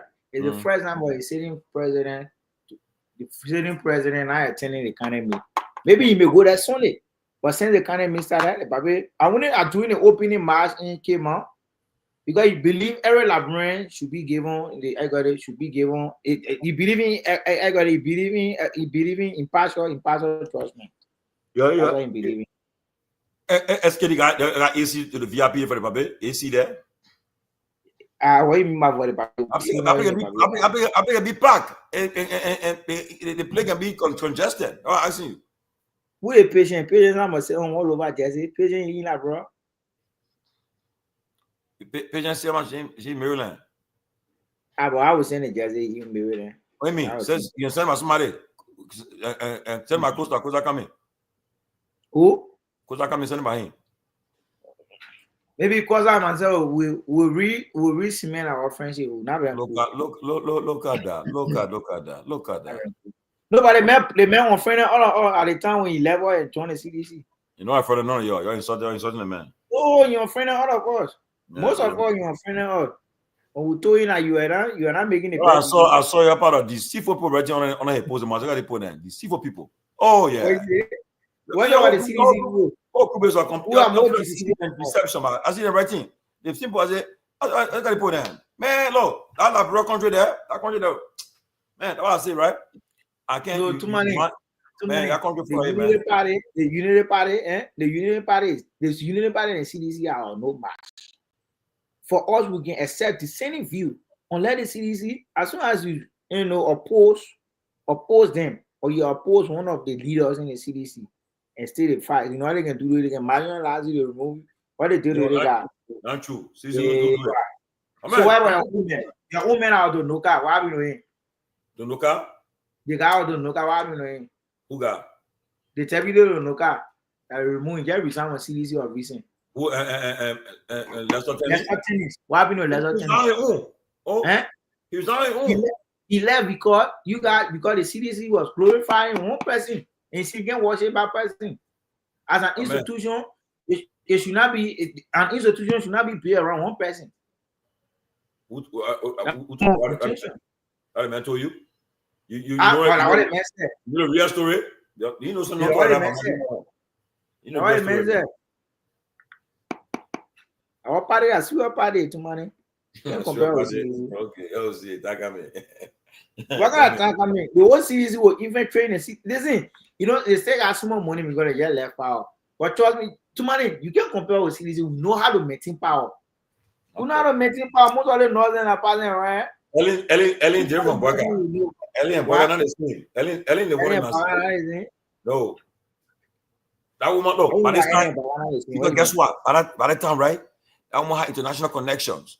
You saw it. They kind of put that key into that country during her administration. Okay, look at your. Iran. No, I don't get you no war now. No, not a point. Who told you? They were 12 years. Okay. Yeah, I mean, we get King of War. The first thing they kind of support Eddie receiving the first thing, she didn't get in the second time. Amen. Kind of support in the first. But first thing, I'm seeing me any kind of tab world leader. No tab world leader. Wait a minute. Jamin, who you met? Prior to Baga inauguration, you man went in the US and man where people, he met people in the warehouse. He didn't see Victoria. When he went to the States. I mean, yeah, my man, what right about? They met people from the IMF office and he said, well, they got in that day. He didn't cross Pennsylvania Avenue. That way, he go. But guess what? Go is to Baga biggest dreams of meet go have warehouse visit. He wanted a warehouse before. He was on he went at that time, but your vice president. Your vice president, yes. Yeah. But I'm trying to say, for his biggest goal right now, he said before he wanted to achieve to have a White House state visit at the White House. Yes. Then he got to order. I don't think but not with Trump because guess what? Send me how confirm it, patient. Look at you. You say you want Lofa Jesse? I think get a coach that could bring him. Abu, I didn't want to Lofa Jesse, man. They got the quality. You tell me how they bargain. I want no Lofa Jesse. Yeah. I think. What about Dave? You let it all start. You let it all on. Look at it picking. You love this? Let me see the back of it. They got another one almost like this Liberia t-shirt. The t-shirt I bought it on Amazon. Yeah, I got one of that, but a little bit. But this got all the traps on it. No, I want exclusive for Lofa. I want for. But I want to see all the traps on Lofa. All the traps on Lofa is on it. Let me show you. You want to smoke. I want my Gibby Jesse. You see, I got River Says. My part from River Says. My man from Basso. But I was born and raised in Gibby. You want to put it up? Look I can do that. I'm going to send it over. Yeah. Let me send it in quick. Let me put it up. If Lofa win that game on Sunday, watch that game seriously. That game will be watched carefully. But look at What good we team. the team? What No, do you mean? Nobody. they picking a grandchildren guy. One picking the call Noah. Begin score 2 goals on Yeah. I'm picking up. I picking my grandchildren. He's a goal poacher. I picking you put a score. Man, don't got police anything when we say that because no, nobody got that. We monitor. We monitor. We're not like no. If the chief will corner out, we're not accept it. But we did team Maggie didn't you just allow that change it. Yeah, but we did team Maggie. Honestly, I know Maggie. You guys ready to work? Your out play on. In fact, a lot of women all two parties are leaving a fee. Man, that's it. We're winning. I remember 1990. They picking at grandmother they got a good team. They gotta give Basel the championship. They call him Carton Criti. Yeah, Carton Criti. Yeah, Carton Criti. Scored a long goal. Big Rangers 1-0. No, Maggie got a good team, a very good team. Maggie had a chance to beat that game. The penalty kill. Yeah, we finish it. But you know what? They were playing with Finn. When that goalkeeper brought that goalkeeper in. That goalkeeper helped us too. Abu, who the guy? The goalkeeper. I mean, is a higher goal scorer in the first division league. In my Flomo, he's our striker. He the one scoring the Eagle last ago. Why are line to play? Why are line to play? For division player, you playing in Academy. But you know, first division player on Maggie team. It should not have been so. Maggie got 5. No, the rules says you can feature three. No, but honestly, if my developers posting like bro, the Academy shouldn't be doing for the Academy. There's a rule. Each country should carry at least 3. But it's wrong. Yeah, what the rule says. The economy should carry it. You want to have new. Let me tell you something. You know what? You know what they gotta give up. You also developing those first division players. Oh, they already play first division football. So you League 1. Listen, now they got a first division and they got League 1. Yeah, but it shouldn't. Let me fair. One time, let get you opportunity to play. The economy player, then you point it. It can't be. You don't develop player that. So if I'm not answering my call, man, I know whether you guys can see it one day. Tell it to the man. Forward it to the man. But I send it to him. Not picking up. Yeah, maybe they make business, man. Abu, they make business. They're Friday about it, man. Yeah. But I'm sending to you so that I can send you my and maybe that. What you want to do? No, I want you to see it now. The one I'm talking about.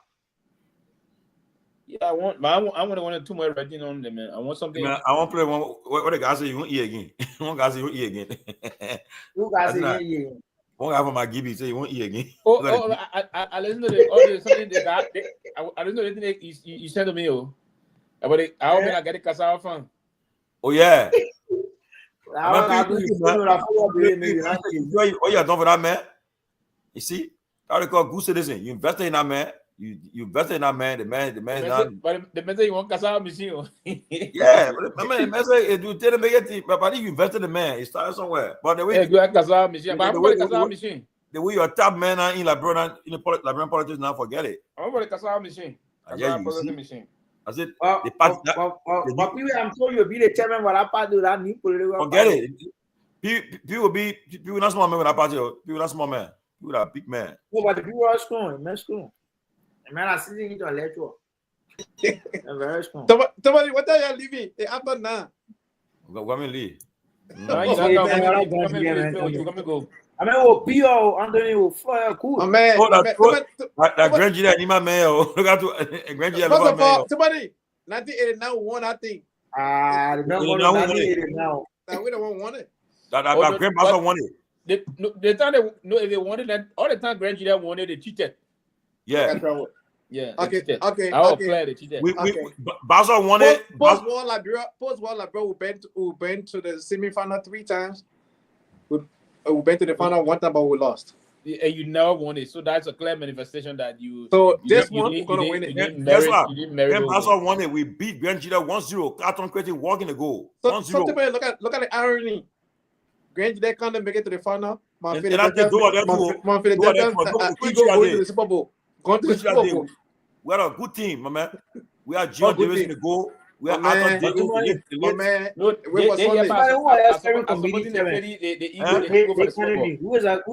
is a steering committee chairman? For who? Maggie, they say one co, right? I don't know Cassette co. They got there well. Yeah, the guy, LFA president, but the Grand Gila guy, one guy, the guy might give you one guy they call We Are. The guy probably 20,000 US. They are one. Maggie, yeah. No, Maggie got a good team. So we're buying a new bus. I'll listen to Washington now. Right now, do you know how much? I got road you can't do it. How to put your support for my bro? I'm watching it something other day. My country is connected to a very developed country, Ivory Coast. The people raising money. So I think Nigeria probably 1,000 US dollar. I think they're raising money for the country then. Lofa raising money. Let me bring the news. 1 million. Pewee, let me bring the news. Tomorrow, donated $10,000 US to the county team. When? Yesterday. 10,000. And why administration day? 10,000. Tomorrow get 10,000. And then Satoza gave, I think 1 million. He pledged $1 million. We is 5,000. Yeah, 5,000 US. Yeah, a little over 5,000. Yeah, a little over 5,000. So yeah, okay. I'll commit. But people thank you for playing us on to them, man. I think I want to bring them. I can tell you what I said. We have to raise some money. I can bring, and then we won't get show tomorrow, right? So do I raise money for who? So what?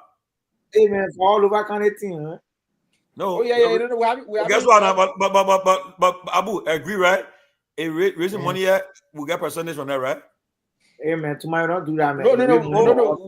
Raise some money for tomorrow. You want raise money, you get percentage there for us. No problem. We'll get percentage. Tomorrow don't do that, man. What do you mean? You go all people where you raise money when you get percentage. For free, for Lofa I can't Myean. It might give you a one again. You're going to bring the president of La brother, his chief person on sport, he say, what?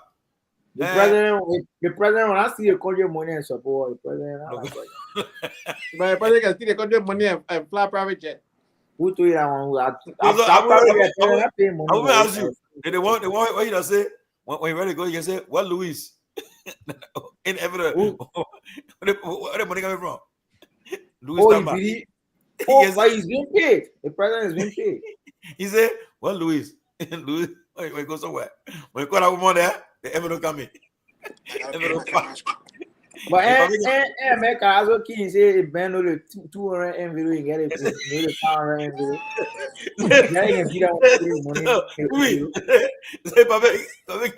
You can check it. After paying no the money. They went to when I went that late last year, someone could be area there. Lama over and see the bigness. I put in the car. I said, "Police car." Oh man, told me say we're expecting something like 1G or 1G5. That probably get 200. No, 2,000. What? No, you can't even Pewee. 2,000. I'm telling you something. 2,000. As president? No. Yes, Ben. It was. Listen, I'm telling you. Listen, guys. I didn't want to bring that thing up. That's less than 20. But you know, today we are joking. I got you to say I can't get 2,000. That's less than 20. I'm saying to you. We have it not possible. I'm saying to you, when the women were leaving the place, the women I'm saying this, I don't have to say to anybody. The woman gave $2,000 Liberian dollars. $2,000 LD upon $2,000. 2,000. The women were dancing. $2,000 people outside? Yes. But no, for the he didn't say anything. You don't say you're going to come by other thing. But you get it. Did the president himself give that money or instruct somebody to give them something? He is took it from his pocket and give it $2,000. That was 2,000. President, wow. 2,000 how much in US? 10 10, right? It will be around 10 hours. Yeah, 10 hours still. Yeah. No, but 10 minutes, president get 10 hours. I'm telling you this, Abu. I got no reason to bring anything to manufacture anything. No, I didn't tell you the truth, man. Listen. But Abu, The public is on. He's on camera. He went somewhere. Then he got in the car. They broke in there. Then he said, "Look at that. That's it. But they want money now. They coming now." But Allah. I'm just kidding, man. You just say you can see that thing. No, he don't hear me. He didn't hear you on the high mic. He said, "Look at that." Listen, Abu, Liberian leaders are not mean people. Oh, and the reason why most of them corrupt. They are known from Totman days, Torgbean days. These are like they gave. They are but givers. Not his president. Not the president now. Oh, got to discourage that, though. People got to discourage it. You Why know, discourage that? Why you discourage that? I give one example. One example. That was society. We're not going to copy the other people's society thing. The African way of if you are an official government, every African president. Listen, our privilege to have visited from African countries. Every African leaders. That's what. That's it. We learn to give and give in a cheerful way. I want to. Yeah, but Chairman, I don't want to put in your case, right, Chairman? You are not an official government, but the role you are playing in the body politics of our country, ranging from being the former youth advisor to the then president, up to now. Yeah, you have folks who reach out to you on a daily basis seeking an assistance. You don't say it out there, but if you are given an opportunity to serve in government, that's a really position. The kind of people that will stay in the queue at your house every morning. It will force you to do something out of because of your salary. Obviously, people will be anticipation is that your salary should feed you, feed your family, extend helping hands to other people. But in abroad, as soon as you are official government, trust me, every morning somebody even a tap of money there for that baby. So then why are they one powerful? Then why are they one powerful? But you want power for so many reasons. Ben, you know how to put picture up for us, yeah? No. The TCA were water. Water. The TCA, yeah, we are watered. They call it the First International Baptist Church. Yeah, but Lofa in the church, Lofa, yeah. New Jersey. We are with our greatest appreciation presented to the closing argument in recognition of 3 years of service, work, and countless contribution to our community. They got 3 years, huh? Yeah. Thank you from your family and friends. I thought I turned 23. Early 2023. Man, we've gone 3 years. We think we're joking. We ain't 25. 2025 is what? How old are you?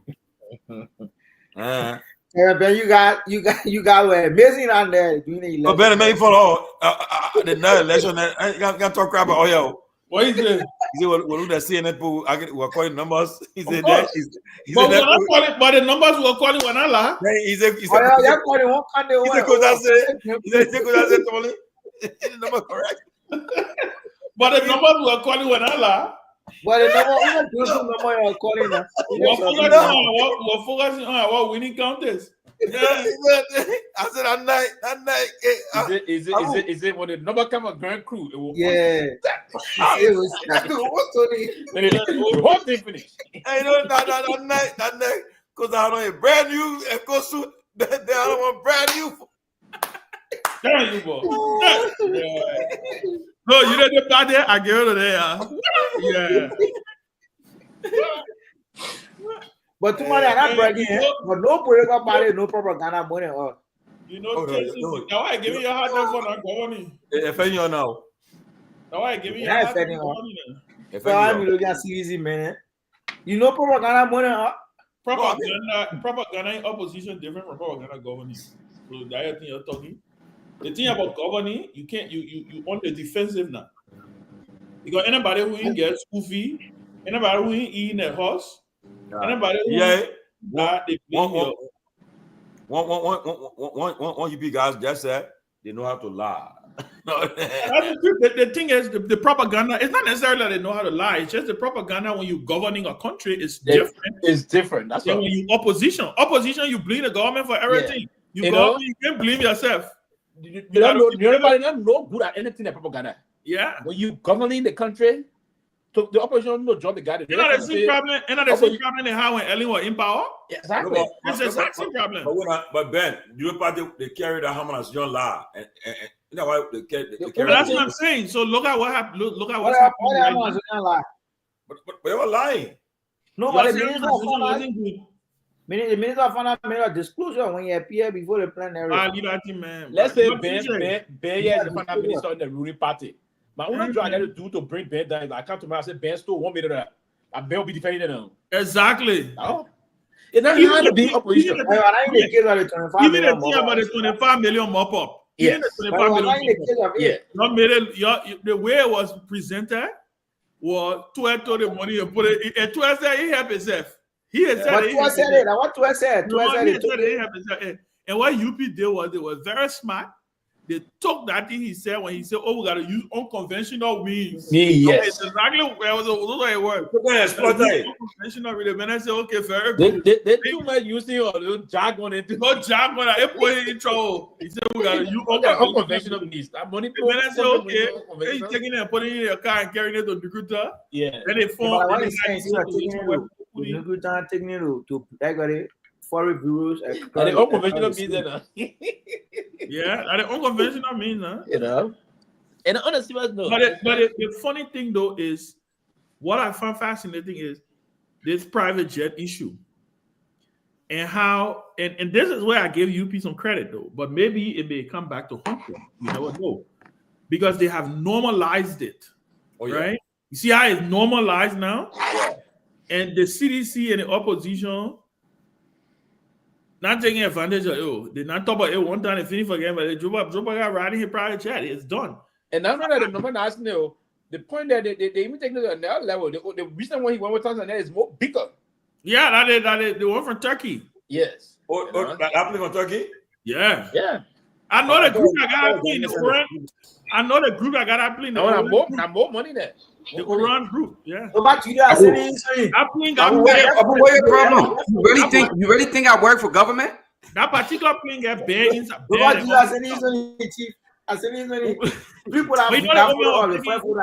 are taking an overnight flight, so they had to get a jet.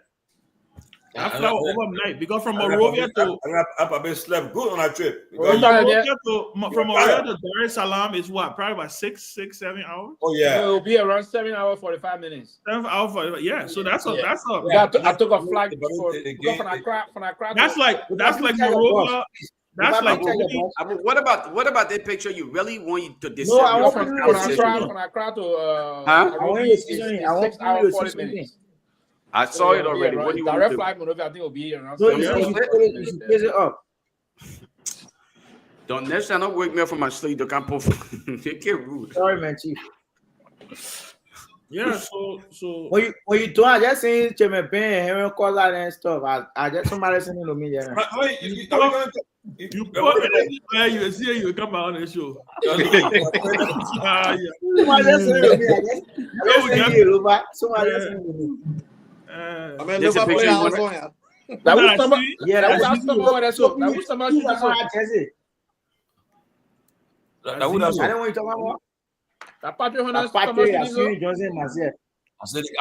said money street.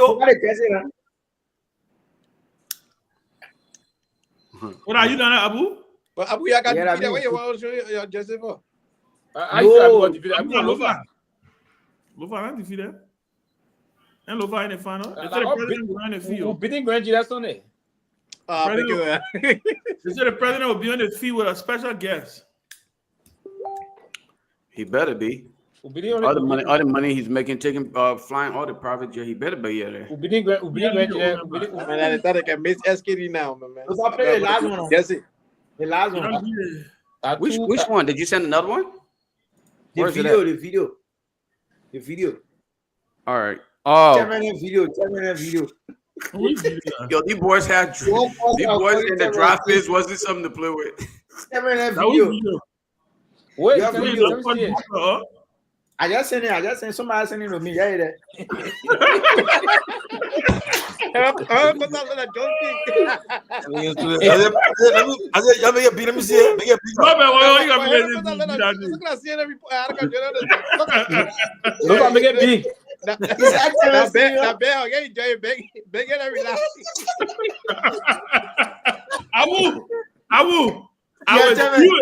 I wanted you. Sorry, Chief. Lofa, can you play boss? Now CNN, man, CNN live, man. And another thing, Wait. brand is key. In every election, to follow the track. Who brought everyone else here? Evidence, but the numbers we're seeing, the CDC has outperformed itself. It is wrong. No, okay. All right. Do you guys think this attitude, everybody, do you think that pull people off or they just turn people off? This arrogance, this entitlement, or you don't support them, or you don't endorse them, you don't like them.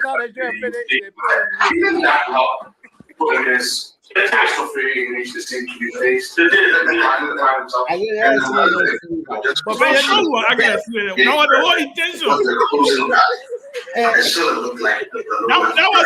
was the whole intention. The intention was to present the thing like CNN. What are you talking? We're going to be protected. Hey, no, Tommy, remember we had a video. It'll be advanced. Yes. Tommy, remember we had a video and we can now project. Yes, we are has really like that. No, we ain't do no video about Joseph Wagao. They brought out a funny executive media of our party. Oh my God! Look at that! Oh my God! Yeah, because no, we're gonna do the Wolf Blazer thing, Anthony. We're gonna do the Wolf Blazer thing. When say, listen. Okay, I'm getting the thing from studio right now. You know what, Henry? We are in a good place to make a projection. We are now in a good place to make a projection. You're gonna say our network has a projection to make. The closing argument can now project that George Biden has gotten re-elected. Oh yeah. They not me laughing the thing here. Costa said, CDC are offset itself. No, outperform. I mean, sorry, outperform. Sorry, outperform is clearly. He said outperforming yourself. He said outperforming yourself. And when you are saying that, the result I was getting for Bong, Nimba, Lofa, Magibi was terrible. He said outperform. I was saying, but outperform. What going on here? He said, Ben, you remember going to more than 5 times. He just got it result. We have one magic ball and all. We have one magic ball. He said, Ben, move Bong a little bit. Let's go deep into. No propaganda. Let's go deep into Nimba. Clearly, by 9:30, when the result I started receiving around the country, I was seeing Joseph, right? The result I started getting, I knew that Boaga was going to win the election. It was not good in my Gibby. It wasn't going Bong. And boom, that bomb result I didn't expect. When because of the former vice president. Because I knew Nima was going to fall. Nima was really going to go the other way. That I knew. So I expected Bomb to do the damn. If Bomb had voted a little bit, they have voted a little bit more. They would have. There are 2 districts in Montserrat that flipped UP. That was the district that George Weah won in the first round. That was expected when the Manigo people took SAR. Most of the when they did that thing with yeah. I saw those 2 districts flip. I was like, it's done for CDC. Yeah, all the things. If they have supported Weah, it would have changed. But it's what they didn't do. Because most of them were at least they all they didn't do because they believed that they said Weah didn't commit to the past coalition member before, so they were afraid to do it, right? And Amara, who are making all the noise on spoon, ain't he crying now? Pewee, guess what? Kev has not look into my face. Say to I told you, we got it.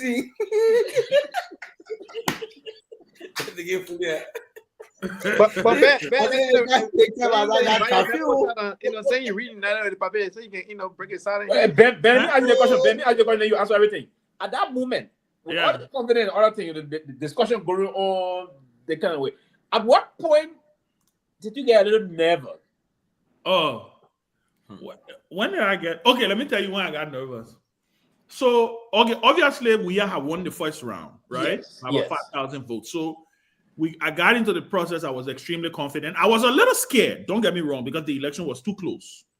I was very scared. If you even ask Kev, I told Kev, I said, Kev, if President Weah doesn't have a strong lead going into the runoff, when the opposition is that close, the opposition gets confidence because you are ruling establishment. Exactly. You saw what happened in 2017. Mm-hmm. It was all clear. Even in talking about 2011, where an incumbent was in the race with Ellen. You saw the first round numbers with Unity Party and CDC. Ellen had blew them out. Literally, that CDC decided they were going to boycott, right?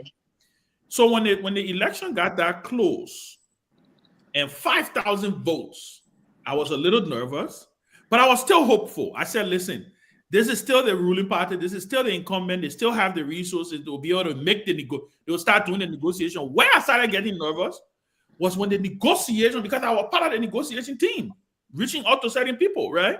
We were getting bottlenecks. Normally, going into second round, most opposition politicians come to the ruling establishment. Was the ruling party. They won't go. You know, my man, the benefit winning the thing. Let's just go there.